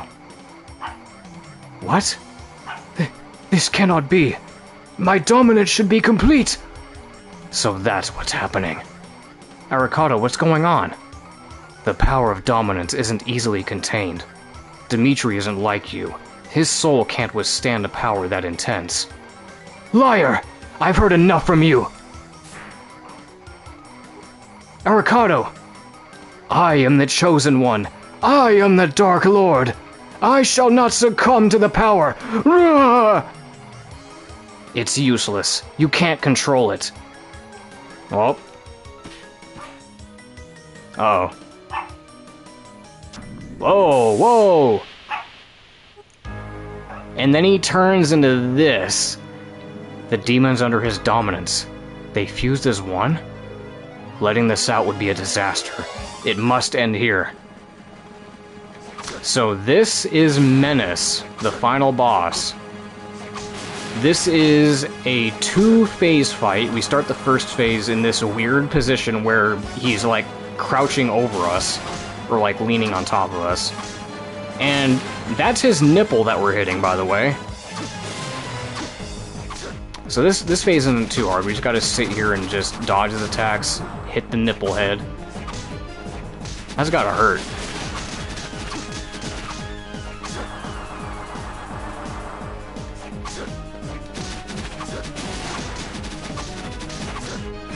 So until Grimoire of Souls, this was the final antagonist of Castlevania.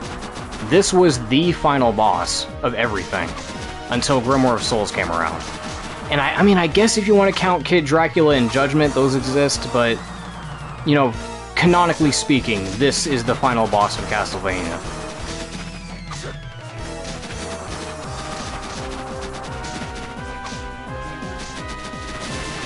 Well, it was the final boss of Castlevania, and then Grimoire of Souls came around, and then Dracula became the final boss again. Alright, so that's the first phase, and now the other phase. Now we have to fight him standing up, and this guy is huge. So what we have to do, we have to attack the face on his knee, and then we have to go attack the face inside of his mouth. And all the while, we're being chased around by these floating vagina teeth. Yeah, I don't know what else to call them. They don't have an enemy entry in the bestiary, so you're just kind of left to wonder what they're called. So the common name is just floating vagina teeth, because that's what they look like. If I were to hazard a guess, these look like they're based off of the Langoliers. That's what they look like. If I had to hazard a guess, these are supposed to be Langoliers. And I guess, okay, Dan just told me. Okay, yeah, that's what I assumed. But, you know, growing up, it's like, oh, they're just floating vagina teeth. But no, they're most likely supposed to be Langoliers. Like that Stephen King movie.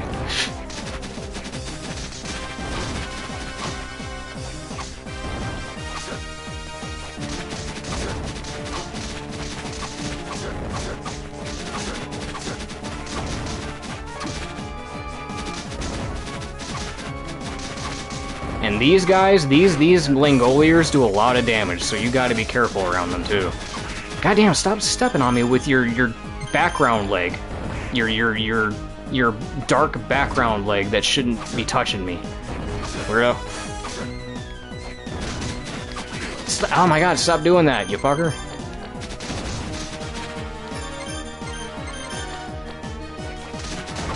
Boy, this Abaddon Soul comes in really handy. Boy, this is gonna suck when I have to deal with the head portion, because the head portion... I'll show you in a minute. God damn it.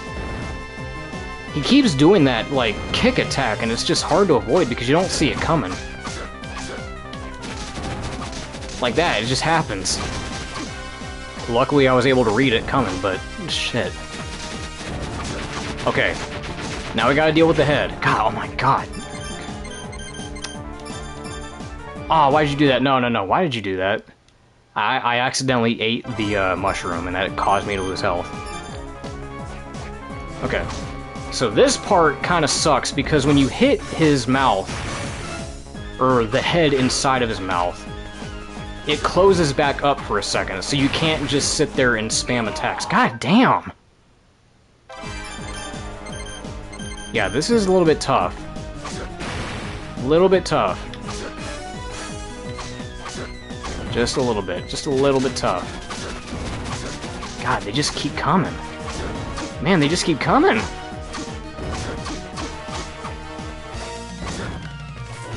Okay, whatever. So yeah, you keep hitting his mouth, and it keeps closing, so you have to... Fuck's sake.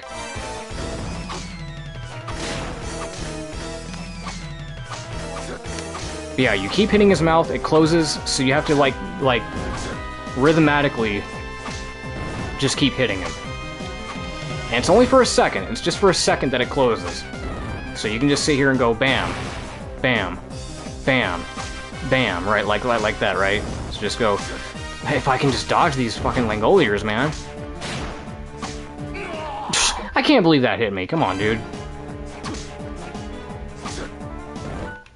Stop. I didn't mean to press that.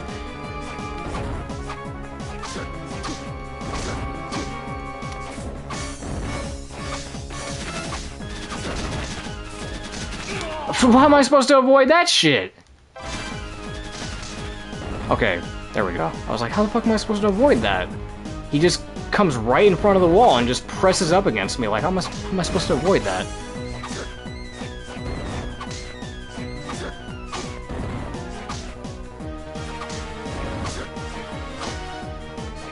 Get out of here. Oh my god.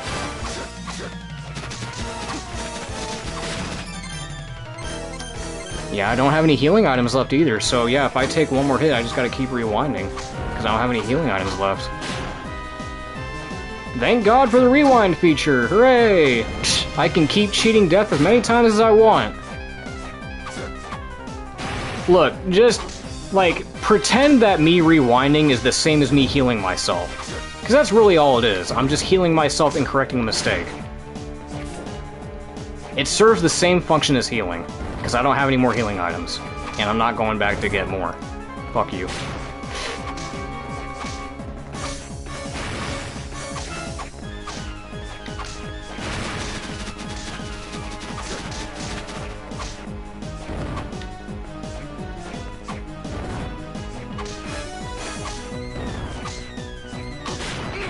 Ah, I didn't even see him coming.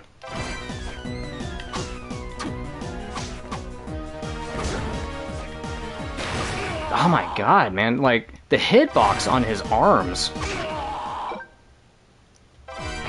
See, now we're gonna get locked in the cycle of getting hit over and over and over again.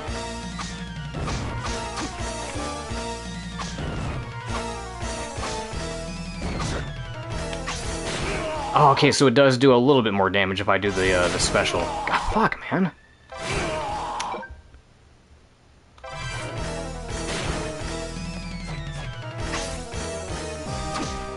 Oh wait, does it?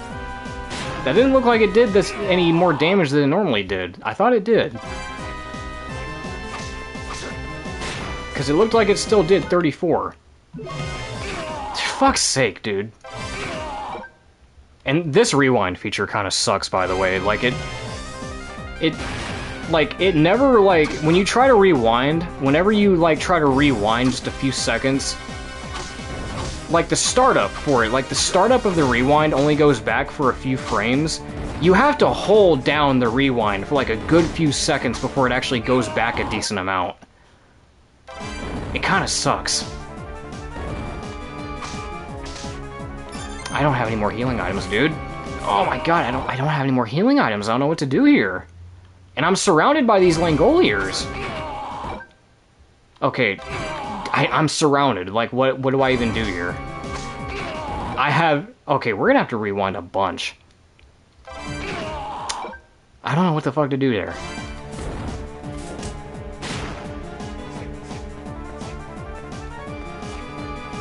Okay, spam Abaddon. How about that? Just spam that. There we go. Get them all hit. That was embarrassing. Like, that was honestly the most embarrassing use of the rewind. That was really bad. I just don't have any options. I don't have any more healing items to use. And one more hit just kills me because they deal like 100 damage. So one hit and I'm dead. I mean, this guy should be close to dead anyway. A few more hits, fuck, man. If it wasn't for these fuckers flying around and hitting me, this fight wouldn't be so bad. But it's because of these things, it's like, man, it makes it so much more difficult than it needs to be. Like, god, man.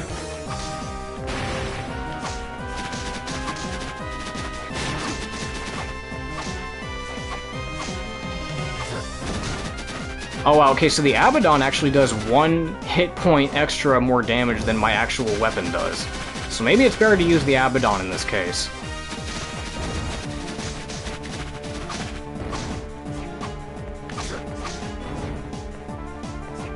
Why are you backing up so much, buddy?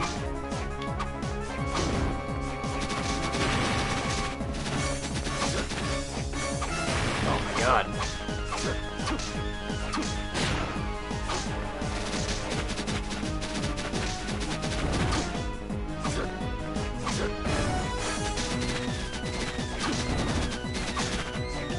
Come on, die already, you pansy. There we go. Oh boy. That was, that could have gone a lot better. I feel like I should have had more healing items and maybe I should have leveled up a little bit more. It probably would have helped if we, like, stopped to grind for some stronger souls to upgrade our weapon, but whatever. Stop! Damn, what's going on? You just absorbing every soul possible? Okay. What the fuck happened there? What are you doing? This place won't hold. We have to get out. And then they get out. And then the castle crumbles and it's a happy ending. Yay! We did it. It's finally over. We're finished here. Let's go. Soma, what's wrong? Tell me, just what does it? What does it mean to be the Dark Lord? What Celia told you wasn't necessarily wrong. The Dark Lord is the entity opposite to God. Then that means there will always be a need for a Dark Lord. All because I ducked out from being the next in line. Don't misconstrue me. Perhaps there must be a Dark Lord, but there is no reason at all for you to become the Dark Lord. But if it weren't for me, none of this would have happened. You're neither a god nor a demon. You're only human. You have no chance at ever achieving perfection. Or are you saying that you want to be the Dark Lord? No, of course not. Then stay true to that. Look. There are people waiting for you. Don't break their hearts. Everyone. You kept your promise. Welcome back, Soma. Looks like you're all done. Your face says it all. Arikado, you're right. Mina, what are you doing here?